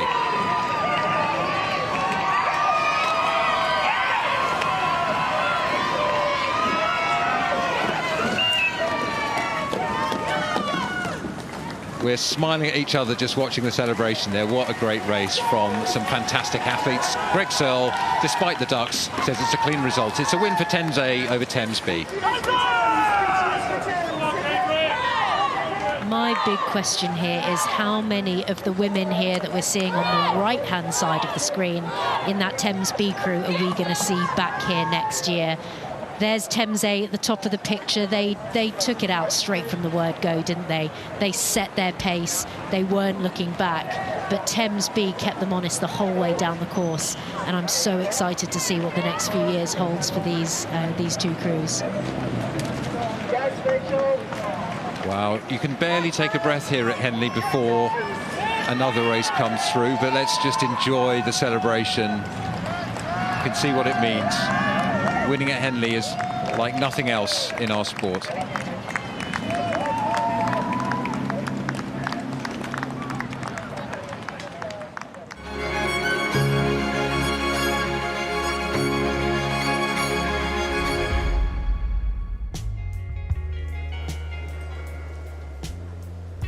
The next race is the Silver Goblets and Nichols Challenge Cup. It's the open coxless pairs historic event from 1845, and we've got a cracker ahead of us, I think, here. Ford and Grundy against Winkham and Digby. These are two British pairs coached by the same coach. So Ford and Grundy on the left and Winkham and Digby on the right. This is a matched up race. Same coach, Kieran Clark. I wonder what he said to these two crews about their tactics. It's a difficult one, isn't it? You know, how do you start when you've got two crews? And I'm just getting nervous again because a little bit of steering here. I think it's really important to mention how difficult it is to go hell for leather off the start, full out. You're putting everything in, and you're also having to steer the boat. And not something I had to worry about. I just had to sit there and steer the boat. Didn't even do that very well a lot of the time. So it's a really tricky thing to do, and it shouldn't be underestimated how hard that is. What we can see here, that it is the crew of Winkham and Digby who've started to build a little bit of a lead here, but I really don't know how this race is going to play out. Yeah, the pair is really the most technical of sweep-oared boats. One oar each means that balance is needed, plus you've got to kind of steer with a foot while you're putting maximum wattage down through those legs. And I must say, the Olympic champion Tom Digby sitting there in the stroke seat of that pair to the right of your picture, one big powerful athlete driving it along, and behind him Jake Winkham, well, he's got something to aspire to here because he's won multiple times at Henley. We'll talk about what he's up to later in the race. And on the far side of the course, we've got Grundy and Ford. They are wanting to stay in contention. They won't be able to see where the other pair is now. Just judge the distance by the huge puddles being sent down, those swirls of water, the eddies next to them. So these crews are sort of both essentially development athletes for the national team. So neither of them have been racing this season in our full senior national team, but they're both, you know, aspiring to get into it or back into it in some of their cases. You know, worth pointing out obviously that Tom Digby is a current Olympic champion, world champion, and this is his first race back since the Paris Olympics. So he has had a little bit of time out, is now back, and he is obviously going to want to lay a marker down, probably show the British team, you know, show the selectors that he's back on the scene, essentially. Just watching here some steering again, and the umpires warning warning Winkham and Digby just to stay away out of that centre line. The rule here at Henley is there's a centre line and you shouldn't encroach on it, and definitely there's a risk that you foul your opponent if you're too close. But we can see that they've got about a quarter of a length of clear water between these two pairs, and that's challenging. If you can watch carefully, you can see the wash, the wake that comes off the leading boat will just start to kind of disrupt the water of the following boat, and that can make it a little bit tricky, a little bit bouncy. So it's a danger point now for the attacking pair of Ford and Grundy. And I think it's also kind of worth pointing out that in a slower boat class, so something like a pair, it's much easier to turn over a distance of, you know, a length or two than it is in, say, an 8, which kind of always stays closer to its top speed. So I think we look at this, and this isn't a comfortable lead. This is something that is going to need to be maintained the whole way down the track. Yeah, we often say in racing, you know, you really want to shut the door. If you get ahead, you want to get such a definite distance that you can ease back a little bit, such if somebody attacks, you've got something in hand. You can react. They're not quite in that position yet. Certainly if I was in that pair, I would not be kind of easing off. And the umpire again warning on steering. You mentioned how challenging it is. There is a bit of swirly wind out there. It's dropped a bit since yesterday. We were having quite a few challenges in the central part of the course where the river is wider, but I think umpire's flag still remains up. Not happy until we see Winkham and Ford move away a bit. I think the other thing that's worth pointing out, if you're not very familiar with the Henley course, is that the course itself is straight, but the riverbank isn't. So the course actually goes away from the riverbank, comes back into the riverbank, which can be very, very distracting when you steer, because you're kind of in the corners of your eyes looking at the trees, looking at the buildings, looking at the bank, and you forget that actually the course isn't running parallel down the whole way down from A to B. So here we're picking up, that is Jake Winkham's back, just having a glance at where those dangerous booms are, as he, and in front of him, Tom Digby, the 6th seat from the Olympic champion men's British 8 in Paris, where they pole down the course. That power and that pace, but first year back and a pretty fast time through Fawley. These are real quality crews, both here. I think this crew that's leading out, Thomas Digby, Jake Winkham, I mean, I think this is something that's got to get the selectors to sit up and look at it, right? Surely, you know, we've got, I think, Europeans coming up, World Championships coming up in, what, 2 months? This has got to be something to have a look at for that, isn't it? They are writing an enormous message to the selectors. With every stroke of this race, they're writing their names in the, look at us, we've got pace, you should be thinking about us for the team. Digby will be very determined to do this. And Winkham, let's just spare a thought for him for a moment. He's won at Henley multiple times. The Temple, the Ladies, He's also won the Stewards in the Grand in 2024, and if he wins this, he'll win the Goblets and become one of a tiny handful of Olympians, decorated Olympians, who've won the Open Premier events here at the regatta. We could only come up with 3 or 4 names, couldn't we? I mean, this is an incredible statistic. Not just that, though, but actually the scope of events he's won. So he's won Student 8s, he's won Intermediate 8s, he's won Premier 4s, Premier 8s, and now, by the looks of things, Premier Pairs. So having that ability to move across those boat classes is extremely impressive, and I can't think of many people who can say they've won that many different events. I mean, maybe Pinsent, Redgrave, Cracknell, not many, but here we're looking at Alex Grundy, 23 years old, sitting in the stroke seat of this pair. Behind him, Sam Ford, 24 years old. All of these 2 athletes, you say, under 23s. These 2 from Washington and from Harvard, coming back to the UK to try and compete for a place in that under-23 squad, which will be selected just in the next few days before the championships this year. So, well, it's too much for them to do now, I think. That pair in the front with Tom Digby and Jake Winkham have been classy all the way down the course. They have troubled the umpire a number of times. You mentioned how hard it is to steer in this race, and you see even at the top class athletes are struggling a little. Yeah, definitely, and because usually when you race in an international race, you've got buoyed lanes the whole way down. It's very, very clear where you need to be. You don't have that at Henley. It's a little bit more confusing. I mean, my feeling is that they've kept enough out the way that this shouldn't be something that causes an issue at the finish line, but you never know. Yeah, I'd be surprised to be a protest, but I think sometimes people do have a bit of gamesmanship here, but I think the result hasn't really been in doubt since the sort of 300 or 400 metres into this race, when we started to see that big lead. They went out to a length before a quarter of a mile. A little glance over Jake Winkham's shoulder. Even though he knows where it is, he wants to see that finish line. So does Tom Digby, 27 years old, in the stroke seat, and that's a win for them and a big sign up to the selectors in the British team. From London Rowing Club, umpire Ben Helm declares a clean race, and that's a victory for these 2 young men. I mean, Jake Winkham doesn't even look that bothered there. He's like, yeah, just another Henley win, done it before, we'll do it again. But I think Tom Digby, that's him saying, I'm back. You know, we go off the start, really, really sharp from both crews. A little bit of trouble in the steering, but straight off the bat, Digby and Winkham, they are out there, they're in the lead. They look quite relaxed and untroubled. And yes, you know, Ford and Grundy, both Henley winners previously themselves, they pushed them the whole way and in their own rights looked incredibly impressive. But you've got to think Jake Winkham and Thomas Digby sending a message to the selectors: take me to the World Championships this year. Sunday celebrations. What a great race. Real power battle and a very, very powerful pair there. And even though they're looking nonchalant, you can see that Jake Winkham can't suppress a smile as he adds another Henley trophy, a lovely medal in a red box. We have them as in red boxes, is what people want here. And away they go back to their home club, Leander, and they'll be looking, well, let's see what happens to them through the rest of the season.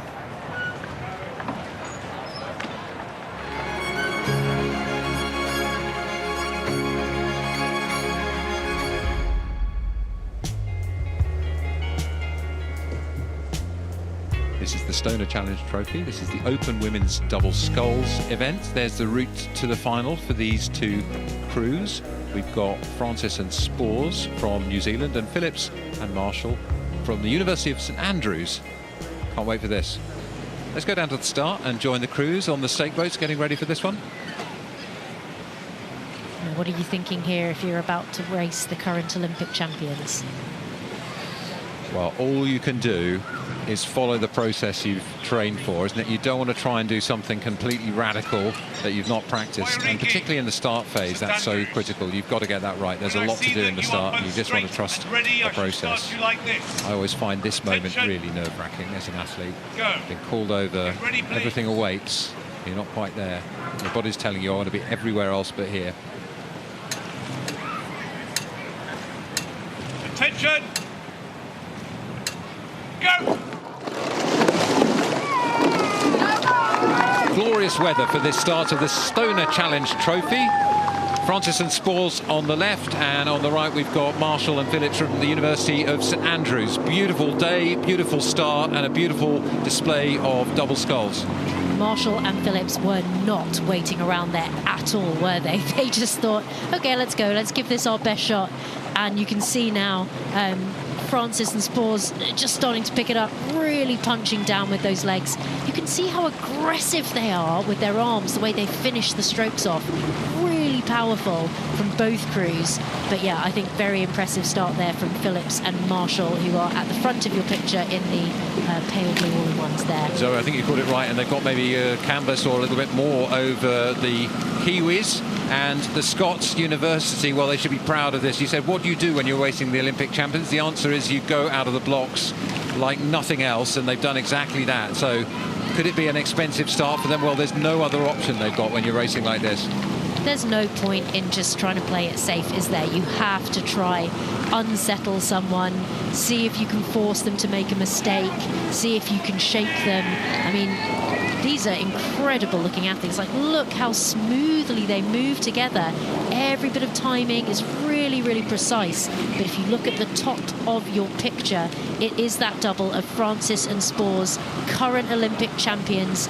They are so strong, and the way they are moving the boat now, they're going to start moving through. Yeah, looking there at the faces of Brooke Francis in the bow seat and Lucy Spores in the stroke seat. These two women, impressive as it is to win Olympic gold medal, they were the first pair of mothers to win in a crew boat, and they struck a blow for mothers everywhere, showing just what's possible after that pretty amazing event. But I got to say, in front of the picture here from St Andrews, a place of performance and beach sprints. We're seeing a real beach sprint here. Got beach weather, and they have absolutely sprinted off.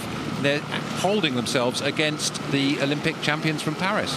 Not going to lie to you, Matt, I am surprised to see them still in this race at this point. I thought they'd do a big start. I thought they'd have a big first 30, 40 seconds.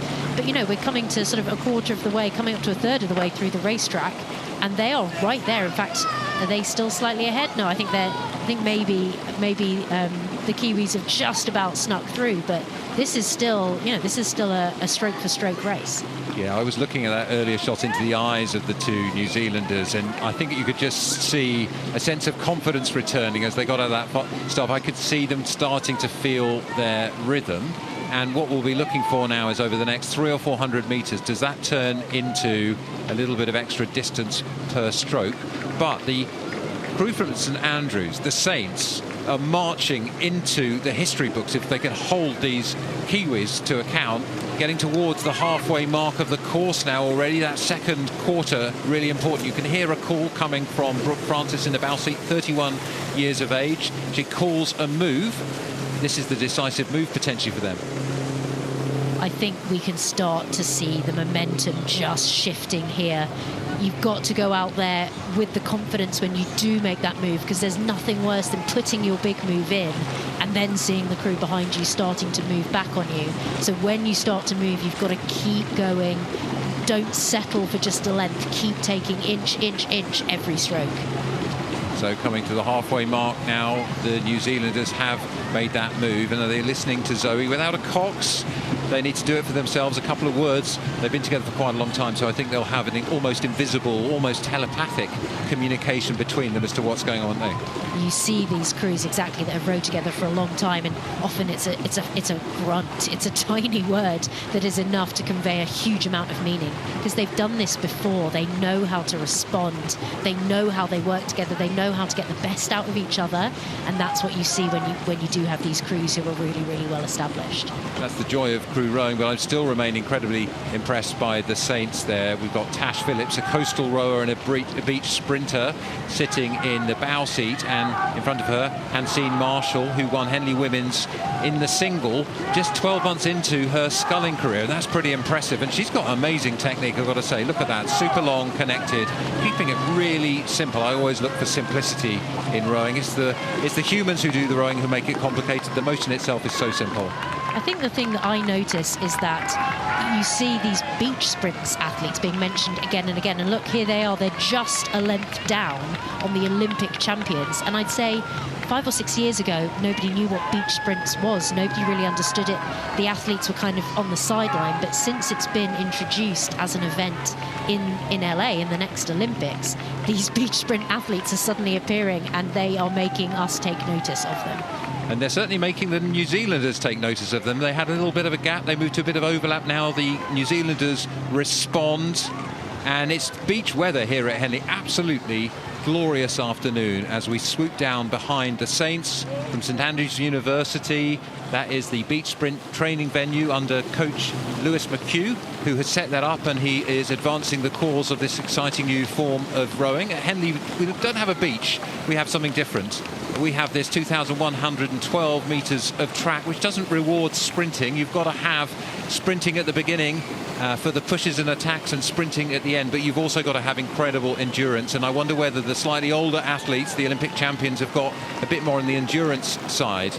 This has turned into a really attritional race, hasn't it? I think, I'm guessing that perhaps the Olympic champions thought they might have a little bit of an easier time of this, but Natasha Phillips and Hansine Marshall in the crew that's trailing, but they have put in a huge performance here to keep these guys on their toes. Absolutely, and I think it's public knowledge now, but Lucy Spores in the stroke seat here raced in 2022 in the Princess Royal, the singles event, and losing to Imogen Grant, the Olympic champion. Turns out she was pregnant when she was racing with her now son Rupert.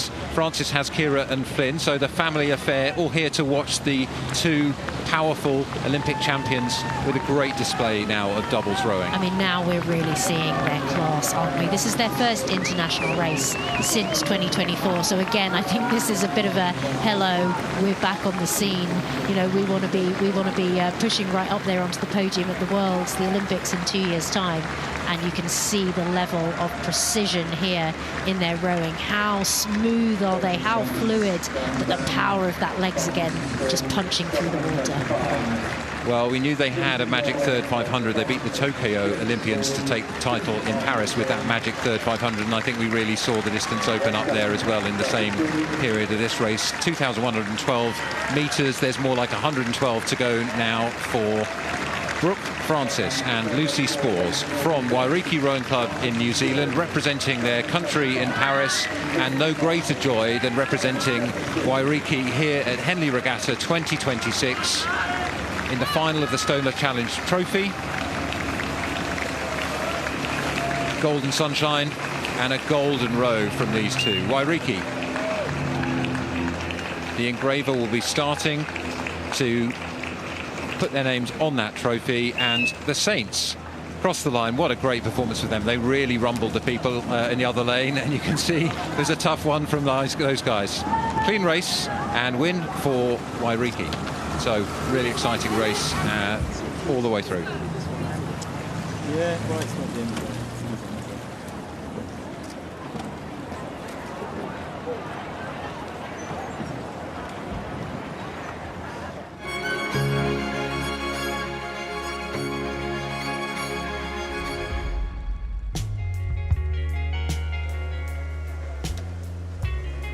Let me say thank you to Zoe Toledo and welcome to Adrian Cassidy, who joins us for the next few races. And we're straight into it with the Diamond Challenge Sculls. It's Oliver Seidler from Germania and it's Diogo Goncalves from Porto up against the Olympian Seidler, who is on a quest for the record number of wins in the Diamond. So we've got somebody who's won the Diamonds multiple times, closest to the camera, an Olympic champion, a 20-year-old Portuguese on the far side, a rising talent, Adrian. Yeah, this is really going to be a great race. And Goncalves from Portugal, he rows for Fluvial. It's the first time Fluvial have been sort of represented here at the regatta. A young 23-year-old athlete, and what a fantastic opportunity to race the fastest man in the world.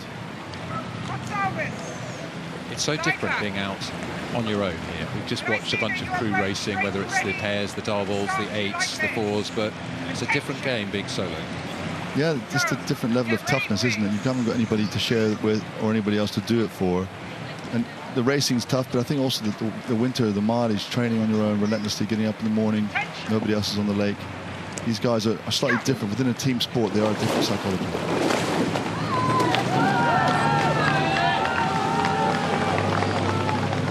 When we go in the final of the diamonds, we often listen for the sound of the eights exploding away, but that was a bit of an explosion too from both of these athletes. Very, very strong athletes. Seidler going off like a rocket, but I think the Portuguese, Gonçalves, trying to stay with him in those first 20 strokes as we come through the island and into the more exposed bit. You can see where the wind hits from the side. A few crews have had trouble with that, Adrian. You can see the crosswind there in those flags. And Fluvial might even have, I mean, Gonçalves might even have a lead. He's really not had any respect for Ollie Seidler. I mean, you might as well go as hard as you can and see how far you can go, don't you? Yeah, we just saw Olympic champions being chased by valiant Scots in the last race. Well, it's now the turn of the Portuguese to chase the Olympic world champion, Oliver Seidler, no stranger to Henley. And he loves coming here so much, Oliver Seidler, doesn't he? He's a real favourite with the fans, always generous with his time, talking to younger fans. One of the joys of Henley is you can compete here as a junior, as a student, as a club athlete, and as an international athlete, and you can be on the same track as your heroes. And, well, here's one of the heroes of our sport. Yeah, he certainly is, and he's very personable in the boating area. You see all the other athletes wanting to have pictures taken with him and that kind of thing. He's very gracious, but I think he loves coming here, doesn't he? The culture, the atmosphere is so different to international racing, and he's on a bit of a mission, isn't he, to try and either match or be the most winning diamond sculler ever. Yeah, so he won the Diamonds, this event, the Open Single Sculls event, first in 2019, and then in 2022, 2023, and 2024. So there were 2 COVID years where he didn't attend. So if he attended and won those 2 years, he'd already be equaling the 6 wins of each of the New Zealander Mahi Drysdale and the Australian Stuart Mackenzie. He's got his eye on that because he loves Henley so much. He's got a couple more to get, but today he's looking for his 5th win in this event. Yeah, he's won 4 out of 5, which is very impressive, isn't it? He brings up a lot of controversy, doesn't he? Not because of what he does, but because he's such a big guy, and people say, you know, he only slides 3/4 slide, doesn't row a full-length stroke, but if people actually paid attention to the oars and the handle, he rows a full-length stroke. Most other people have to compress fully, and if you went any longer, it would be too long. Yeah, look, I think in crew rowing you have to accommodate each other, don't you? But in singles you have to row the best way you can propel the boat, and so he's rowing well within his long range, but that means he's got an incredible advantage because that power can be applied not at a full stretch but within a comfortable range, and I think that's one of the marks of his ability to move this boat so smoothly for a very big athlete. Yeah, I think that's right. He works within his most explosive range, and the rest of us have to row with our least explosive range as well as our most explosive range. And also the way his boatmanship is, because he transferred from swimming to sculling. In the beginning he struggled a bit with very rough water. It was great in flat water and he struggled with that. The way he's moved himself on in the sport, he can handle everything now. Yeah, I remember he struggled a bit in Tokyo, but he came deliberately to Henley because we do have unusual conditions, swirl and wash and pleasure launches and so on. I think he enjoys that variety and what's special about this regatta. He and many of his friends and colleagues from the Frankfurter Rudergesellschaft Germania 1869, welcome if you're watching from Germany, and welcome if you're watching from Portugal, from Real Club Fluvial Portuense, down on the river Douro in Porto. And, well, Fluvial's still not giving up. He is hanging on in there through the middle of this race as the seagulls flock past him, and the big trawler of a sculler that is Oliver Seidler makes his mark through the middle of the course. And it's a measure of Seidler's. Gonçalves here, he's sculling really well, isn't he? I mean, if he was up, we'd say, of course he's up, because he's sculling so well. Just really long, strong guy. The leg timing with the boat is so good, but he's just up against a guy who's, well, he's the best, isn't he? Yeah, I just think, you know, super strong, both of them. You can see that this is a push sport and those incredible leg power athletes. But look, Seidler, he's showing his class now, isn't he? Just look at the lead he's opening up in the middle of this course. He really is, and we had a view of him earlier, and just, he's obviously working really very hard. I mean, he hasn't dropped the rate or anything like that, but he's still having to apply a lot of work, and he just makes it look effortless. He should get to enjoy this now, shouldn't he? He should get to try and enjoy and listen to the crowd, which mostly you don't get to hear in a hard race. So Gonçalves, 20 years old, coached by John West of Great Britain, looks over his shoulder. He can see that it's a long way to Seidler. But what he wants to do is finish the course with respect and his head held high. As you say, he's beaten so many other people. We've also had upsets here. You know, Oliver Zeidler's beaten last year by Melvin Twellar, although actually last year Zeidler was completing an MBA. He was focusing on his studies. He's now working as well as competing in the international world. And so he was happy actually just to make it past the semi-finals last year. So he's back on form for this year. Doesn't that show, you know, there's a guy who's the best in the world, he starts doing some education, he can't be the best in the world. And yet we have these students, school kids and university students, we have people in the club events who are working full-time. It just shows what they're capable of doing and trying to balance their life. I always think when I look at Zeidler here, you can almost see that he was a swimmer. The way he kind of picks up the water, it's a bit like the catch in a freestyle swimming stroke. And that's what you're trying to do, isn't it? You're trying to pick up the water without disturbing it at all. It's the combination of power and poetry that you see with an athlete like this. I totally agree. When people see his legs, you think, okay, his shins aren't vertical, but if you look how wide his hands are, he is getting hold of so much work in the boat, and he has so much time with the blades under the water. I'm also looking, Adrian, at how the boat is running in the water here. So there's a big athlete here. I don't know how much he weighs, but you know, potentially 100 kilos, moving up and down that boat. And the boat stays remarkably flat and level despite that, doesn't it? Shows how he moves in sympathy with the shell. I think that's what he's become better and better at. Even since the Paris Olympics, his evolution. You know, last year maybe he wasn't training full time, but his sculling even last year got better. Also want to say, you know, credit to him as Olympic champion and world champion and diamonds winner to come and race when you know that you're not on your best form, and just to enjoy the spirit of competition and not to be fazed by being taken down by somebody who'll have a career best achievement beating him. And I think that's something that shows how much love he has for the sport and why he's a true icon of competition. It's not about the winning every time, it's about that process, the enjoyment, the personal development and growth, which you just commented on. We've seen that all the way through his career. And also it's that whole thing about, you know, winning is great, losing is not great. They're just two sides of the same coin. If you're afraid of losing, you might not win. And the fact that he's not afraid to have a go and lose is possibly one of the reasons why he's so dominant. And you can see here how quiet his body is. Despite his, like you said, he's a big guy, 6'8". He looks really comfortable moving on this really boat that weighs less than 20 kilos. He's so well appreciated by fans of all nations here at Henley. Coming through the stewards' enclosure, people rise to their feet to applaud the reigning Olympic champion, a favourite of Henley, and now winning for the 5th time the Diamond Sculls, the Open Men's Single Sculling event at Henley. He's on his way towards equaling the 6 times records, and he wants to beat those, and he's got plenty of career in front of him. And we've got to say, Goncalves, I mean, what a great scull from him as well, just totally outclassed, but not because of his sculling ability or his strength. It's just a different level we've got from Zeidler now. I think he was probably faster at 20 than Ollie Zeidler was. Absolutely right. Well called it. So there's the official result, a win for Zeidler. Once again, his name will go onto that trophy for a 5th time.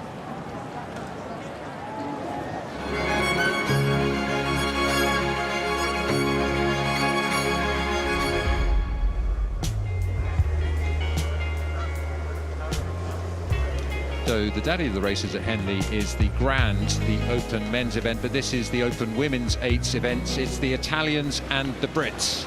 Here we are. I'm so looking forward to this. On the far side in the blue, it's the Italian crew, and underneath us, wearing their club colours, it's the British 8 Leander Club and Molesey, they're called, but there are more clubs in there than that. Here we look at the Italians sitting ready, straight final. So they haven't had a chance to go through this before. Going to be nervous for these young women. Yeah, if you haven't raced the regatta and you watched it proceed all week, and managing that is the tough part, isn't it? Just looking in the bow seat there of Italian 8, Clara Guerra, 27 years old, was a world junior champion in the single, world lightweight champion in the single. So there's real class in this boat. We'll come on to some of the other athletes there as they're getting straight. Those moments of calm before the storm. That is the first stroke of many. It's waiting for the umpire here to rise to their feet and put them under orders. And I always feel this is the moment where they'll be thinking about the racing. Yeah, and I think the coxswain will be trying to make sure that the athletes are thinking about the first stroke and not being distracted by any other thoughts that might go through their mind. Umpire Alison Fairs there stands ready to call the crews to attention. Slightly shorter lane for the race. Cox, as looking at a Molesey kit. I want it to be different sounding to Italia. Are you happy with Molesey? Molesey is fine, yep. Thank you. Italia. So for clarity, the umpires often shorten the names of the crew because they might need to use it in the heat of the moment. So it's Italy and Molesey here. If you're a Molesey club member like myself, you'll be happy to hear that in this amazing race. Get ready, please. So we're moments away. Hand up indicating the boat not quite straight. When the hands both go down from the two coxes, the flag will go down, the legs will go down, and they'll be off.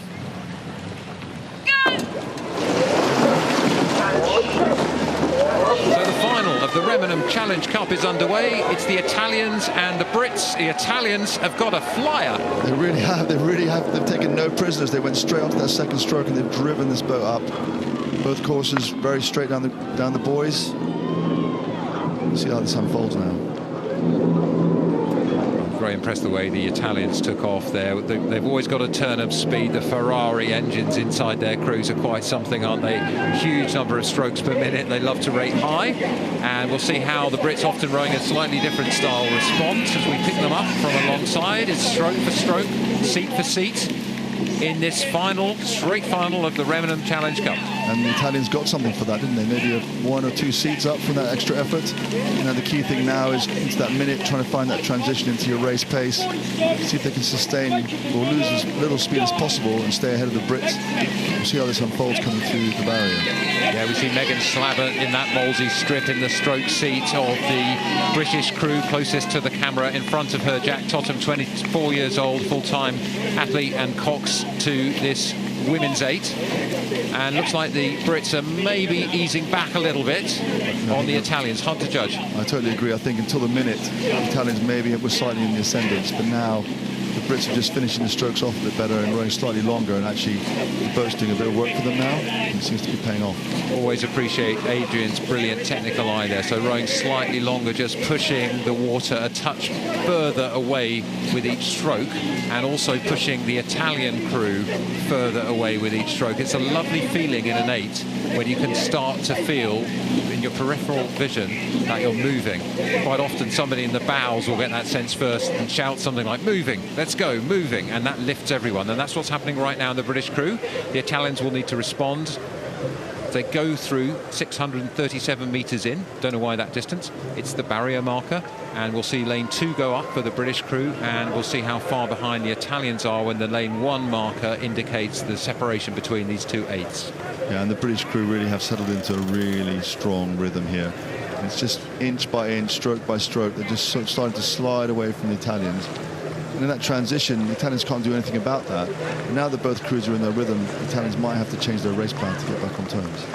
Yeah, so the Italians went off like a rocket, like a Ferrari from a standing start, but it can be expensive to do that. And I think the British women, well, they look really beautifully under control. Quite an early stage of the race to look as comfortable as this, but I think that's a hallmark of quite a fluid style that they've got there. They have indeed, and maybe it's the Aston Martin that's managing to move away here from the Ferrari. But yeah, I agree. Just I guess the rhythm, the length. You look at the athletes there, you can see their arms are coming around, twisting away towards the rigger. You can see how far the oar is going around, whereas the Italians, sort of just the blades are going in as they come towards us a bit, and I think that's just taking a bit of speed off the boat. Sometimes the windy conditions can cause a little bit of a challenge with the blade work, can't it? And it has been a little bit windy and a bit changeable down the course, so I'm not sure we're going to get any records today. But as you called it, it's the Aston Martin against the Ferrari. If you're a petrol head, don't phone in with stats on performance. The metaphor is about the explosive start from the Italians and then the purring power of the British women's 8. I mean, one could be electric, one could be petrol. We don't know. That's right. We're all for sustainability here at Henley Royal Regatta, and it's about sustaining that beautiful rhythm in the British crew, and it's about attacking again. So quite a bit of consolidation from the Italians. They need to now mount a really strong counter-attack in the third quarter of this race. They've gone through the halfway mark, and this is where the pain really starts to hit them. Yeah, like you're saying about sustainability, to be fair to the Italians, they haven't let the Brits go. They've kept the pressure on them, and I think this is the point, you know, when you start to get clear water, the stroke person in the Italian 8 is a long way away from the British 8, whereas the stroke person in the British 8 can maybe see a bit of clear water, and she can fit, there we go, a length clear water, and now suddenly the Italians can't feel the British 8 anymore.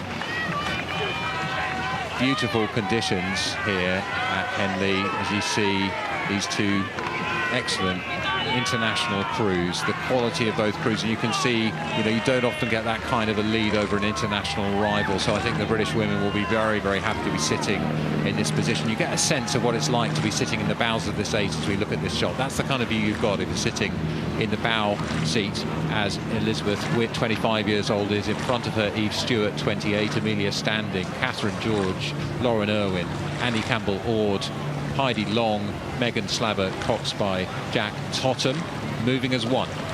And what I find amazing is normally these crews do 6-lane racing where it's all about as fast as you can from A to B, whereas in match racing it's all about winning, breaking the other crew. And I remember a few years ago in the Grand, the British 8 beat the German 8 by 2.5 lengths here. It looked like, made them look quite pedestrian, and then the next week they went to Lucerne and the British 8 beat the German 8 by 2 feet.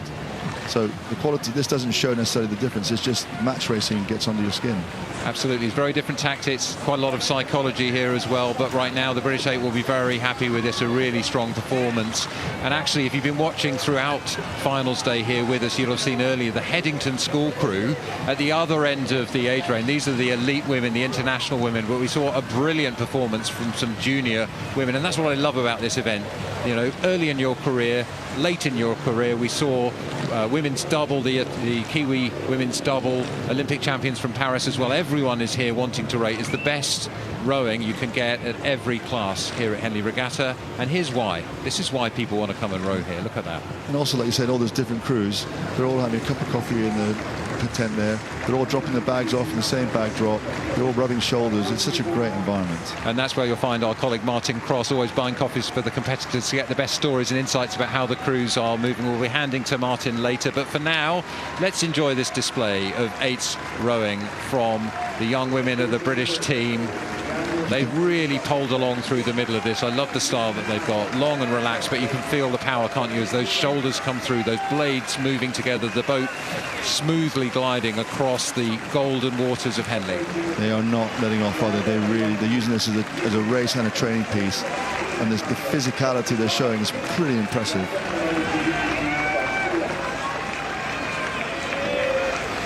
Well, Henley's about the history, and they're making history here today. That is a win in the Remlin Challenge Cup for the British young women over the national squad from Italy.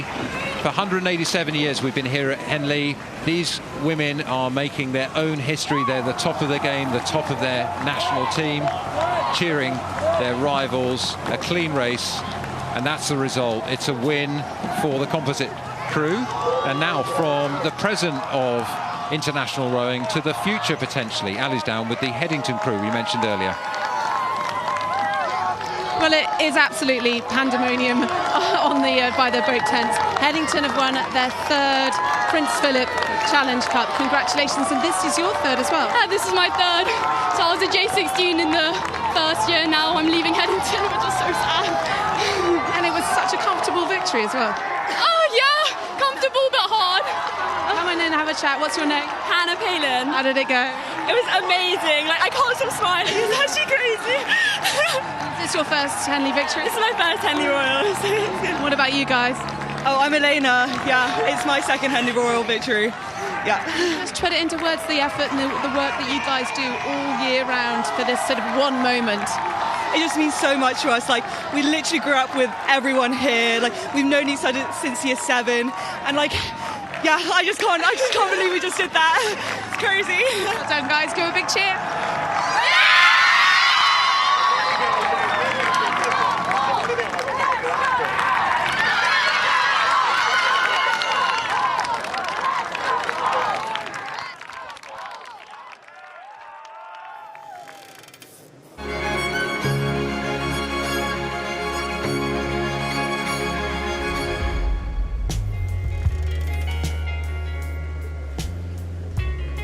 Yeah, hi there everybody, it's me, Martin Cross, picking up the mic with Adrian Casti. Great scenes from Headington. Adrian, I did see Stevie Trapmore, whose daughter, of course, was stroking that Headington 8. I thought it was Steve, to be honest. She rows exactly the way he rowed. It's absolutely, what a great way for her to win a race. So here we have got the progression through the Temple Challenge Cup. It's the final we're about to see between the Huskies from the University of Washington and the light blue Cambridge University A crew. Cambridge closest to the camera on the Buck station, and Washington on the far side on the Berkshire station. Aid, what are your pre-race thoughts? Well, these crews are 8 hours apart and they train every day. I think it's going to be much closer than that. I think this is going to be an unbelievably tough race between these two crews. I think it's whoever gives up second, gives up first will win. Whoever gives up first, will lose. I think it's going to be a tough race. So this is a mixture of kind of like the second V and 3V boats from Washington. 2V, I think, finished second in their collegiate championships. The 3V won it. And boat race rowers that we will talk about in this Cambridge crew. And the Huskies have blasted off. Yeah, two very physical crews, attacking it very clean blade work. It's going to be even pace. It's all going to be about the middle of the race. Nobody's going to win this in the first minute. Yeah, the Kiwi has taken off the Huskies.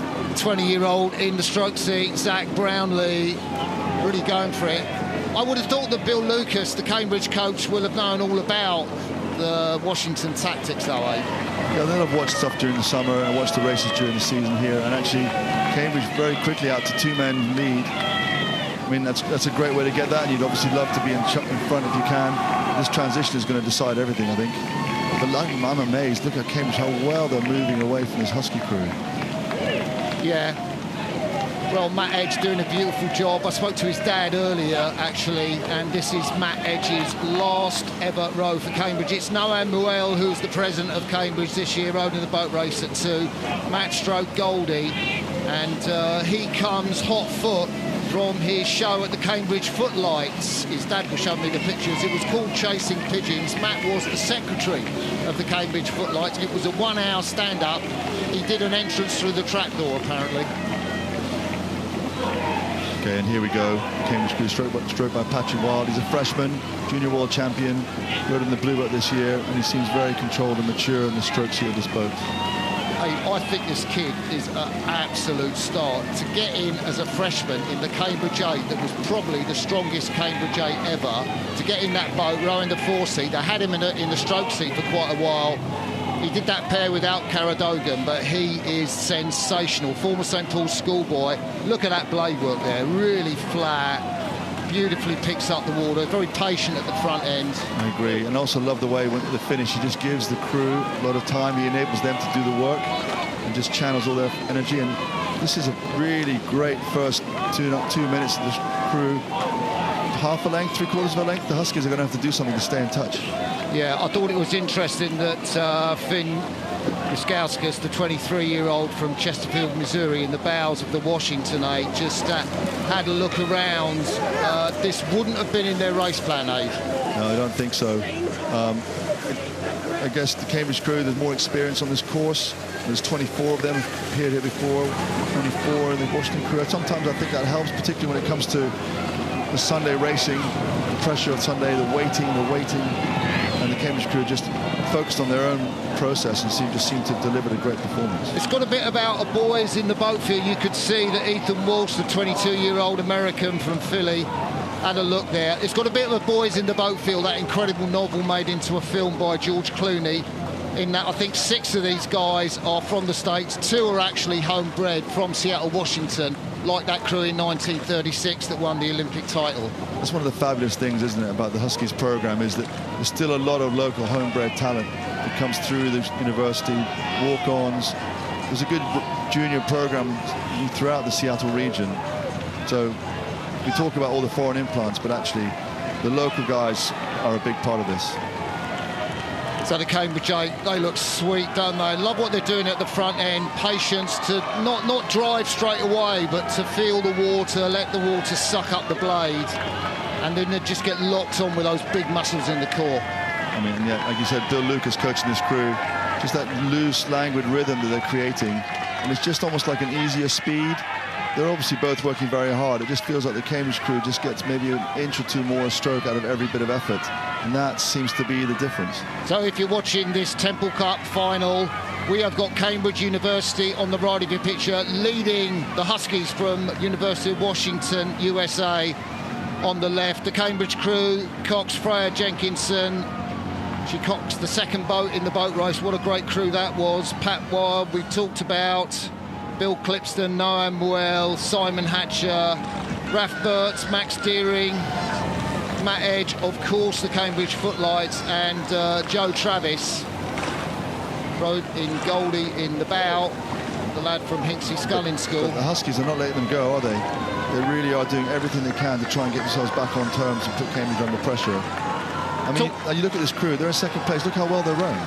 Talk a bit about Michael Callaghan, the legendary coach of the Huskies. Yeah, I mean, he's an alum. He rowed at the Huskies. He's been there for quite a few years, and he just seems to be able to deliver a high-performance program, fast crews in the American program, year after year after year. And this is the future of their club. Yeah, such a high-quality race. I can't emphasise the standard of technique in this temple for University 8s. I would love to see how this Cambridge cruise time compares to the Grand. What do you reckon? I'll tell you what, it would be probably a similar kind of race to this. But the Huskies are coming back. They've actually gained overlap on the Cambridge crew that managed to really move away through the middle. I'm not sure it's going to be enough, but it just shows you the courage and the toughness that comes out of that programme. These guys do not give up. Yeah, let's give it up for the Huskies. Connor Ecker in the Cox's seat, Zach Brownlee, Ethan Walsh, Mark Tennyson, Byron Richards, Devon Godfrey, Hector Goumet, Ewan Morrow. We spoke already about Fingalskauskas, but it is Cambridge. They are passing the progress board. The Huskies are charging, but they will run out of water. The final of the Temple Challenge Cup has seen two incredible 8s, but only one can win, and that one is Cambridge University. Their arms go in the air, the heads go down for the Huskies, but boys, hold them up high because you rode beautifully. A fantastic win for the Light Blues. Amazing race, clean race. Huskies all the way to the end. Amazing, amazing performance from both crews. So, there we go.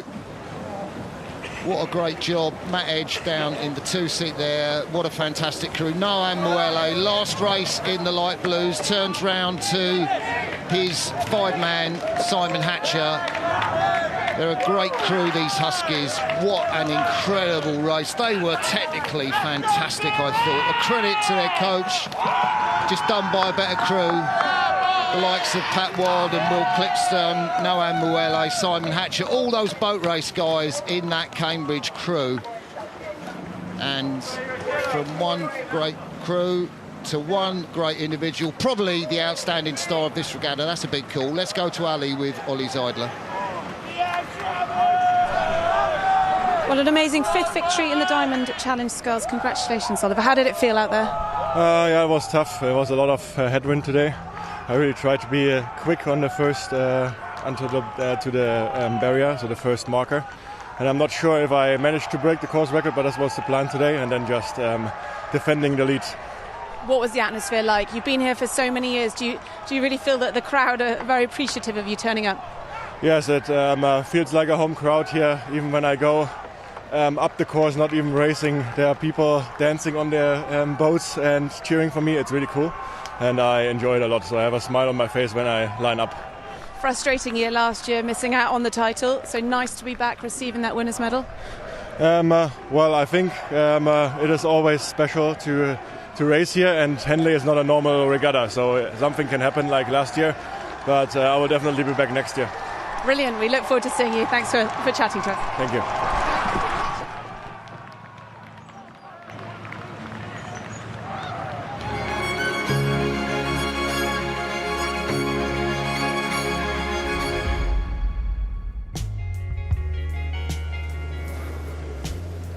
So we are going to our next race for intermediate women's 8s. There you see Molesey and UL. They beat Yale University yesterday on Independence Day. Thames beat the under-23 British. But it's great to see Ollie Zeidler there, wasn't it, Tom?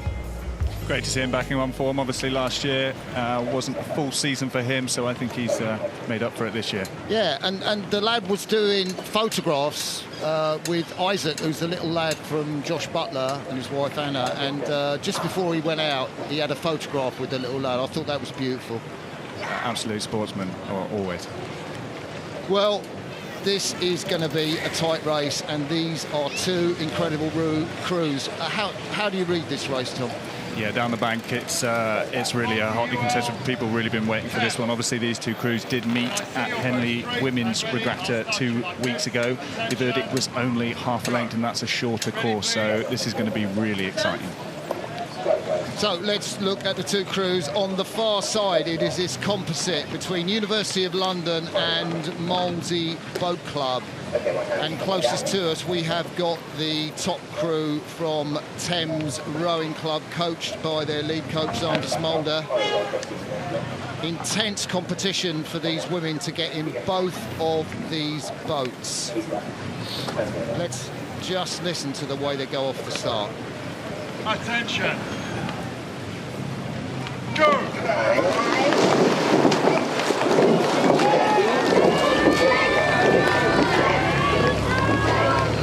Do you remember that feeling, Tom?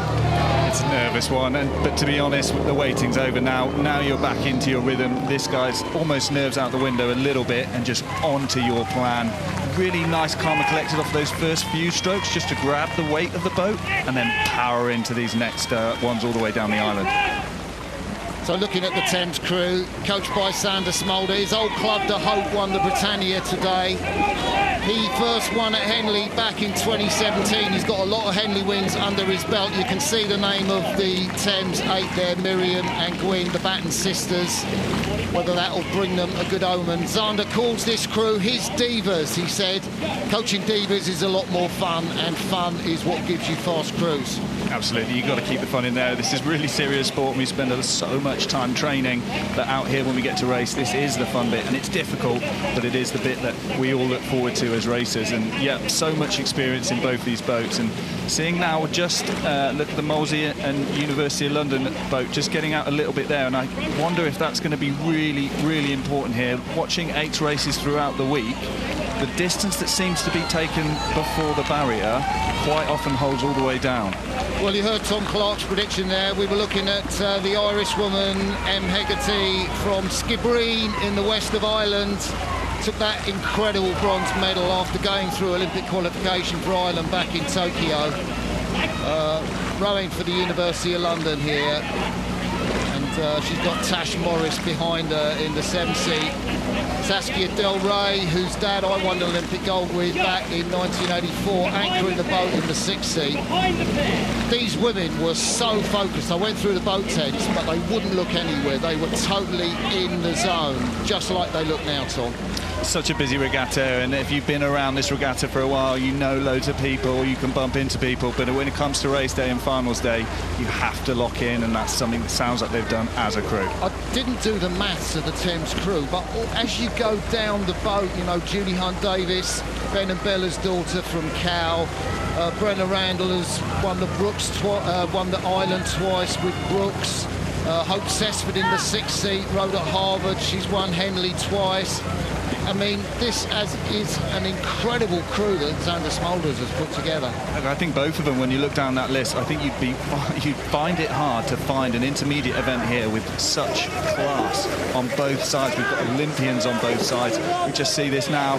They're swinging, great camera there as we see Molesey and UL. But look, they've taken a little bit of lead, but they haven't gone anywhere. And like we said, this amount of expertise, the Thames crew also, that Cox has won this event before.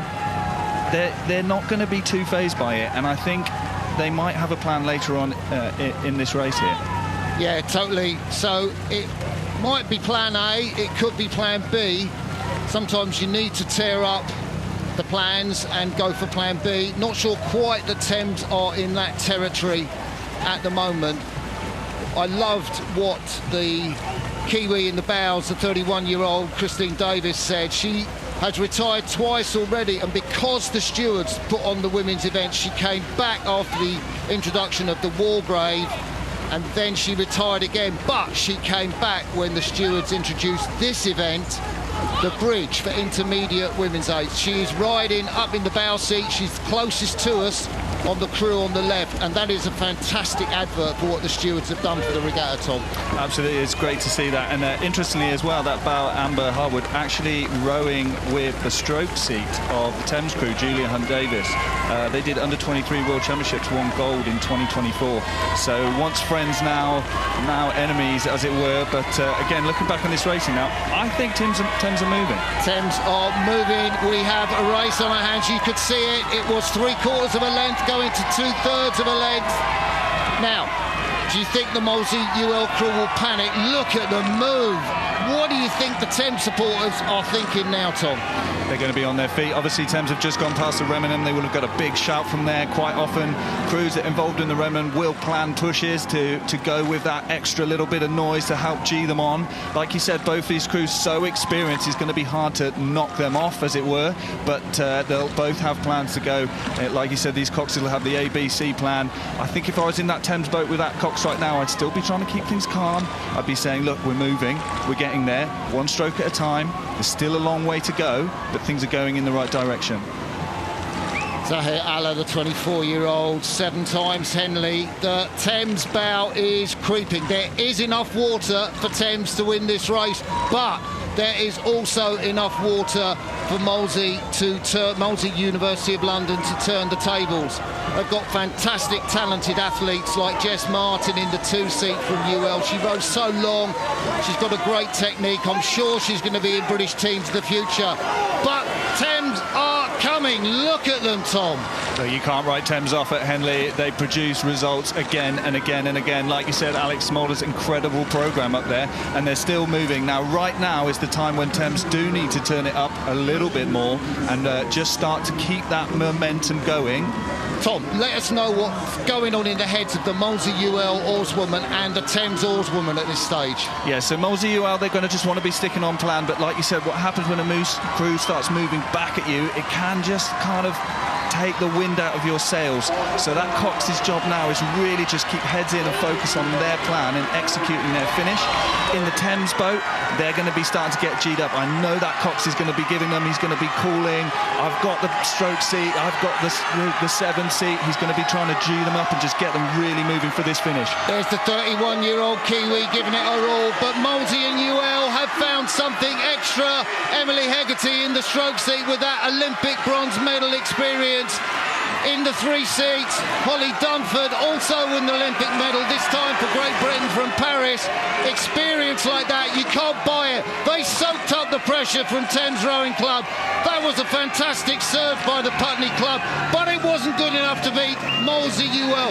They take the bridge. And Thames, what a fantastic crew. Hugs all around from the Molesey girl from Sassiga Del Rey there. And it is tremendous emotion in this boat. Class race there from Thames. They did everything, they asked the questions, but that response just showing the class of this boat as well. We see in front of us, incredible race, and that's what it takes to win a red box at Henley. Tom, take us through the highlights. I love this start, I love this composure, just these first few strokes, really nice composure. But as I said, and we seem to see this again with 8, sometimes it's the crew that's willing to risk more, it's the crew that's willing to stick their hand in the fire a little bit longer, risk almost working too hard to get that little lead that just allows you to have a look at the crew behind you and respond to pushes. So right here we're seeing this is when Thames made a massive push. They got back up to within a third of a length, but that little extra that they had, that University and Molesey and London had, that's what made the difference for them early on. And there you can see just absolute delight from the crew there. Well, there is that win. It's massive for the Molesey club, massive for the Purples at UL. Molesey have won the Danesfield already earlier today. They've now got another trophy, and University of London and their coach Ben Smith and Tom Gale. Stuart Pearce, who has been coaching this crew, has done an incredible job. Congratulations, Stu. That is the bridge. Molesey UL win.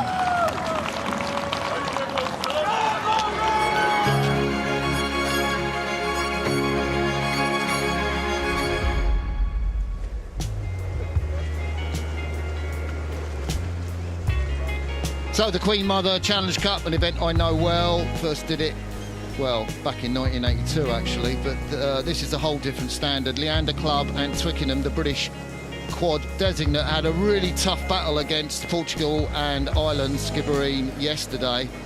And the Italian world champions, that beautiful tattoo on his arm from Luca Rambaldi from Ferrara, just below Venice, and he's got this fantastic tattoo of an Olympic flame, Tom. Yeah, you see a few. We did see one of those Olympic tattoos on the side. It's a common way for these guys to commemorate the amount of work and effort that they put in to achieving that dream. I did promise the Italian guys I would try and get through this race without mentioning the stroke guy Giacomo Gentili once. I think I just did it there. You failed. I did. There he is at stroke. And there's one thing for sure, that Italy will go off like a rocket. Yeah, they love a bit of rate. That's common to see from these Italian crews. And yeah, they'll absolutely be going for it. I think it's known that they've got a quick start. I don't think that's going to worry Leander and Twickenham, this GB quad. But like as we've seen before, the early lead can sometimes spell problems for the chaser. So, Tom, the British quad have come into this off the back of a gold medal at Lucerne, ahead of the Dutch and the Germans who won at World Cup 1 in Sevilla. What's that going to do to the confidence of this Richard Chambers coach crew? Absolutely, they're really confident. Like you said, it was just last weekend that they won gold at Lucerne. The Italian quad wasn't at that race.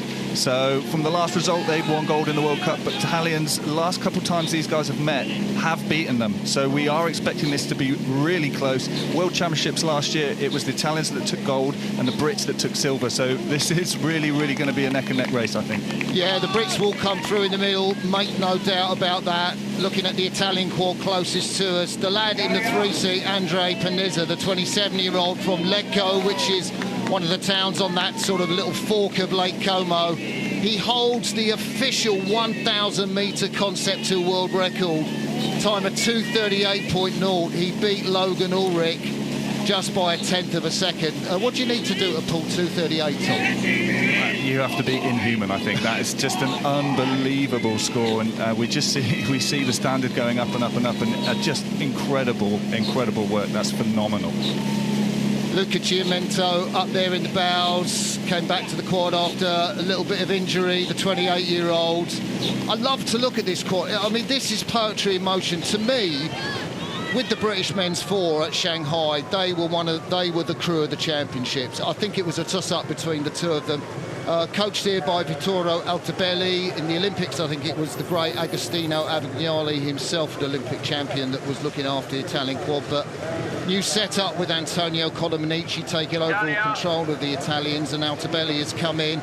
I think that the Italians have now got about as much as they're going to get. Yeah, there's just a warning there from the flag on the umpire. I think possibly moving across a little bit too soon there. Obviously, the umpires like to keep them apart a little bit longer. Yeah, like you said, you know, these conditions here are absolutely gorgeous, and just letting us see the world-class standard of this sculling in front of us here. Look at the absolute symmetry between these guys, and absolutely moving this along. This GB quad, just coming into picture. They haven't had an easy run. Would you believe it? Baumann, K.A.R.Z.V David, 6 weeks ago was having an operation on his knee. Is he limping? He's not, apparently. He's absolutely, to put it in his words, I spoke to him last night, buzzing to be here. He didn't think he'd get back that quick, so to have raced at Lucerne and Henley, just couldn't be happier to have a go at this and really see what they've got. Yeah, the 25-year-old who's a native Welsh speaker is a top quality bloke. I met his mum, Jana, out in Lucerne, and what a trip she had. There's Kedal just looking across. In front of him sits the man from Twickenham who learned at the Start Potential scheme, that great scheme that brought sort of wannabe rowers into the setup of British rowing. At 3, Tobias Schroeder just won his seat race narrowly with Matt Haywood for the quad, the 2022 boat race stroke. What an incredible crew that was. Boy, does he know about pressure. And then Rory Harris, the 5th generation of the Harris family. Can't believe that. 5th generation to compete at Henley, and the lad is a rhythm machine.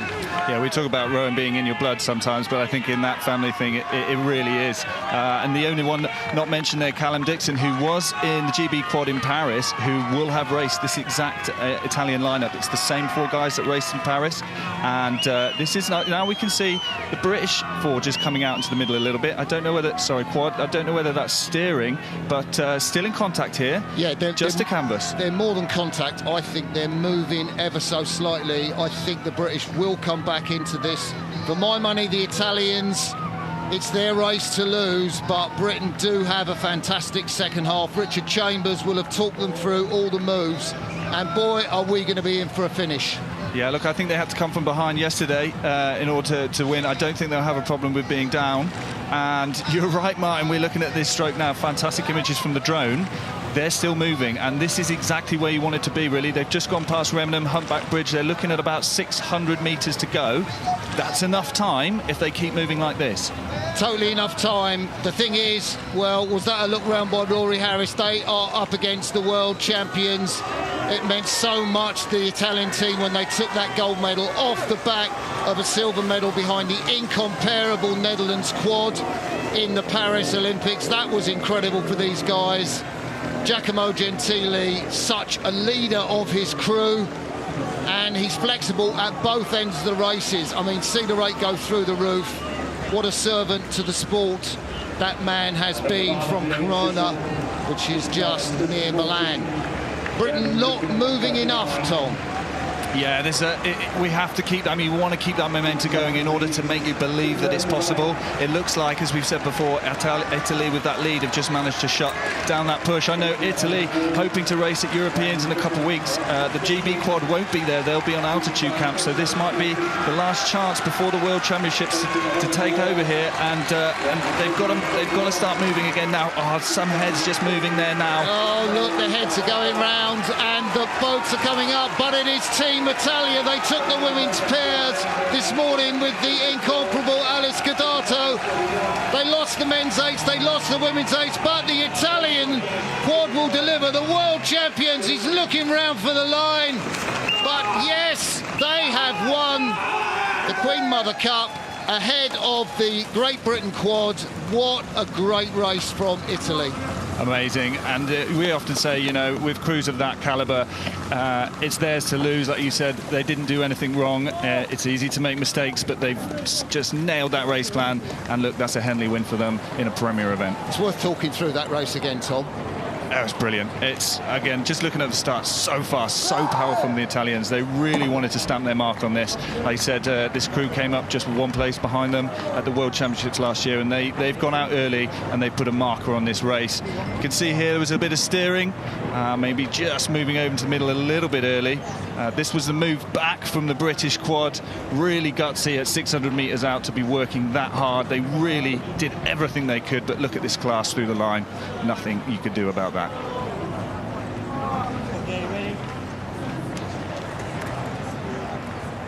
Well, the boys are letting it know.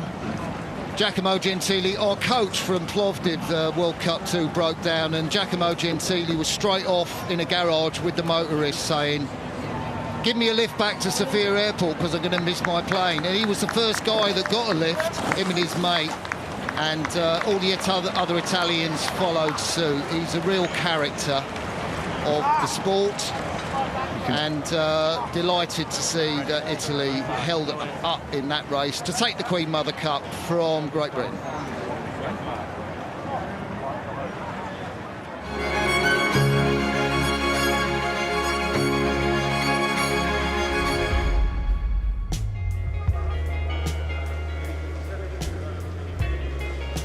Well, this is the Princess Royal Challenge Cup for women's single sculls, and this competition has been going since 1993, and we have Lauren Henry and Magdalena Lobnig, the Olympic bronze medalist from Tokyo, up against Lauren Henry, the Olympic silver medalist in the singles.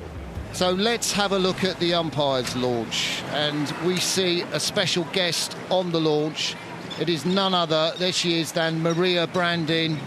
She won this event in 1993 for the first time for K.A.R.Z.V Royal Club of Sweden. She is 5 times winner. I think she is at the back with the blonde hair, but I am not 100% certain. That is Maria, but the stewards asked her, she's a pastor in Sweden, and they asked her to preach at the regatta service, which changed from being this Sunday of Henley to the Sunday before Henley. She will be the prize giver, and you know, both her and the great Santruckova won this event 5 times. In memory, I think the first women's singles race at Henley was in '82, where the sadly departed Beryl Mitchell beat Steph Foster of New Zealand. But here we have Magdalena Lobnig of Austria, world beach sprint silver medalist last year in Antalya, Olympic bronze medalist from Tokyo, and on the far side from Leicester Rowing Club, the incomparable, one of the best techniques here at the regatta, Lauren Henry. When I see that you are both straight. Yeah, this is going to be one to watch if you're an aspiring single sculler. I will start you like this. Attention. Why's that, Tom? Because you're just going to learn so much from this. Our fantastic camera angles. We're going to get to speak about this in a minute, but we'll go a little bit into what makes us so fast.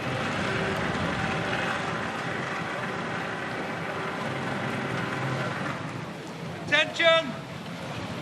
Go. Big old lean back from Lobnig there on the first couple of strokes, Tom. Yeah, she's going to know what she's up against as well here. Obviously, international racing, they will be able to track scores, times throughout the year. So maybe for her, just a real move there to try and do something early, try and knock Lauren Henry off her race plan. But I think it's going to take a lot. Yeah, well, Lauren Henry likes to go out quick. We've seen that. She generally can be in the lead at 500. Of course, that's not what happened in the World Championships last year, where Mertens shot out and Henry couldn't quite get back through the Irish woman. But Lobnig is up, and the 35-year-old sculling. Well, I'll tell you what, something beautiful I saw in the boat tents just before these athletes. Lobnig went over to Lauren Henry, and they had this fantastic conversation. It was like, that is sport, that is camaraderie. It was, you know, not in the sign of cameras, but the two of them, great friends, great competitors, and they respect each other totally. I think it's another special thing about Henley. Everyone shares the boat tents. International crews are around each other. They're not staying as separate, and just the magic of it. People seem to be happy to talk to each other and just enjoy this event together. You know, the real enemy is the pain that they're going to experience on the course trying to win. But these guys obviously are happy to have a chat before the race. Not that I'm biased, but I did find out doing some work for this that Magdalena and I share the same birthday, 19th of July. That's good. That's nice to know. Also, just, you know, experience coming from her, incredible. 3 Olympics in the single here. Interestingly, since Paris, she's been doing a lot of the beach sprint racing. So I doubt any blustery conditions or puddle on the water will bother her. She's spending a lot of time doing that. Totally. We're looking at Lobnig there. I saw her win the Europeans back in 2016 at Brandenburg. The crosswind was horrendous. It was waves across the course, white caps, just a straight crosswind. The only sculler who could cope with it, and there were some fantastic scullers in that race, Magdalena Lobnig. She just got on with it. She wasn't phased, and totally this woman can handle any conditions, Tom. Yeah, as you see, like, again, we can see all those boats in the background. It's never the easiest or flattest water at Henley. But again, speaking to some of the GB guys, they said actually Lauren was pleasantly surprised with how easy it was to row with here.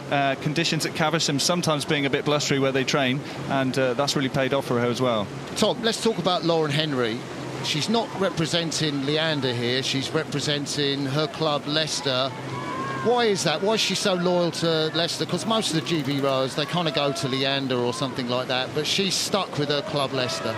Yeah, really loves it. I mean, I know she's been talking earlier about loving Henley as an opportunity to row for her club, as well as you row in the team. Obviously, you row with that GB all-in-one, which is amazing, but you do that long enough, you do start to miss these opportunities to come and row here. And I actually know that there was a little bit of a discussion about whether the women's team would come here because it's so close to Lucerne. And I know the women's team as a whole actually wrote a letter to Tom Dyson from Head of Performance and just saying, we'd really love to do it, we want to be here, we want to show off our clubs, and obviously that's why we've got them all here. It's quality, that. And Leander is such a draw for women and for men. It's sponsored by the Colgan Foundation. Sean Colgan does an incredible job with that, and his wife Bibi. And for example, Sean's bought a block of flats and he will give accommodation at a really good price to Leander athletes, and that is an incredible draw, isn't it? So despite all that, Lauren is with Leicester Rowing Club. Yeah, look, as a single sculler, you obviously not in a crew, so you can kind of do things a little bit more by yourself, kind of choose where you want to be. You don't have to go to maybe where other great athletes are that you might need to row with. And then if we just look here now, it's commanding, it's looked commanding. She's got out a little bit early, she hasn't got too far away, but it does look like she's kind of got control of this race at this point, don't you think, Martin? Yeah, totally. I mean, we've been talking about rowing and stuff, and while we've been talking about that, Lauren Henry, the 24-year-old, has been moving slowly away, effortlessly through Magdalena Nobdig, who led out at the start. This race is well within her grasp now. She's coached by Andrew Randell, who also coaches the British Women's 8 that just won in the Remenham, and he beat his sister Ellen, who coached the Aussie 8. Well, not physically, but she coached the Aussie 8, and the British just beat the Aussie World Cup 2 in Lucerne. Tell me about those socks she's wearing, Tom. Yeah, so that's a bit of a trademark, isn't it, for Lauren? We see her racing a lot of the time. I would think that they're compression socks, so it's a bit of equipment that she just feels a bit more comfortable or helps her perform her best. What is the deal with, do they help you, compression socks? I know people wear them, but what's your views on that? Yeah, I mean, a lot more I've seen afterwards. You've seen people will wear them in terms of recovery. Obviously for Lauren, she's found a use for them during the race as well. Talk about that technique. We're seeing it now. There's the compression socks. Talk about her at the front end, the release. Here we go. Look at just so upright. You see how upright she is. Shins coming absolutely vertical, getting full length, but then just it almost looks like she's pausing. She waits to gather the weight and then press through on the back end. So she's not rushing to take that stroke. Gather and press.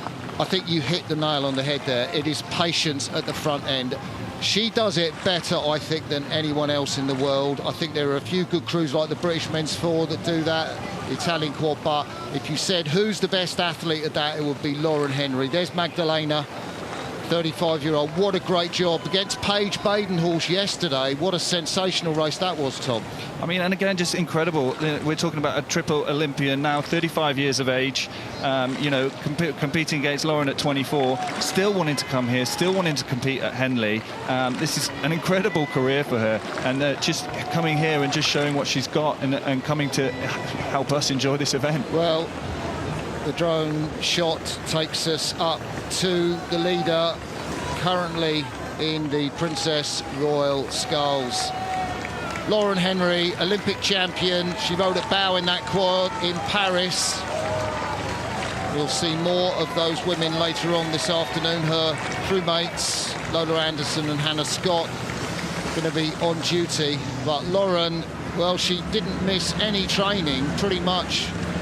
Might have even incurred a little bit of criticism for jumping straight back into the single after Paris, Tom. Yeah, you know, everyone's got a different way of doing it. Sometimes having too much of a break, people feel like they go off the boil. So but we do try and have a little break, but sometimes when you train that much, it almost becomes a habit. Some people like to keep that habit, keep things going. And look at this, it's just incredible. It's world class. Like you said, she's Olympian. She's the course record holder in this event. She actually, I think I saw a great fact the other day, hasn't lost a race since World Cup 1 in 2024. And that loss was just by 0.03 of a second. Apart from the World Championships. You're right. In 25, yes. Yeah, which kind of, you know, maybe she's expunged that record from her mind. Yeah, Laura Henry in the colours of Leicester Rowing Club. She has got the crowd rising to her as she comes past the progress board. The finest technique that you'll see on the water today. Unbelievable. A smile on her face. She is beaming from ear to ear. Go on, Lauren. Enjoy the crowd. Soak it up. You have won for the second year running the Princess Royal single sculls. She holds the boat up. She will wait for Lovnig. Amazing. I love to see it. I love to see athletes enjoying this event as much as we are. So there is Magdalena coming down. I will hand over shortly to the incomparable Camilla Hadland-Horrocks, and Tom will hand over to Cam Nicol, who will take you through the next races. Henry beats Lovnig in the Princess Royal.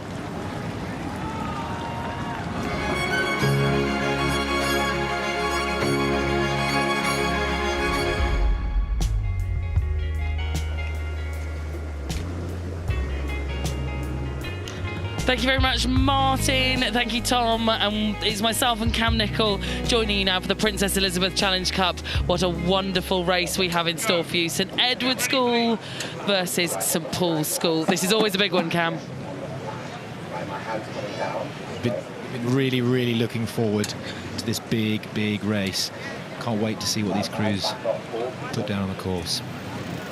You're hearing their hand back up in the St Paul's School crew from Nathaniel Barnes in the cox's seat, holding it aloft to signal not quite ready yet. This is a huge race. Every centimetre must be perfect.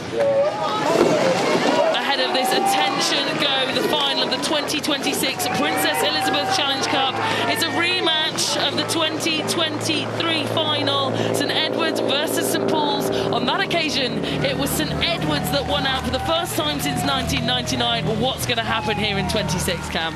Well, both of these crews have alternated in winning this event from between 2022 to 24. We know that both schools have pedigree. I was really impressed at the semi-final performance of St Paul's when they beat Radley convincingly, and the times were rapid. I think to the barrier they were the same pace as the University of Washington in the ladies' plate 8. So it looks like we've got a rapid St Paul's crew, but also a crew from St Edward's, the Teddies, who are continuing to build momentum and speed throughout this event, and this is the time to do it. Finals day at Henley Royal Regatta. Yeah, St Edward's plagued by illness through the early part of the season. They didn't get to match up at the final of the National Schools Regatta, which St Paul's took home a silver medal from.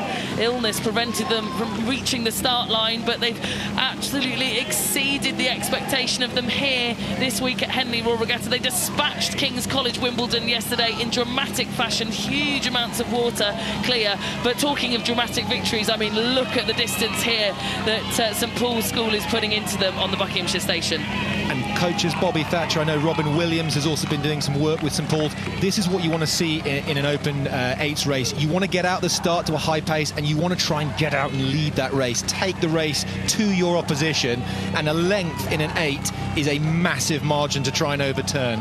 So at the barrier, it looks to me like St Paul's have already taken the first punch of the race. What are Teddy's going to do?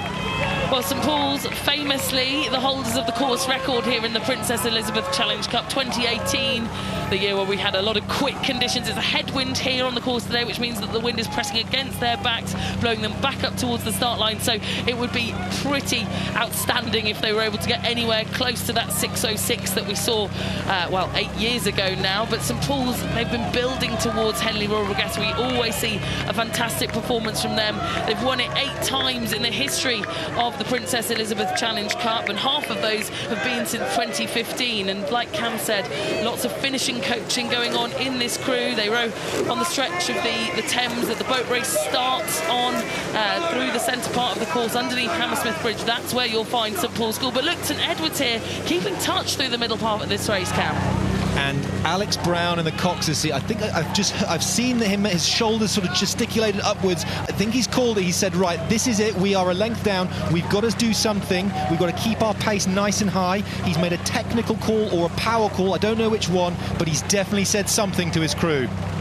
Yeah, I think you're right. He said, look, we can't let them go. They've got to pin themselves onto St Paul's here through the middle part of this race, because the sprint is where you can really knuckle down, right? If you know you've got a sprint in your back pocket, you've got to remain within contact through this part of the race here. You can see how windy it is. This is going to be so tiresome for these crews, pushing them in the wrong direction. It's so tough. It makes the race that much longer. Both crews rowing remarkably well, but it's drawing them closer together here, Cam. Yeah, and Teddy's on the right of your picture with the blue oars. They're just 1 stroke per minute higher on the rate. They both look like they're rowing really nice length. But they look a little bit livelier after that call that the Cox Alex has just mentioned to his crew. To me, they look like they're moving very slightly, very, very slightly. But what we can see with the black and the white in the bottom of your picture of St Paul's is an imperious rhythm that I love to see. Really long, connected strokes. It's the boat I want to be rowing in right now. Well, St Paul's always famed for having well-drilled technical crews here, but they cannot shake off this challenge from the school from Oxfordshire, St Edward's, who had that famous victory just 3 years ago after 24 years of absence in the Princess Elizabeth Challenge Cup. We talked about their win over KCS yesterday. We're looking into the eyes now of Oliver Price in the stroke seat, racing at Henley Royal Regatta for the very first time last year. Now back here this year contending the final. And as we whiz over now to Jonathan Miles in the stroke seat of the St Paul's 8. Here they were winners of the Head of the Charles. He's been part of that crew for the whole season. And look at them now trying to lead out this Teddy's crew into the grandstands, into the enclosures. He takes a quick look across, and St Paul's here, well, you know, they are famed for this particular event. It was a silver medal to them at the National Schools, but they beat the winners Radley yesterday in the semi-final. What can they do here into the sprinting stages on the final day of Henley Royal Regatta? And Teddies are moving. Teddies are moving. They've called it. They're coming through M.E.C. They know the enclosures are coming. They will have rehearsed this over and over, and they are moving. Now, in a race, in an 8s race, when you're leading, you'll be able to see that move. So let's see what happens as this unfolds in the last third. But I've seen that move from Teddy's. You can just see it's even more lively, it's even more sprinty, and they've started to go now. They've started to move, but St Paul's trying to stiff arm them, hold them back here, trying not to let this impact them in towards the grandstands. The cheers are already starting to escalate here from the parents, from the fans here. The banks are 10 deep here in the stewards' enclosure, all waiting for this race here at 20 to 4 on a beautiful Sunday afternoon in the English countryside. St Edward's, one last roll of the dice here. You can see the heads moving out. They know that St Paul's are within touch, but Paul's just look cool. They look calm, they look collected, and like you say, Cam, I'd want to be in that boat. And they've just moved again. So St Paul's have seen the move, they've seen Teddy's row towards it, and then they have punched back. Last 10 strokes as we're coming up to the line. This is going to go to the wire. Well, it's a rerun of the 2023 final. On that day, it was St Edward's School, but this time around, it's going to be the 9th win in history for St Paul's School London. Bobby Thatcher's boys do it again. The hands in the air. St Edward's, a remarkable move into this final, but they just couldn't go that one step further. That was a really mature race from both schoolboy 8s. Really, really impressed with both of you. Well done. Credit to yourselves. Well, you can see how much is taken out of the crew there. Jacopo Tan's in the 6th seat, the most experienced athlete in this crew. 3 times at Henley Royal Regatta. He collapses back to embrace the rest of his crew, and the devastation there. I think St Edward's, after that performance yesterday against King's School Wimbledon, would have thought that they were in with a chance here this Sunday. Yeah. And this is the polarising nature of this sport and this regatta, which is to the winner goes the spoils, and to the second place feels like the worst feeling in the world. So if we can see off the start, I really like what both crews had done, but St Paul's, to me, just took the first punch. They got their boat out to a really high race pace, and you can see that long, connected rhythm that they got into really early, and that got them to the 3/4 to a length out ahead. In an 8, that's a long way. St Edward's, Teddy's on the left of your picture, they were just kept on doing moves to come back and come back, as you can see, but it just was too little too late, and the boys from St Paul's got over the line first. Great row. Great to see there. That's all the Teddy's fans, the St Edward's Oxford fans on the bank, but their cheers couldn't quite lift them to victory. Look at the celebrations for St Paul's. It doesn't matter how many times this school wins this event, the celebrations always nice and jubilant on the waters of the Thames. And great to see how they're responding here. They'll row home to their fans, and well, I'm sure we'll see some brilliant reflections from them. The winners of the Princess Elizabeth Challenge Cup. It feels like we say it time and time again. It's St Paul's School, London.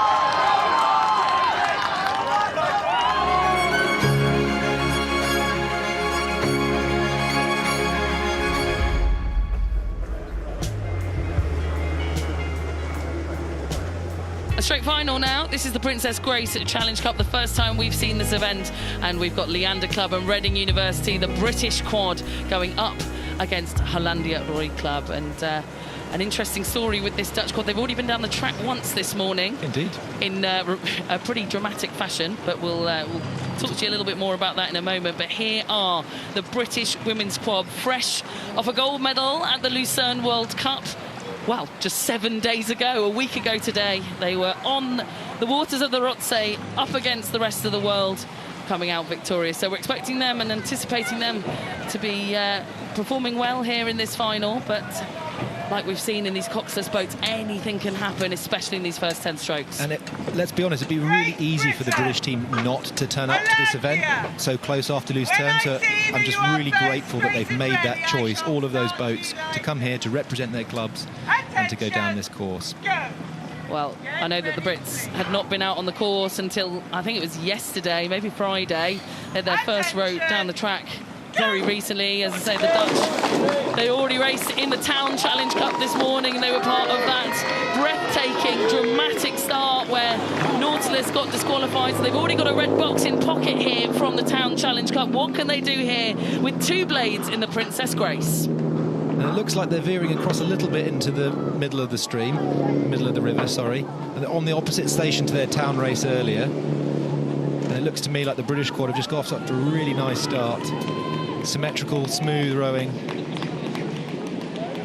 Really nice to see. Sarah's warning them straight away, the Dutch crew. Yeah, the Dutch were on the opposite station for the women's four this morning in the town. They're now on the buck station, so they're on the right-hand side rather than left and here. Both crews getting warned, aren't they? Both crews. Both crews getting warned, so they're going to be asked to move apart. I said that the Dutch have already got red boxes in pocket. That is the casing for the medal that you win here at Henley Royal Regatta. It's a sort of famed expression. If you win a red box, that means that you've won Henley Royal Regatta. It's synonymous within the rowing world. And I know, having spoken to a number of the Dutch team, these girls are so pleased to already have that in pocket, although in a bit of an odd circumstance. So it's great to see them back out here on the water. But look at this. This is a superior performance here from probably one of the best women's quads in the world, Cam. Yeah, I really love what they're doing. Hopefully we can get to see them a little bit closer as we go down the track. Imogen Grant in the stroke seat, indefinite lightweight double Olympic champion, because that event was retired recently, but she is such a brilliant sculler. I love watching her scull, whatever boat she's in, whether it's the single, the double, the quad. She does a really nice job. And she's leading this crew out, Finn, Hannah and Lola, really lovely. Just so smooth. It just looks an inviting rhythm that you want to be in. And that's that yellow boat on the far side of your picture, already doing damage. Multiple lengths of clear water by the barrier. Well, we know that, as I say, the Dutch have already done a race this morning, and that will be in their legs. This British quad, this is the first and opening round of this event. They've not raced yet here this week at the regatta, so perhaps a little bit fresher, a little bit more familiar with the course. This boat here coming towards us, it's got 3 Olympic champions on board. You already mentioned Imogen Grant in the stroke seat, setting the rhythm, setting the stroke rate. Down in the bows, you've got Lola Anderson, you've got Hannah Scott, both of them part of that very famed race at the Paris 2024 Olympic Games that was won by just a matter of centimetres ahead of, funnily enough, the Dutch. Yeah, and what I love about rowing is that every crew is unique and every crew has their own way that they do things. And although it's the women's quads here, this crew will still feel different to that Paris quad, and they'll be learning all the time. They'll be thinking what works well for them, unique to their race plan, and just learning about each other as individuals, but more importantly, collectively as a crew. Well, you can still hear the calls in that crew, no matter the level that you're at. Even in the Premier events, they will have somebody on board. I think Hannah Scott's actually taking that role in this crew, guiding them through the course, letting them know when their pushes are coming. Here's the Dutch coming past us now. Now, this isn't the Premier Dutch quad. You know, this is their under-23 development boat. A number of this crew at the States at university. They've been together for 3 weeks now. T.W.K de Wit in the bow seat. She's at Rutgers University. The two middle pairings, Elizabeth Boner and Minau Baumann, there at Cal Berkeley. And then in the stroke seat, well, Lotte van der Westenen, well, she's at the University of Texas, who have had a sensational season. And credit to them, they've been down the course in a sweep boat, so 1 oar rather than 2. And they've had a really difficult time. They've had a disqualification. They've had, you know, some stress. They won't have expected that. And so to process that and then to get refocused into this straight final in a different boat class where you've got these 2 oars, so 1 oar in each hand, as we can see the beautiful orange bow, which is the orange-coloured front of the boat. And this looks like lovely, tidy sculling to me. It just reflects that this is an up-and-coming under-23 crew, perhaps not quite yet at certainly a world medal stage, but they're working their way through the ranks, and this looks really tidy.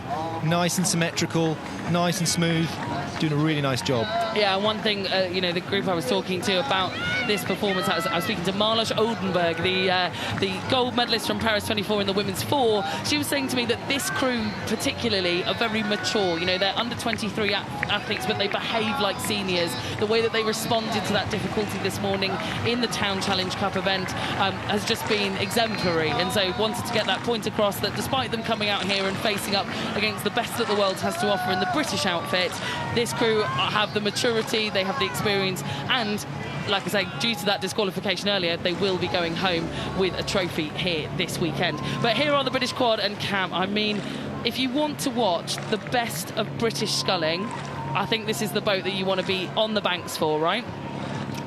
Yeah, and there's so many things to talk about, but we'll try and talk about just 1 or 2. The first thing is, if you look at the white spoons, so the bits that are going in the water, when we zoom in, you can just see how quick they go in and bury. So what we mean by that is when we pause our video, when we're videoing rowing, we want to try and get the frames really, really low so those oars go straight into the water very quickly, and they're burying the spoons really nicely.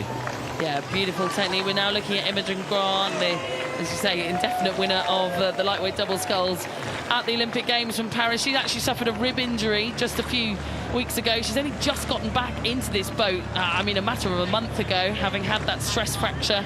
She'd been documenting her experience coming back from that injury. Behind her, the newcomer, Finola Stratton. She'll be cheering on her Reading University teammates. She's a student who's stepped up into the senior team. So impressive from the 23-year-old. And then behind her, 2 former winners of the Princess Grace Challenge Cup back in 2023. Lola and Hannah won this event as a stepping stone on the way to the Olympics. So looks like they will be writing their names on the trophy once again, and what a sight to see here. Finals day at Henley, the skyline, a postcard, and a crew that is sculling, well, artistically into the finish line. What great scenes.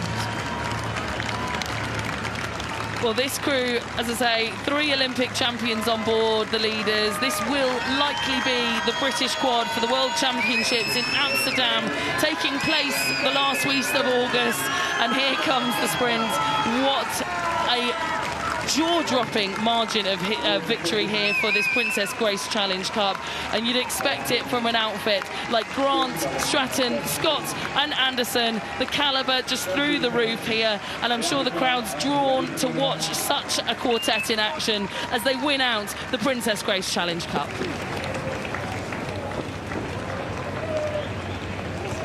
It's great to see, you know, even with that now margin of victory, the celebrations and the hugs, it's still the same, you know, for this crew who've gone on to win Olympic medals. It doesn't matter who you are or where you've come from, winning at Henley Royal Regatta is a special feeling. And what I love is that they've stopped, they've waited for the Dutch crew to come across the line, and this is also going to be a special feeling. They've done 2 finals in the same day here at Henley Royal Regatta.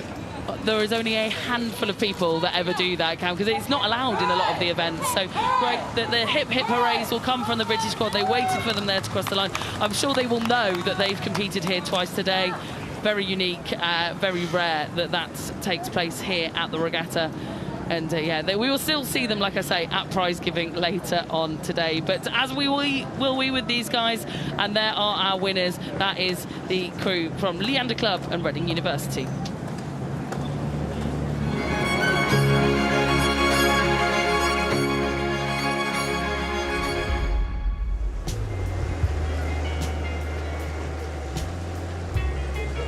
Finals day always comes at you fast, and our next event, a brand new one here, the first ever winners of the Queen Victoria Challenge Cup will be crowned in around about 8 minutes time. We've got the Dutch crew from Algemene Amsterdamse Studentenvereniging Scull and the crew from Reading University A. Two high quality clubs, two high quality quads. It's going to be a great race.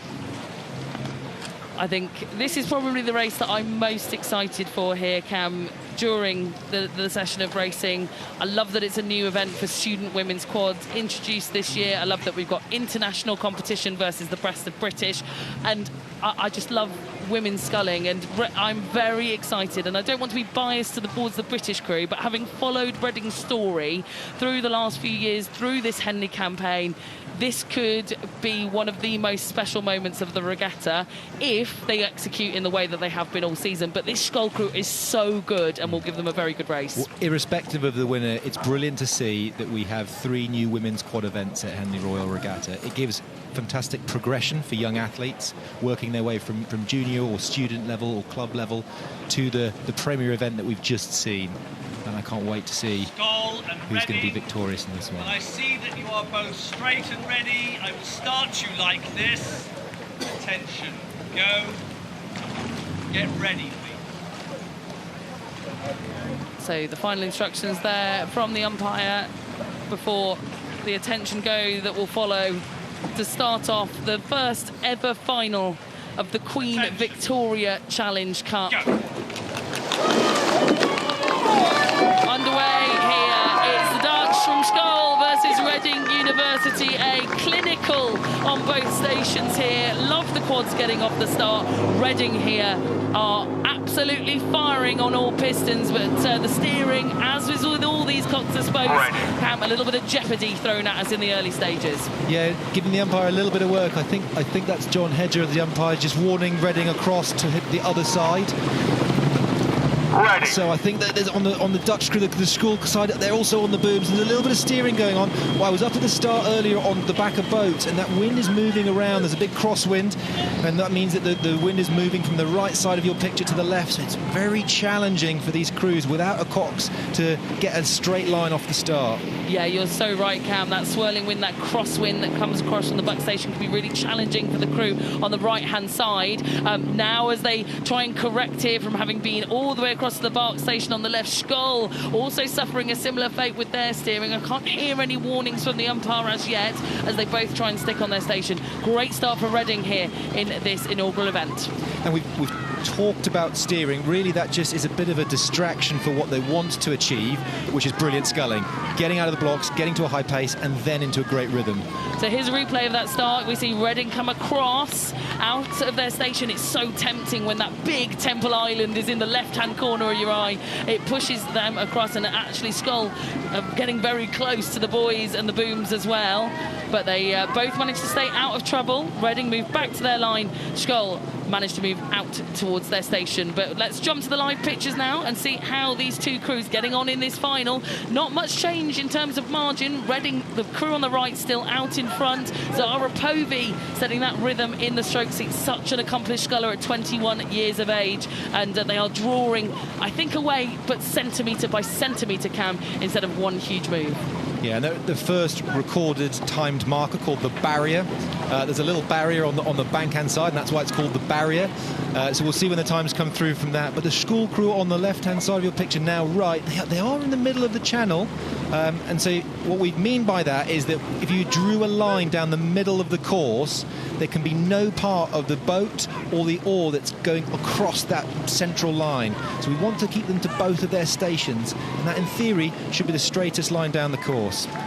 Well, the crew from Scull just suffering a little bit more from the steering there again. It seems like Reading have corrected and stayed straight, whereas Scull, I think that early impact of the steering still plaguing them down at this part of the course. But look at the synchronicity, look at the precision here from Reading. We mentioned Zara Povey in the stroke seat behind her, Franny Hunt-Davis. If you've been joining our coverage all week or watching via Henley Royal Regatta, she was the focus of the Closing the Gap documentary, talking about how much this Reading University squad are just all such great friends. They're so relaxed. That's what makes the culture so fantastic. Behind her, Shannon Wellahan, and then Felicity Cox, the 19-year-old in the bow seat. They're holding it a length and a quarter over Scull. And to me, this Reading crew has already done a lot of the business to get out front, and they're putting their mark on this race. John Hedger, the umpire, you can see with the black and yellow cap at the front of the boat, is just warning Reading once again. He's got his flag, the white flag, raised, and he's on the megaphone, and he's telling them to move back over. So this is going to cause distraction. Both crews are moving around, and it doesn't help that it's Henley Royal Regatta, meaning that there's lots of boats on finals day. So not only have they got the wind, but they've also got the swell and the popple of that water. It's what makes it such a unique and iconic event. Yeah, Felicity Cox is in the bow seat. She's the one having to respond to John Hedges' instructions. She's got the steering wire, the foot that moves the little rudder underneath the boat to put them back on their station. Imagine trying to think about that while racing at full speed and being a teenager. That is quite the pressure to put yourself under in the final of Henley Royal Regatta. But look at this, still holding here, this margin. Perhaps it's grown a little bit here for Reading as we come through this centre part of the course. And Scull, well, they're going to have to do something now if they want to stay in touch. This can be arguably one of the hardest bits of the track. You're in the middle, it's much quieter, you know, there's a bit of noise off the start, there's a bit of excitement, a bit of distraction, but this is where races are won and lost. It's how quick are you through the big middle of the race, and this length of clear water is a big margin to overturn. So you're right, we need to think about, if we're the Scull crew on the right hand side of your picture in the red, how are we going to adapt our race plan? Because they don't want to be down, going into the enclosures. Let's bring things forward, bring our calls forward, and how are we going to get more boat speed to get back on terms with Reading? Well, it'll be someone in the bows of the Dutch crew, either Doifje van Oostrum or Martje Prince in the bows, who will be cheering forward, sort of making those calls, saying, look, we need to do something now. And then it's for the stern pair, Louisa Fox and Lois Hoxham, to respond and try and make that a little bit more lively. But the margin growing with every single stroke. Reading University Boat Club, who have not won here at this regatta for 40 years, maybe starting to feel that it's possible. This is the 100-year anniversary of Reading University's existence, and what a mark it would be to win here in this first ever edition of the Queen Victoria Challenge Cup, in a discipline that Reading is synonymous with. They are making it look easy out here, Cam, and I think they'll be starting to dream the dream now towards the finish line. One of the things that I'm loving watching is, you know, back in London 2012, we've all got different fond memories of that, but the tagline there was inspiring the next generation. We've just seen one of the world's best women's quad win this event, and here is the next generation following in their footsteps. This week at Henley Royal Regatta, we had an amazing event to celebrate women's rowing and standing on the shoulders of giants. Look at what we're seeing in 2 consecutive races. We are seeing that unfold on this iconic course. Well, Franny Hunt-Davis in the 3 seat of the Reading boat, one back from the stroke seat, said in order to fund her rowing career, she has to tutor around her lectures, around her exams, to make this all happen. And it's this kind of race, this kind of event that makes it all worth it. The long hours, the early mornings, the tutoring, the exams, all while doing it with your best friends in the world. And they upped the rating for the crowds to put on a procession here. It was 40 years since Reading University have won anything here at Henley Royal Regatta, but they will be the inaugural winners of the Queen Victoria Challenge Cup for student quads, and I could not think of a better programme to put their name, to etch their name on this trophy. A credit to Will Rand, a credit to Chris Bartley, and a credit to Simon Williamson for producing the most dominant sculling programme that the UK has ever seen. Reading University, winners of the Queen Victoria Challenge Cup ahead of Scull.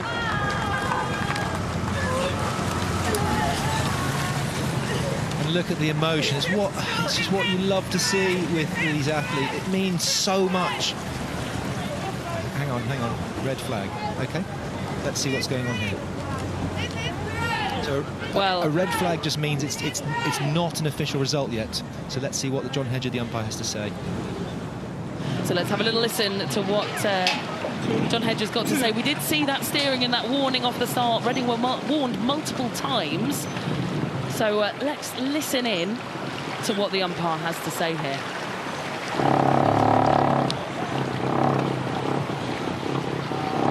Skull, you have your hand up.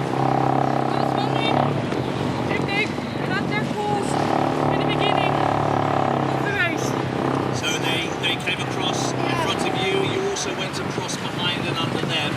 Okay. So there was interference on both sides, but the verdict at the end of the race was 2 1/4 lengths, and in my view that didn't affect the outcome. You understand the decision? Okay. Well, there you have it. From John Hedger, the Scull crew put their hand up to say, look, that interference at the front of the race, do you not think it impacted it? And John Hedger said, well, no, do you know what? You were both impacting each other the whole way down that course. In my view, the result too large, too great for it to have had an impact, and therefore the result stands. Reading University winners of the inaugural Queen Victoria Challenge Cup.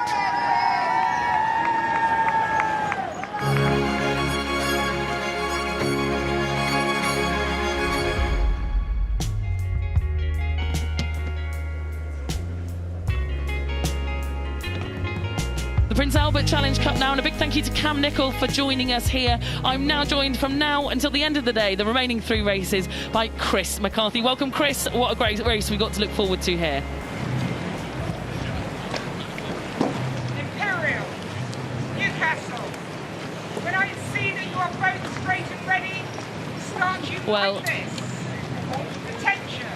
Well, here's the Prince Albert Challenge Cup here at the start, and Chris McCarthy will be joining me in a second as he gets himself onto the mic here in the commentary box. We've got Newcastle versus Imperial College London here on the start, Chris.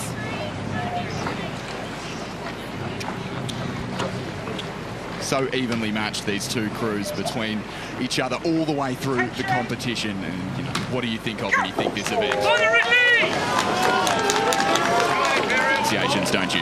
You do. This is a rematch of the final from 2017. Imperial College London on the left-hand side of your screen, Newcastle University on the right-hand side of your screen. These are Coxed Fours, student Coxed Fours, and Newcastle are out of the blocks, probably the favourites in this event, but Imperial, they just build and build and build into this event as always. They certainly do. They've built all the way throughout the season, have Imperial College. You can see them on the left-hand side of your picture. Newcastle, they were the picks coming into this one, and they're the picks in the opening exchanges of this race. Almost half a boat length to the crew from Newcastle University Boat Club as we emerge from the shadows of Temple Island, leading there over Imperial College on the far side of the screen. These two crews so evenly matched all the way through the competition.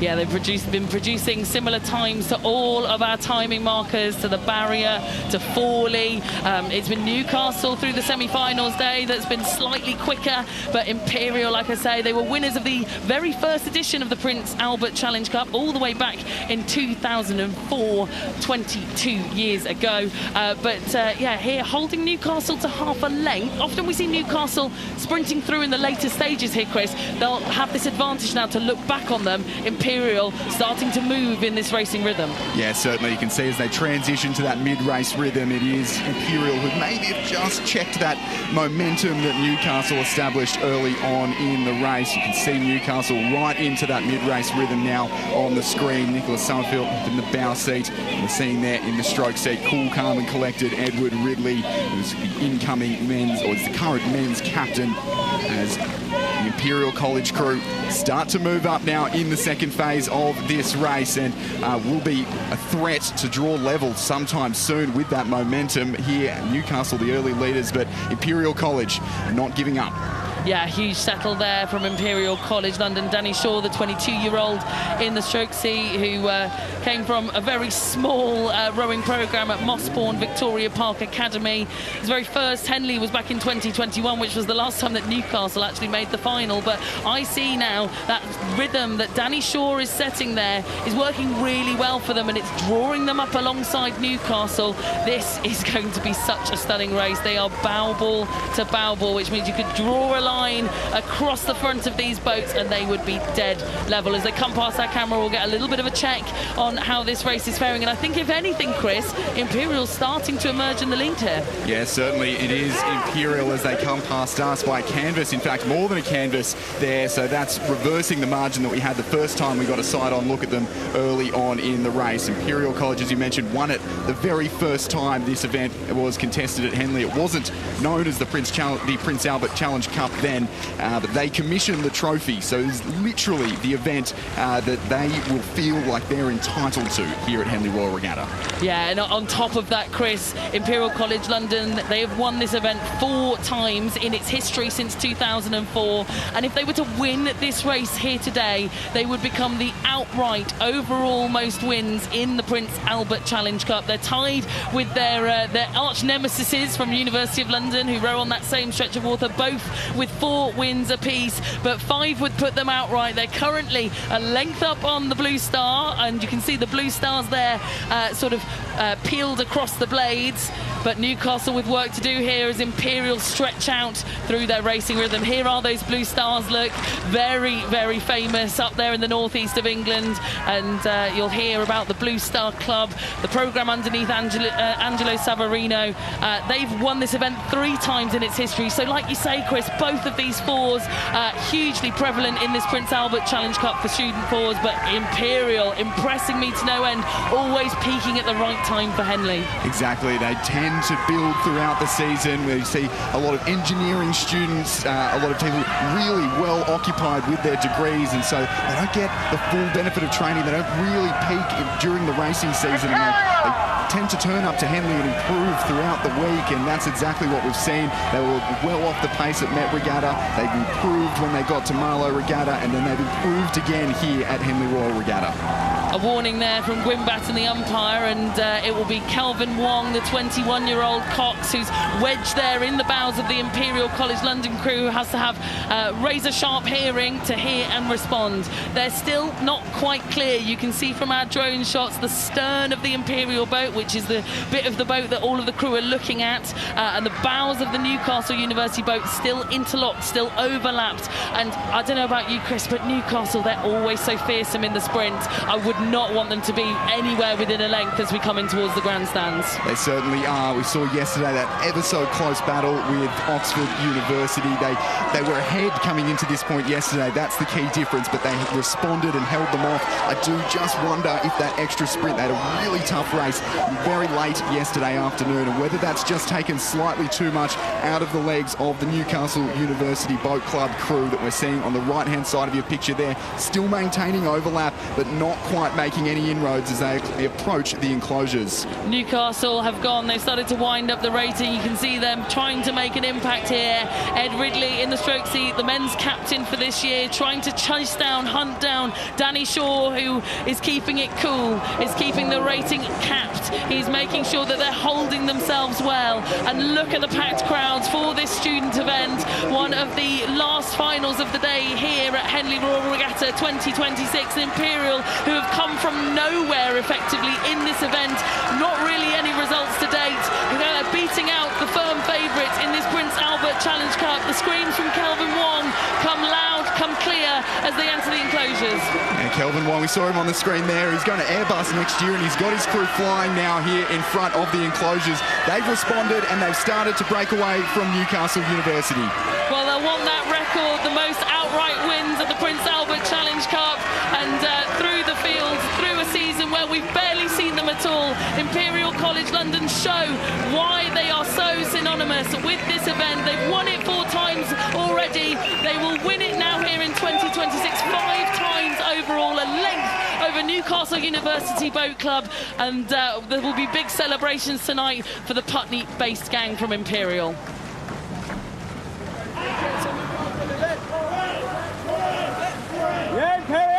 So the cheers go there for Imperial College London. A great win for them, but we're now going to hear from the winners of the Princess Elizabeth Challenge Cup.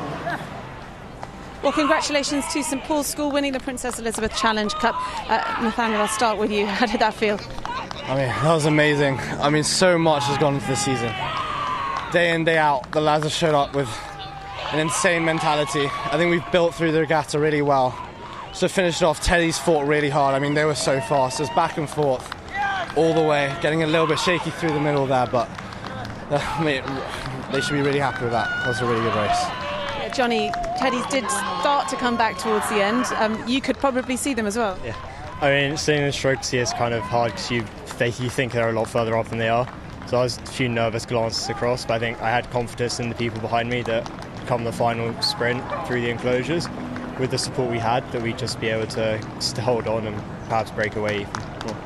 What's made the difference this year? You came so close last year. I think there was just a lot more belief in the crew. I think we had belief last year, but I think it was less executed, and we built a lot better through the regatta this year. There was a lot less pressure, and we used that to our advantage. Got a huge support team here. Enjoy the celebrations, and congratulations. Thank you very much. Thank you. St Paul's, they're bouncing back after their loss in the final last year. Great to hear from them that they've moved on to win this year's Princess Elizabeth Challenge Cup. Now we're getting towards the end of the day here at Henley Royal Regatta.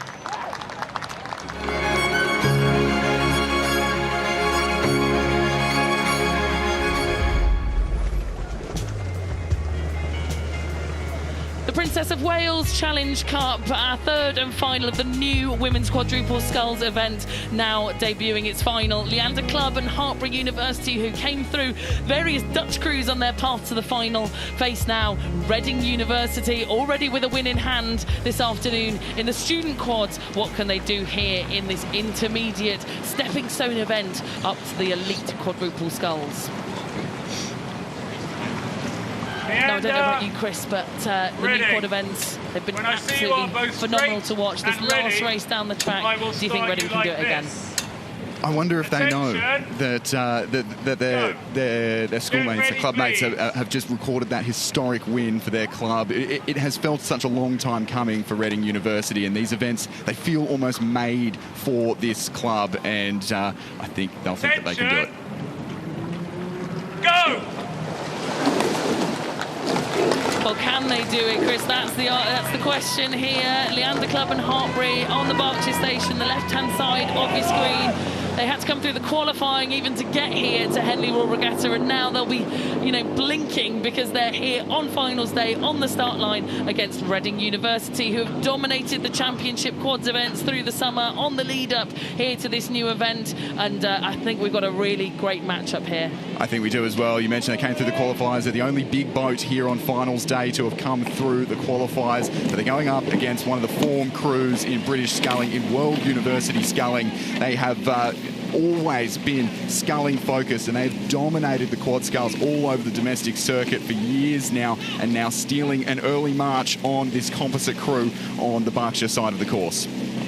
Yeah, the composite crew who has written all over our notes. This crew has not raced as a unit this season, so I cannot believe how well these four have come together. Stroked by Katie Mole, the 28-year-old in the stroke seat in her University of Birmingham red one-piece, her lycra there. You can see it on the left-hand side of the screen. And Chris, we were saying earlier how amazing it is to see University of Birmingham represented in a final. It is the first time ever that the University of Birmingham have been represented in a final here. Not listed on the program. We only have two clubs listed on the program, but Katie Mole there in the red, the first ever representative here on the Sunday of Henley. They did have a quad in the semi-finals yesterday. That was the first time they were ever on the weekend of Henley. So a historic moment for that club, but Reading University Boat Club on the right-hand side of your picture there, stealing almost a boat length as they approach the barrier. Yeah, this Reading crew, they are a pretty well-experienced combination. Meg Knight in the stroke seat, got a bronze as part of the women's under-23 quad back in 2024. Last year she was part of the double, and actually her teammate, Chris, lining up alongside her as opposition. Yeah, Ellie Dash in the composite crew on the right of your picture. Just having a little bit of steering going on there. Nothing too major like we saw this morning, but certainly won't be appreciated at this point of their race for their progress. But those two Scullers teammates last year in the under-23 double, and now fierce rivals here on the Sunday of Henley Royal Regatta. You mentioned this Reading University crew, absolutely stacked with international experience. Under-23 world champions, Henley women's wins, Henley Royal Regatta experiences.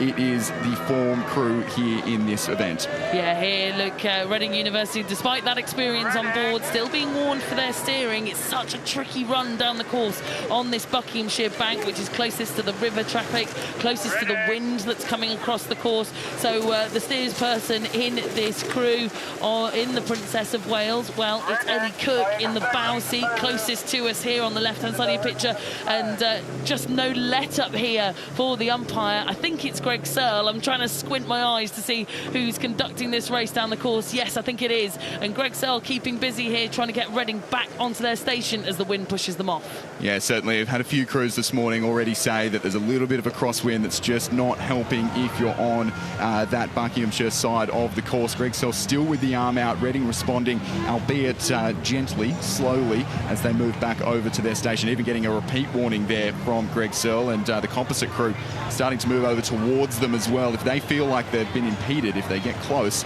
that's maybe their chance to force a mistake or force a decision. Well, and that's one of the tactical things here at Henley Royal Regatta, right, Chris, is that if the composite crew that's trailing on the right-hand side of your picture feel that there's even a chance that they feel Reading have been warned a lot. We saw it in one of the previous races in the Queen Victoria Challenge Cup, is that they can put their hands up at the end if they get close, if they push, you know, they push it a little bit on their station but not get warned. They can say, well, actually, we were impacted. But Reading trying desperately to respond so they don't find themselves in that situation in another 1,000 metres or so. Certainly, I would hazard a guess that at this stage with this margin probably won't be impacting the result, and I would assume Greg Searle would probably share that sentiment if a hand would be raised, unless we can see a big response here from the composite crew riding on board with this composite combination. Katie Mole there in the stroke seat, now looking at the back of Anna Grace in the bow seat. Yeah, another warning there for Reading University. That's their 6th warning down this course. And I'm sure the ears pricking up in this composite crew. They'll be taking note that these warnings keep coming. The warnings keep being dispatched for Reading University. Very similar to what we saw from Reading's Queen Victoria quad earlier. And they were also on that Buckinghamshire station. So challenging. But if the composite can unleash a bit of a sprint here and draw up alongside, they might find themselves entangled with Reading University. So much experience, like you say, Chris, in this boat, but dropped, parachuted in. Rosa Thompson in the 3-seat, brand new into this crew, and well, she's slotted in very well here to make the final. But here's Reading. They're still reasonably far out here. Look at this gap between their oars on the right-hand side, their blades, and the booms, which are the sort of wooden markers that outline the course. It's quite a sizable gap. I could probably fit another single scull in there. Yeah, I think you certainly could. We just saw maybe the slightest of responses there. You can see they're just starting to move away now as Greg Searle lowers the flag, perhaps just for the moment, as they do move right back onto the station. There's probably two schools of thought in the composite crew, either to get out of the wash as much as they can or to get into the wash and try and maybe force a post-race conversation. Well, I just saw the nervous face there of Chris Bartley, who sat in the launch. This is the coach of this Reading University crew. He had his hand by his mouth, I think probably getting a little bit concerned for the number of warnings that have been littered for this Reading University crew. That will certainly be, you know, playing on his mind as they come into the enclosures. But I do not want to take away from this dominating performance here from the crew that set out to win this Princess of Wales Challenge Trophy. There is the face of Chris Bartley, I believe, at the front with his hand over his mouth. behind him. I can see Will Rand there in the back of the launcher from Reading University as well. They will know how many times this Reading crew keep being warned. And if I were in that composite crew, I certainly know what I would be doing if I got to the end of this race, Chris. Yeah, I think we're going to see some hands up for sure, but Reading responding with haste there now that they are hearing the crowds on their right-hand side, the boats on their left-hand side. It'll start to get loud, and I think Reading University, I don't think that steering's going to impact them now. No, I don't think it will impact them, but we'll have to wait and see. But if it is to be the result for Reading University, for Meg Knight, for Daisy Bellamy, for Poppy Baker, for Ellie Cook, the under-23 world champions now here trying to win this intermediate event in its first year, the Princess of Wales Challenge Trophy. It's been 40 years until this afternoon, until Reading University had a win. They've now had two within the space of an hour. We'll wait to see if there is a protest for that result. I can't see any hands going up here in the composite boat, but he's going to wait. He puts his hands out. He goes, what are you doing? What are you doing, composite? Are you going to say anything? So Greg Searle moves his boat up towards the composite crew, and we'll ask them, what do you want to do?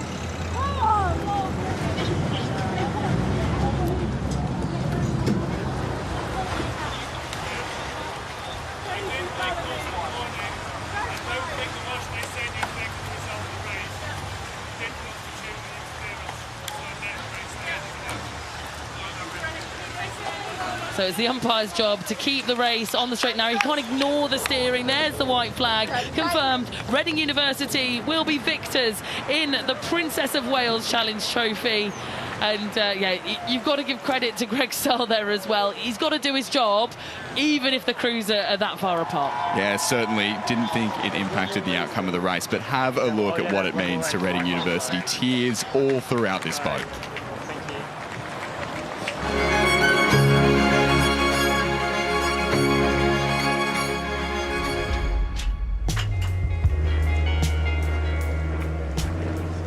So it all culminates with this, the final race of Henley Royal Regatta 2026, and it's the Y-Fold Challenge Cup. This is Club Cox's Fours, and given I'm joined by an Australian in the commentary box, Sydney Rowing Club going up against Thames, certainly one that we're very excited for.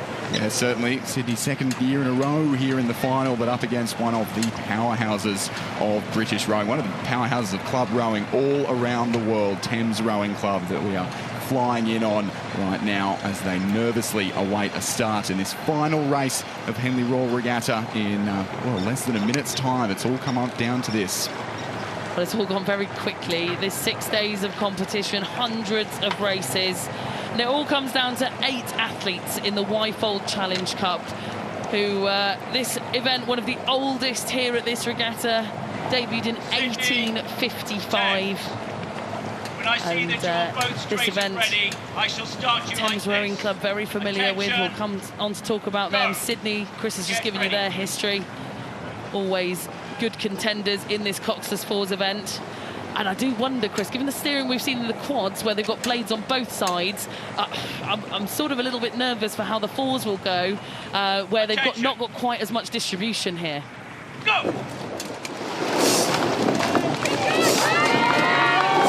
We'll wait and see, and that crosswinds, let's see what it does to these Cox's Four crews. Sydney Rowing Club A on the left-hand side of your picture, Thames Rowing Club A on the right-hand side of your picture. Thames Rowing Club out like a rocket here, but they're going to have to watch this crosswind off the end of Temple Island, Chris. Yeah, certainly it has affected so many crews so far today. Over on that buck station, Thames moving over and Sydney responding as well in those opening few strokes, and we do have a warning from the umpire already. We're not even past Temple Island yet. That's where the wind is going to start to add to the stream that pushes the crews from the buck station over onto the barks. Yeah, the wind, race after race, is taking its victims, especially those on the buck station. That crosswind hits them first, pushes them out into the middle of this race. Thames, though, so much Henley experience in this quartet. 17 combined appearances across this Y-Fold 4, and so they will know exactly what the wind does over on that station to try and contend with it. Thames with the early lead here, Chris. Yeah, such an experienced combination here from Thames. 2 out of last year's crew, 1 out of last year's year's B crew that lost to Sydney in the semi-finals, so they'll feel like they really have an axe to grind and a point to prove here in the final of the Y-Fold Challenge Cups. We've seen them take 2 of the club events already today. Can they add a third here in the Coxless Fours in this last race of the day? As see the wind maybe just starting to drop there. It looks absolutely gorgeous down there in the first stages of this race. The sunshine staying with us here all the way through to the final race of the regatta. Thames Rowing Club now with a length in hand. They had a really hard race yesterday against some of the hardest that the domestic competition had to offer in Molesey Boat Club. They only just won out by 3/4 of a length overlap over the finish line, so that will be hurting them in the legs today. Robson, Pryor, Stobbs and Murphy, who continue to push on here. You can see the 2 whiz up on the barrier signal, demonstrating that that Bucks crew is ahead. But, you know, Chris, you say Sydney, they were in the final last year. They won last time around in 2019. They know this Y-Fold Challenge Cup very well. What are they going to do now to respond? Yeah, certainly. They're the only Australian crew to have ever won the Y-Fold Challenge Cup. Won it on 2 occasions, 2009, 2019.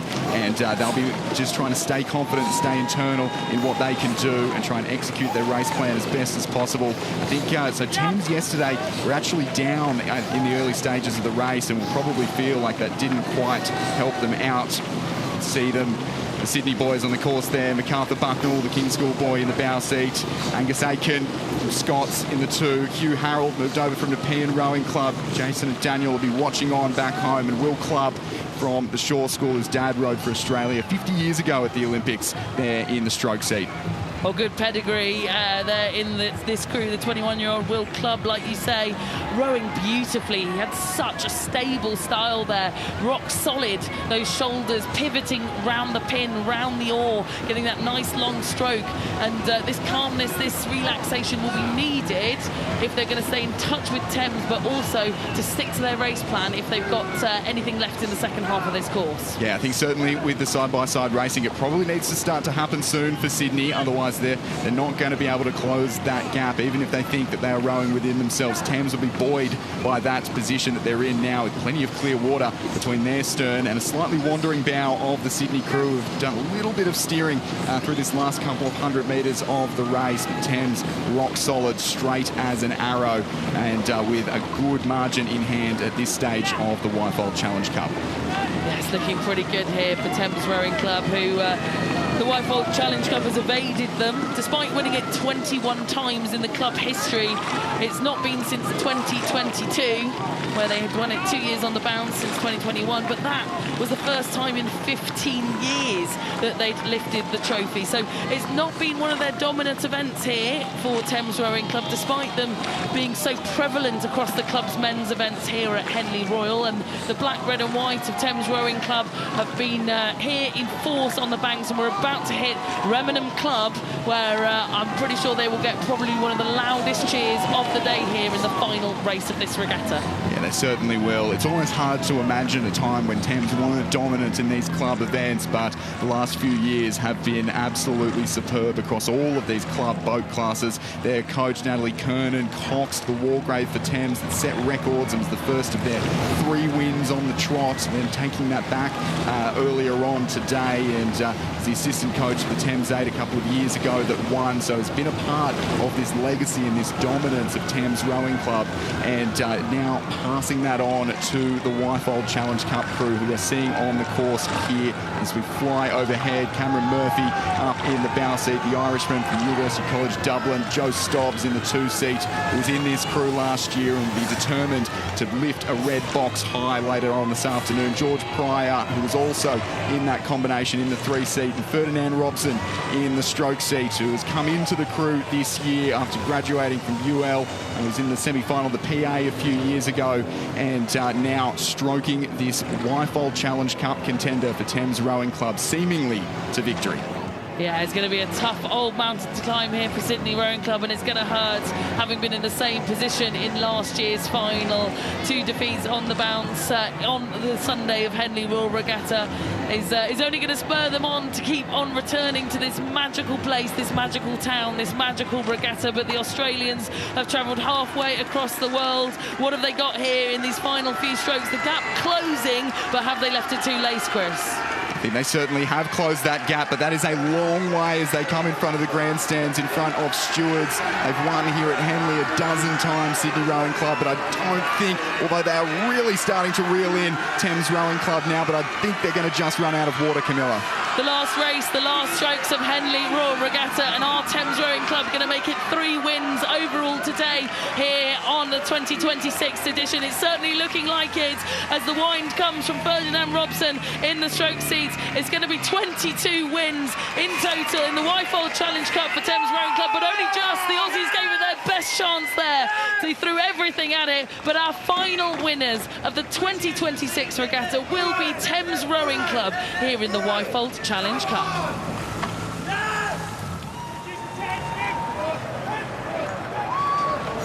Well, Chris, I'm sorry to say, an Australia loser there in the final, but what a race there in the final few strokes of that Y-Fold competition. That was incredible. What a brave surge, and narrowing the margin from last year when they were the losing finalists to London, and no doubt a club that has been here so many times over the decades will be back again next year. Well, it's sparse celebrations in the Thames crew. They're so exhausted, and exhaustion also on the faces of Sydney Rowing Club. I mean, what an effort they put in, and to come back here after a loss last year, a valiant effort from them. But they're going to have to keep coming back, Chris, and I know they plan to. We love having the Australians here at this regatta, but this is the crew that won out after a drought from the Y-Fold Challenge Cup. It's been 4 years since we saw their last victory. Thames Rowing Club will be warmed home with a big reception to the boat tents, and what a conclusion here to 6 days of racing. The fans, I think, will be enjoying the final bits of sunlight. And Chris, you know, you've come back over here after your first time at Henley last year. What are your thoughts from this regatta? I feel like it's gone so much quicker the second time around, but I think we have had an absolutely vintage Henley here this year, especially the last couple of days of racing. Not everything's gone according to plan. We've seen some records. We've seen some of the best crews to ever contest their events earlier on today, and I think I can't wait to be back again next year. Yeah, me too. Me too. Well, brand new events, brand new champions, but the same old Henley Royal Regatta. It is the best of British. We can't wait to see you again in 2027. I've been Camilla Hadden-Horrocks, joined by Chris McCarthy, and I believe Ali Vance will wrap up the day with Sir Matthew Pinsent. Yes, thank you very much, guys, and thank you to all of our commentators this week, really bringing this event to life. Right then, Sir Matthew Pinsent, you can take a deep breath. The week is complete, 6 days. It's been fantastic. So what are some of the moments that have stood out for you? Well, I think we're all thanking our blessings that the weather played along. I mean, it's been a fantastic weather week. Last week would have been really, really tough, but it's been beautiful weather. It's been very welcoming. There's been a breeze, and the racing and the competitions have been spectacular. It's been. Of course, I mean, every Henley is emotional and draining if you're here every day. But it's just lovely to see the culmination and finals day go off so well. It does feel like there were a lot of Olympic champions. I know we get Olympians here every year, but Olympic champions, and up against with those junior boys and girls teams as well. It's such a brilliant range of rowing and racing. It's just a sort of classic Henley mix, as you say. You'll have a sort of Paris Olympic champion, and the next race down there'll be people who are sort of just turned 18, finishing their club or their school time. Battling it out with another school and club coming up the course, sharing the boat tent, seeing what those champions are doing, and you just think there's nowhere else in the rowing world, arguably the sports world, I'm going to be brave and say there's nowhere else in the sporting world to say that there's that combination, that breadth of appeal across generations, across talents, across seniority with, you know, as I said, Olympic champions and juniors all at the same event. That's just one reason why Henley is so special. But for yourself, being an umpire now, but you've been a competitor, you've been a winner, why is that? Why is this week so important? And why is that winner's red box so important? Oh, how long have you got? It's a sort of beacon. It's a beacon for juniors and clubs and colleges and unis, all the way through the summer, all the way through those dark winter months. For the Olympians and the world champions, you know, let's be honest, this isn't the Olympics. It will never be the Olympics. but this is just a lovely stepping stone on the way through for them. It's a sort of bucket list rowing race for them. You know, we've seen the Italian national team here, we've seen the Brits, of course, their national team out in force, we've seen the Czechs, we've seen the Hungarians, we've had the Scots down, we've had Americans, you know, the wealth of American college crews coming over. It is a sort of magnetic attraction to Henley, to Britain and to the Thames, and it's fantastic. So when the enclosure's empty, you can sit down with a lovely cool glass of English sparkling wine. What's your overriding memory of this year? Well, my daughter won, what's that now, 3-4 hours ago, so that's been wonderful to witness. You know, she lost the final last year with Marlowe in the Diamond Jubilee. The girls quad sculls. Marlowe have lost that final 5, maybe 6 times in the last 12 years. And finally they produced a crew to do it and win the trophy, and for her to be in it is just, yeah, it makes me really proud. It's just a wonderful day for us, and to feel that you're sort of handing it on to the next generation is all about, you know, sort of what Henley is really. We're continuing a tradition, we're stewarding it forward, and hoping it stays as wonderful as it is. You really have been through the emotions today. So we're looking ahead to next year with that theme then, and moving the regatta forward. What can we look forward to? That's a good question. I think it'll be gently change. I can't think of anything dramatic. I mean, we've done enormous changes under Steve Redgrave's chairmanship and now Richard Phelps' chairmanship. It's been a huge 10 years, this journey to parity. We need to put the last couple of jigsaw pieces in place on that picture. That needs to be finished probably next year. And then it's sort of, I mean, I've got to say these are quite sort of boring answers. There's sort of infrastructure, there's tents and grandstands and bank works and you know, wood in the river and boats. All that stuff needs to be kept in tip-top condition, but nothing dramatic. You know, Henley doesn't do anything sudden, doesn't do anything dramatic in its setting. It's still a hark back to the way it's always been. You can look at black and white photos from 120, 130, 140 years ago, and this vista down past the grandstand with the booms in the river and the Thames behind is the same, and we want to keep that. It's a wonderful event. Thank you so much, Matthew. You do deserve to go and have a sit down and a glass of sparkling wine. It has been a fantastic week. 30 championship events decided today. New names written into Henley history.